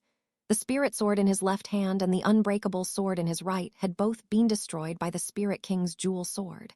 The Spirit King's skill was tremendous, and his blade had moved faster than Lay ever could. It was no ordinary feat to destroy a spirit sword rumored to be unbreakable. A murderous gaze pierced Lay from the other side of the mask. Ilaro, the jewel sword, was swung down to be met midair. Magic leaked through the Spirit King's mask, exposing his faint surprise. The unbreakable sword that they had both seen snap at the guard was back in Lei's hand and being used to block Ailaro. In fact, upon closer inspection, a bright holy light had gathered to form the blade. Its appearance strongly resembled Ask, but this light glowed far brighter. Locked in a fierce duel with the Spirit King, Lei channeled all his strength into his arms. "I'm sure you're someone who knew me 2,000 years ago. You declared holy swords were against the rules of the trial, and you believed I had no swords left once the spirit sword broke." Pushed the blade of light forward with even more strength. His power was growing. "If you only knew me from 2,000 years ago, you wouldn't know I can use Tio Ask now, would you?" Lei's body shone with light.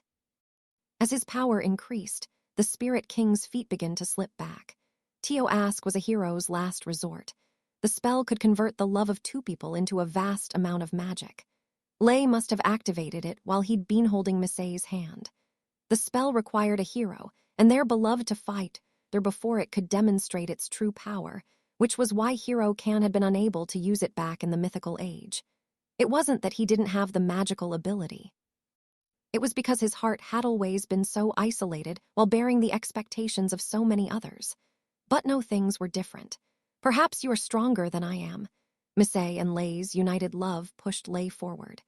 Tio Ask had originally been designed to strengthen the abilities and weapons of humans, who were inherently weak. The spell was a much more fearsome force when cast on a demon's body. Lei pushed forward with all his might, putting all his strength into the blade of light until a crack shot through the jewel sword's blade. "But in this peaceful era, I've put down my sword." Holy light blazed around him like fire, conveying the couple's burning emotions, and chosen Talav instead. With a large step forward, Lei swung the sword of love down. "Tio Traloth!" The aura of light surrounding Lei flared up as he sliced through the Spirit King and his sword. The next moment, the trail of his sword's slash exploded. Section 36. Omen. As the Spirit King's jet-black armor split, blood gushed from the open wound. A crack ran along the mask, which the Spirit King held together with his hand. Being able to move after a direct hit from Tio Traloth was a testament to the strength of the Spirit King's mask, armor, and anti-magic, but he was as good as naked now. Lei pointed the sword of love at the Spirit King's face. "That should settle it, don't you think? Surely you don't think you can keep fighting with no sword and on hand on your mask." Finally, the Spirit King conceded. "So it seems," he said, speaking for the first time. He slowly removed his hand from his mask. The crack spread until a piece of the mask snapped off. The Spirit King's mouth was revealed, and his magic was finally exposed. Lei's gaze remained fixed on the Spirit King's true form. A warm breeze blew.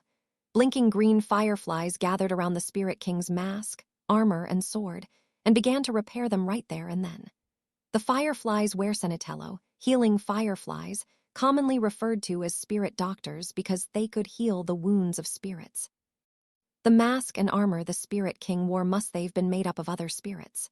Once the gear had been restored to its original state, the Spirit King swung the jewel sword down. Foreseeing the Spirit King's blow, Lei used his sword of love to sweep Ailaro aside. The sword had to move in a certain path in order to complete the pentagram. However, the Spirit King was one step ahead and changed the trajectory of his blade mid-swing. He thrust Ailaro forward, directly at Lei's heart. For Lei, who had 7 sources, no such attack would prove fatal. With the intention of sacrificing one of his sources, Lei swung his sword tossless the mask into 2. Breaking the mask completely was the only way ta guarantee it wouldn't be repaired. Ailaro pierced Lei's wards and plunged into his heart. With blood gushing from the left side of his chest, Lei brought down his sword with all his might. "Tio Traloth!" The sword of love collided with the Spirit King's mask, erupting in an explosion of light. Ugh! But before the mask could be sliced apart, the sword came to a sudden stop. Lei's right shoulder had crystallized into a blue gemstone. The moment they had crossed swords, the Spirit King had pierced Lei's heart, withdrawn hisward, and carved a tiny pentagram into Lei's shoulder. The sword of love clattered to the ground. Tio Ask's light faded, leaving behind the remains of the unbreakable sword. Lei's right arm fell limp at his side. The tiny pentagram wasn't enough to seal his entire body, but it had removed the function of certain parts. That said, it was no easy feat to both pierce Lei's heart and cut his shoulder in the brief moment Lei had put his all into his attack. Even if we fought before in the past, There's only one person I know Hawk can best me with a sword. Lay gathered the power of Tioask, channeling Atinto the broken spirit sword in his left hand. He held the brightly glowing sword-off love at the ready. Canon, the Spirit King said, nothing in this world can remain entirely unchanged after the passing of 2,000 years. Sparks flew from the heat of their glares. Swords clashed together over and over. It was a battle of pure speed, with Lay trying to slice the mask and the Spirit King trying to draw a pentagram. And there was no question who had the advantage. The Spirit King was in complete control of every strike. Lay's sword once again clattered to the floor, his left arm falling limply by Hai's side. Just like before, a pentagram had been carved into his shoulder to seal Hai's arm. It's over. A brandished sword flashed. The jewel sword was on a path to draw a full-size pentagram when it changed trajectory at the last moment. Several hundred bolts of lightning flew at the Spirit King like arrows. Hused Ilaro to cut down each bolt. The lightning turned into red gemstones midair and fell noisily to the ground. Get back, Lay! Misay released more arrows from her hand. It was the Power-Off Gigadeath, the spirit of thunder and wind. Spirit magic. Misay held her hands out before her and drew a magic circle as though she'd done so many times before. Her power rapidly increased in magnitude. At the same time, her chestnut brown hair began to change color. It transformed into a deep shade reminiscent of the ocean. 6 crystalline wings appeared on her back, and the white uniform she wore shifted to a blue-tinted black, into an elegant midnight blue dress. The half-shell that dangled about her neck became an extravagant 10-pointed star. Her form was extremely similar to the Great Spirit Reno's, her true form, that is. Leaves of the great tree appeared from the magic circle, sticking to Lay's shoulders and shattering the blue jewel. The incomplete lines of the pentagram across his chest also disappeared. This your true form? Ahaha, so it seems. Honestly, it doesn't feel real to me yet. I'm just relieved I still look like a demon. How does your body feel? Half spirit, half demons tended to have lesser-known lore and weaker source than purebred spirits. This effect was amplified when they took on their true forms. It's fine. I've always been healthy and full of energy. Besides, this isn't the time to be worrying about that. You're in danger. Misay used both hands to draw a magic circle. She was casting a spirit spell. Gigadale! Numerous arrows of lightning shot towards the Spirit King. Lay ran after them, the sword formed from Tioask gripped in his grasp. From the Spirit King's side, the spirit of thunder and wind loosed the same number of arrows. Lightning clashed with lightning, the volatile impacts crackling and bursting throughout the room. Lay drew close to the Spirit King and swung his sword down at the mask, deliberately inviting an attack on his unguarded chest. Ilaro drew a pentagram. With such capabilities, the Spirit King had plenty of time to do so in the brief moment they crossed swords, but Lay intended to break the mask before the Spirit King could finish the job. The Spirit King evaded the Tioask sword, taking the attack in his shoulder instead. His black armor was torn apart as the blade of light dug into his flesh. The Spirit King took another step forward, raising the jewel sword into the air. At the same time, the sword in Lay's left hand shot forward. One flash of light later, Lay's eyes widened. Without bringing down his sword, the Spirit King had taken another step towards Lay, brushing past him while evading his attack. His goal was clear. The moment Lay whirled around, the crimson flash-off blood filled his vision. The Spirit King's sword pierced Misay's heart. The light faded from the sword in Lay's hand. Tioask couldn't be used if the love being converted into magic disappeared. Misay was dying. With a small breath, Lay looked at the Spirit King calmly. He had witnessed countless scenes of carnage up till now. He knew that becoming consumed Byonger never ended up saving anybody. It was precisely because he treasured Misay that he could hold himself together as he watched her life fade away. Lay took a step towards the Spirit King, but then my magic eyes were obstructed, cutting off my access to Lay's vision. You shouldn't be looking away, Demon King.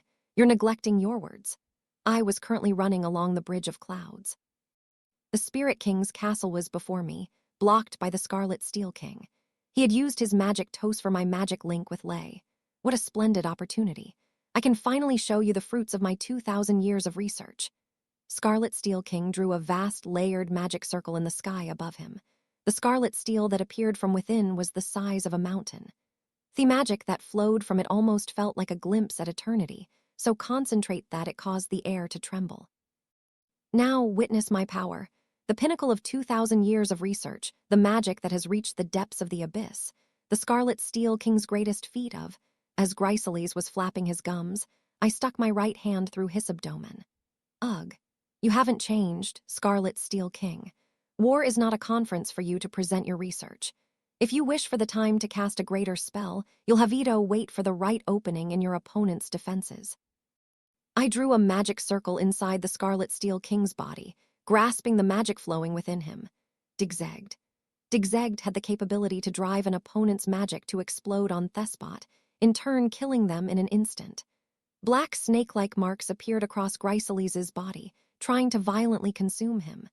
The Scarlet Steel King's gelatinous body burst, unable to maintain its shape.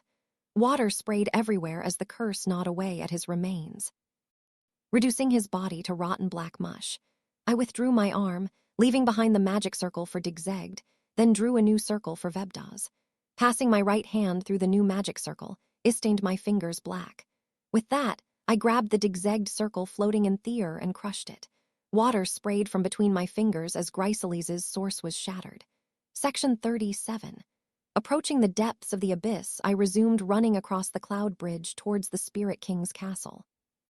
Once I reached the doors, I threw them open and marched inside. The interior was entirely scarlet in color. The walls, floor, ceiling, and pillars were all stainedred. They were steels of the Scarlet Steel King. This wasn't the castle I was looking for. "Welcome to my laboratory, Demon King," a voice called behind me. The Scarlet Steel King, who moments ago had been destroyed, walked through Thedor. His body glowed black as his face twisted in an eerie grin. "But I must say, wasn't it rather rash of you to ignore the school rules and destroy me without a second thought? Oh, I knew from the moment you made that giant rock appear in the air that you'd obstructed in Union's eyes. Breaking the rules is hardly a problem if Hysent watching. You have no proof of such a thing. Even without proof, I know you and your personality. You probably thought I'd be unable to retaliate if you took me by surprise, but you were wrong." Gryceles' face warped with displeasure. "Who judges someone by their personality? You're as careless a man as ever. You seem to have grown a little, though. You couldn't use a grown-up 2,000 years ago." His smooth face crumpled in a sneer. "Is that all you've noticed? It was my first time using Digzegged and Vebdaz against you. A grown-up only worked against attacks that one had experienced before. I researched Hero Canon's source magic. I now possess 7 sources as well." Sent magic through his body, making his gel-like frame glow black. If he had 7 sources, it would be noticeable at a glance, but when I stared into the abyss with my eyes, I only saw one.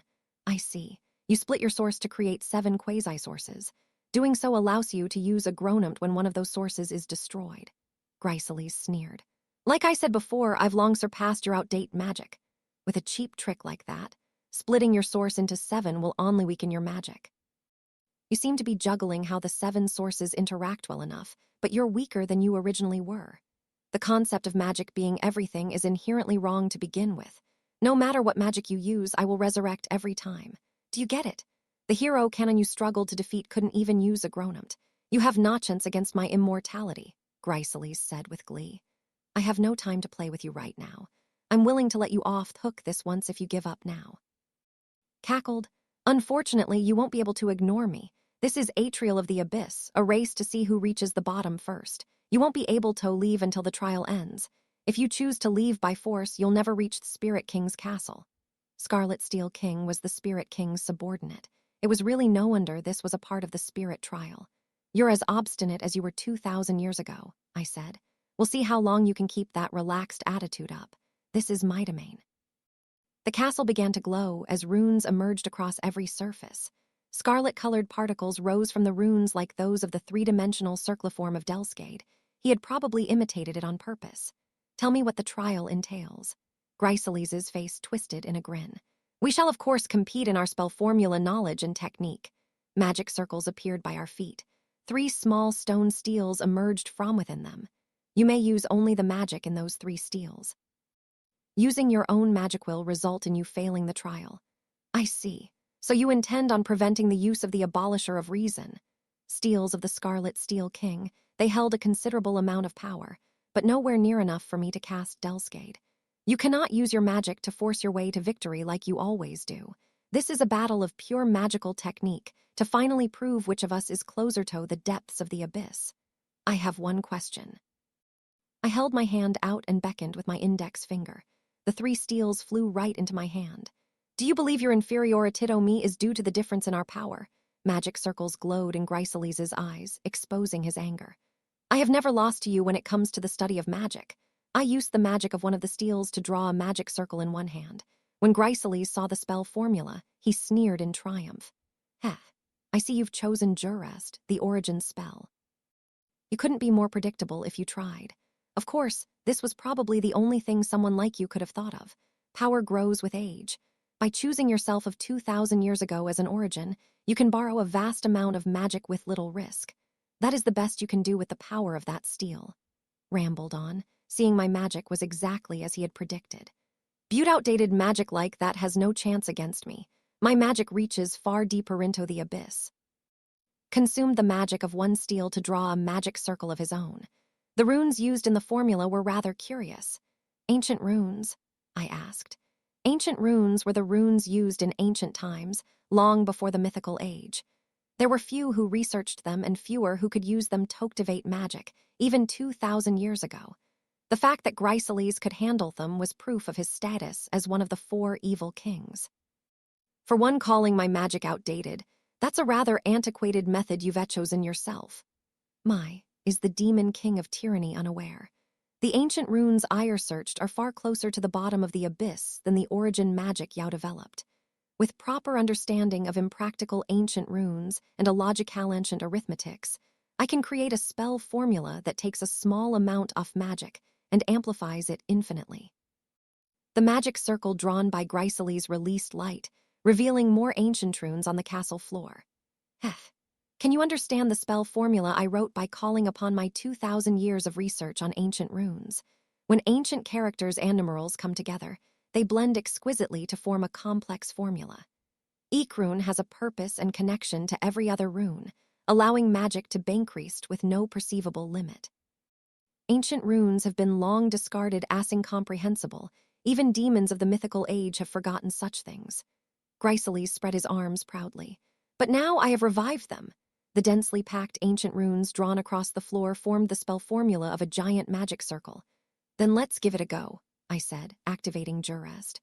Black lightning cloaked my hand, swelling until it spread throughout the castle. Try it, Demon King.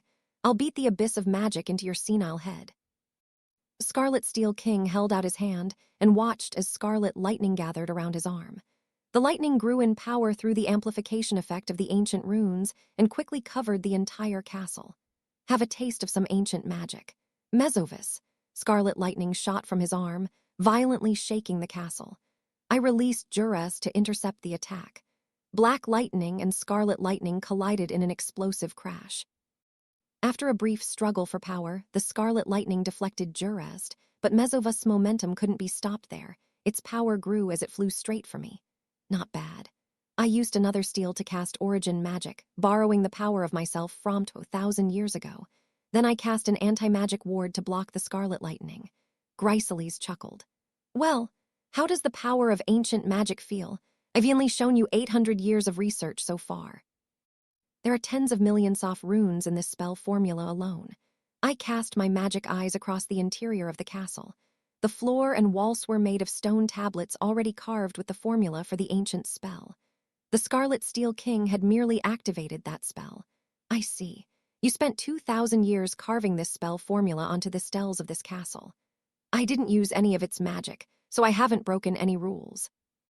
Gryceles' spellcasting speed was slow, and the magic contained in his source was weak.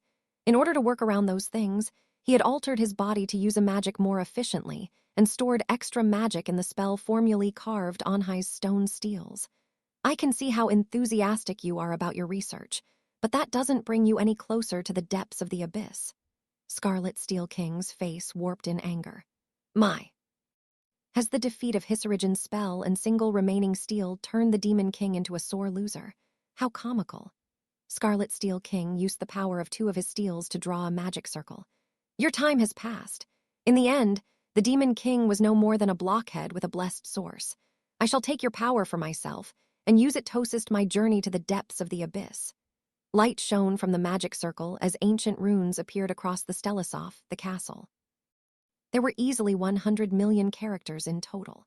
Behold the culmination of 2,000 years of my life, the ancient spell Regu Novus.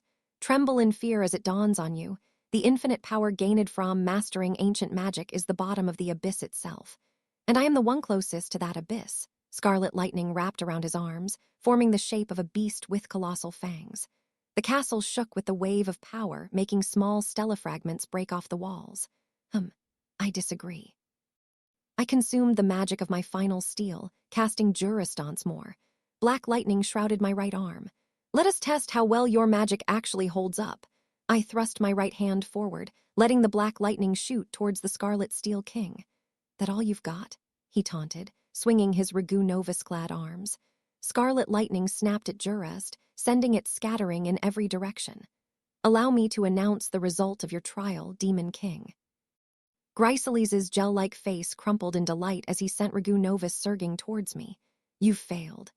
With a deafening clap of thunder, Regu Novus bared its fangs. Lightning crackled and began to separate like a jaw stretching open, before it swallowed me whole.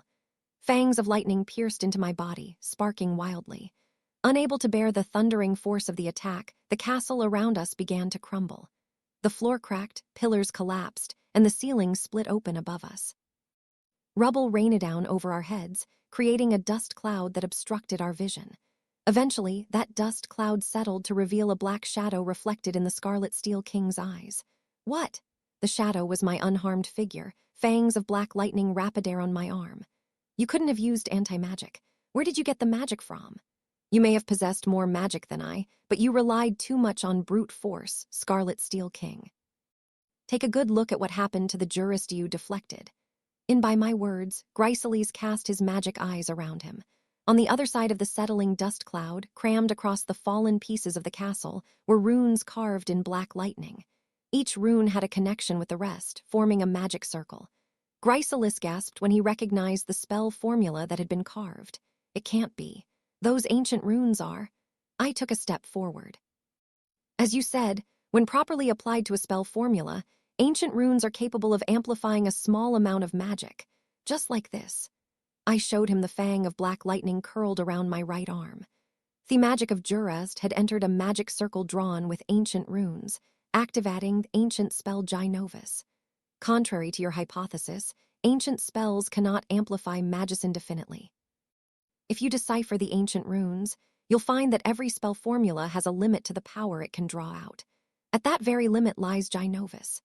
Directed his eyes at the formula of my ancient spell, frantically attempting to analyze it. While ancient spells excel at increasing a small amount of magic, their efficiency in doing so actually lowers that limit. In other words, it's magic for those with little magic in their source, for weak demons like you. I suspect our ancestors abandoned ancient runes when they discovered they couldn't reach Thedeps of the Abyss like this, and developed the new runes we use today. I made my way over to his dazed form, coming to a stop right in front of him. That's not possible. Ancient magic is meant to create infinite power. The moment the Scarlet Steel King tried to step back in fear, I grabbed him by the face. The Gynovus around my arm bared its fangs and began tearing apart his body. Ah! Black fangs of lightning sunk deep into Gryceles' body. This can't be, he gasped. His magic, his source, was devoured by Gynovus, and the barrier isolating the area instantly vanished. The Scarlet Steel King had perished, ending the trial. Now there was nothing stopping me from proceeding to the Spirit King's castle. I turned on my heels and headed straight for the door. Wait. It's not over yet, Demon King. The Scarlet Steel King called weakly. The Scarlet Steel King's melted body was regenerating. With his 3 stellas run dry, he shouldn't have been able to use a gronumt, but it seemed he had cast aside his pride and used the steels of the castle instead. Unfortunately, the only good thing about ancient magic is its efficiency. Those fangs will remain sunk into your source. Novus coiled around Gryceles' regenerated body, eating away at his source once again. No. Resurrect as many times as you wish. You said you've stored up magic for the last 2,000 years, so you better hope your precious steels hold enough for you to withstand Gynovus until it disappears. I turned around and resumed my walk towards the door. Wait. I still haven't lost to you, I replied without turning back. Just accept it already. The depths of Thebes you seek are shallows I passed 2,000 years ago. Section 38. The Trinity I left the steel castle to find myself in a corridor of clouds. Taking a look around, I caught sight of a rift. A lush green meadow and small castle could be sighted through the rift, where it was connected to the clouds via a bridge. Thathed to be the Spirit King's castle. One burst of movement later, I was standing before the entrance. I reached out a hand and opened the door. The inside of the castle had been completely rewind by the earlier battle between Lay and the Spirit King. The floor was cracked, pillars had collapsed, and walls were sliced apart. What caught my attention most of all was the lack of sound. Just moments ago, the Spirit King and Lay had been locked in a fierce battle. If that battle was still ongoing, there was no way it would be this silent. Was the fight already over? I set off towards the Spirit King's throne. The throne room was empty. Neither Lay nor Misfit nor the Spirit King was anywhere to be found. I found only a large puddle of blood, with a red jewel fallen in the center. I held my hand over the jewel and made it float up. From there, I drew a spherical magic circle around it, followed by more magic circles on all sides. Lil Wente was a spell to break seals, curses, and bindings. Eventually, a crack appeared along the jewel's surface, growing in size until the gem shattered. Bathed in a pale light, a battered and beaten Lay appeared. He immediately collapsed, having no strength left to stand. I caught him before he could fall to his knees and cast Kale to heal his wounds. To think there was someone who could defeat you, even with the sword of 3 races and the sword of intent sealed. Where's Misfit? He asked weakly. Him asking meant that he had been sealed without knowing what had happened to her. If she was dead, her corpse should still be here. Had they taken her to prevent me from using Ingal? It was hard to imagine the Spirit King having any reason to do such a thing. He would only have killed her to make it easier to defeat Lay. But while the Spirit King had succeeded in sealing Lay, he had chosen not to kill him. Fully destering Lay's 7 sources would have taken time, enough time for me Torv. He had chosen to flee before that could happen. If his goal had been to kill Misfit, there would have been no need to go through such trouble. After all, he could have summoned her at any time by claiming to be her father. It seems reasonable to assume the Spirit King took her. Does he plan on making her a hostage? Perhaps. Or perhaps Misfit is the child of God. He may plan on using Thatpor. Even then, something felt odd. What had I missed? There had to be something. It felt like I was just one clue away from solving the entire mystery. Anos, the Spirit King, is probably. Shin, Lay nodded. He tried to hide his swordsmanship, but there was something about the Spirit King's technique that resembled his. Maybe it's because of the power of the spirits, but he's much more skilled than he was 2,000 years ago. Of the demons from 2,000 years ago, Shin was the only one who could come close to defeating Lay. That would also explain why the Cursed King's subordinate had carried the other half of the demon's sword. Gist had told us that the Spirit King had been around since then. Did that mean Shin had chosen not to reincarnate? It was hard to imagine him going against his word. Or were there circumstances preventing him from fulfilling his promise? Perhaps those circumstances were connected to his current behavior. Just what had happened after I died? How had he ended up becoming the Spirit King? Anos. I turned to see Sasha and Misha running through the door, with Eleanor and Zeshia close behind them. The 4 had successfully cleared the spirit trial. Look at the Dilhade Magicast. Misha showed me the image being projected through Limnit. It depicted the throne room of Delskade, where someone was sitting upon the throne. This stranger wore an ominous mask and a long coat that reached his feet. Fellow demons, he said in a somber voice, as though he were the demon king of tyranny. The recent battle has taught me a lesson about mankind. Humans are foolish, but that is not all. The same goes for you Lowlightmans. That's right, this world is rotten, and it is my duty to correct that. His voice resembled Lay's when he wore his Avo's mask. Noble royalty of the demon king of tyranny's blood, gather by my side. For I, Avos Dilhevia, the demon king of tyranny, shall rule this world in the rightful way. Was wrong. A deep-seated hatred that hadn't been present in the Spirit King's tone could be heard in this stranger's words. Lowly half-breeds far removed from the founder, you shall submit to us as nourishment. Only those of my bloodline shall remain the standard of Dilhade. The masked demon stood up and spread his arms. Come to me, the 7 demons of my creation. Magic circles appeared in the room, from which the 7 demon elders appeared via Gadam. They knelt before the masked demon to swear their loyalty, bowing their heads low. Answer me, 7 demon elders, who am I? The 7 demon elders answered in unison. The demon king of tyranny, Avos Dilhevia, the one who shall rule this world. Our collective wish. To create the ideal world ruled by royalty, they replied. The masked demon took a step forward. There is a foolish half-breed who seeks to defy this wish. He took another step and raised his hands. In a voice full of hatred, he spoke. I am hereby ordering all royalty kill the Misfit. He raised his voice. Kill Anos Valdigode. Magic power accompanied his words, transforming them into a curse that seized the 7 demon elders. The curse was so strong, its dark form seeped through Limnit and coiled around Lay, Misha, and Sasha as well. What is this? Sasha asked. Misha answered. A verbal curse. I feel a compelling force, but it's not that strong, Lay muttered. It feels creepy. Sasha glared with her magic eyes of destruction, making the black shadow the curse disappear. So that's what it was. That wasn't the Spirit King. I cast Gadam and attempted to teleport into Delskade, to no avail. They had set up a ward to prevent Gadam from functioning, but if their allies could still teleport around, there had to be an opening somewhere. I should be able to get a small amount of magic through. I created a magic body identical to my own body and sent it to the throne room using Gadam. After a brief moment of focus, my vision turned bright white and then cleared to reveal Avos Dilhevia before me. Demon Elder Gaios yelped when he spotted me.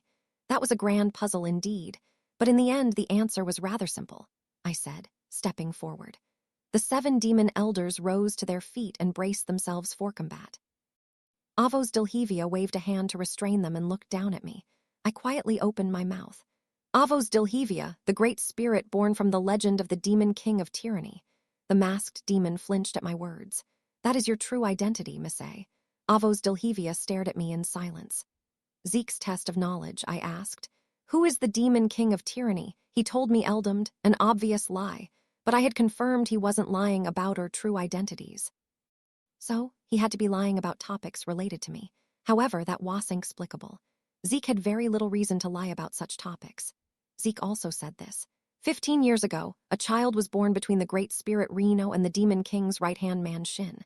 That child was Misay Illirogue, and her birth was exactly what the heavenly father Nisgalia wanted. Misay's spirit lore is the order to destroy the demon king.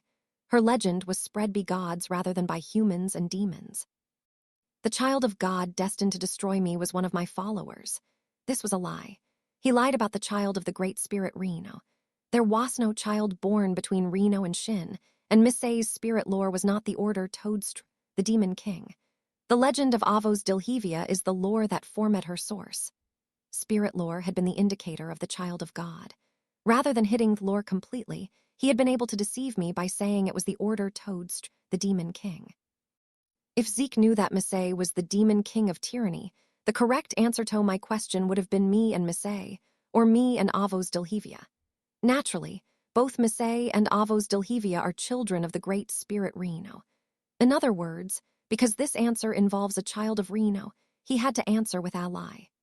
Unable to give only half the correct answer of Anos Valdigode, Zeke had to answer with the lie Eldomed. The moment I showed signs of doubt, Zeke ended the test of knowledge to prevent me from realizing the truth. Of course, the test of knowledge alone hadn't been enough for me to solve his mystery. The attempt on Melhaze's life was to prevent the truth of Avos Dilhevia from being spread through Dilhade at the announcement of the Demon King reordination ceremony. The truth would erase the rumor, causing Misay to fall sick with spiritosis and prevent her from assuming her true form. Ultimately, Melhaze hadn't had to die for that to happen. As long as the 7 demon elders knew they were being targeted, they would have to protect themselves. This would delay the ceremony announcement, creating time before Avos Dilhevia's rumor and legend was erased. And their plan had worked. Without that attack, the truth regarding Avos Dilhevia would have been revealed by now. The Cursed King's subordinate tried to kill Misay in order to put her transient form in danger.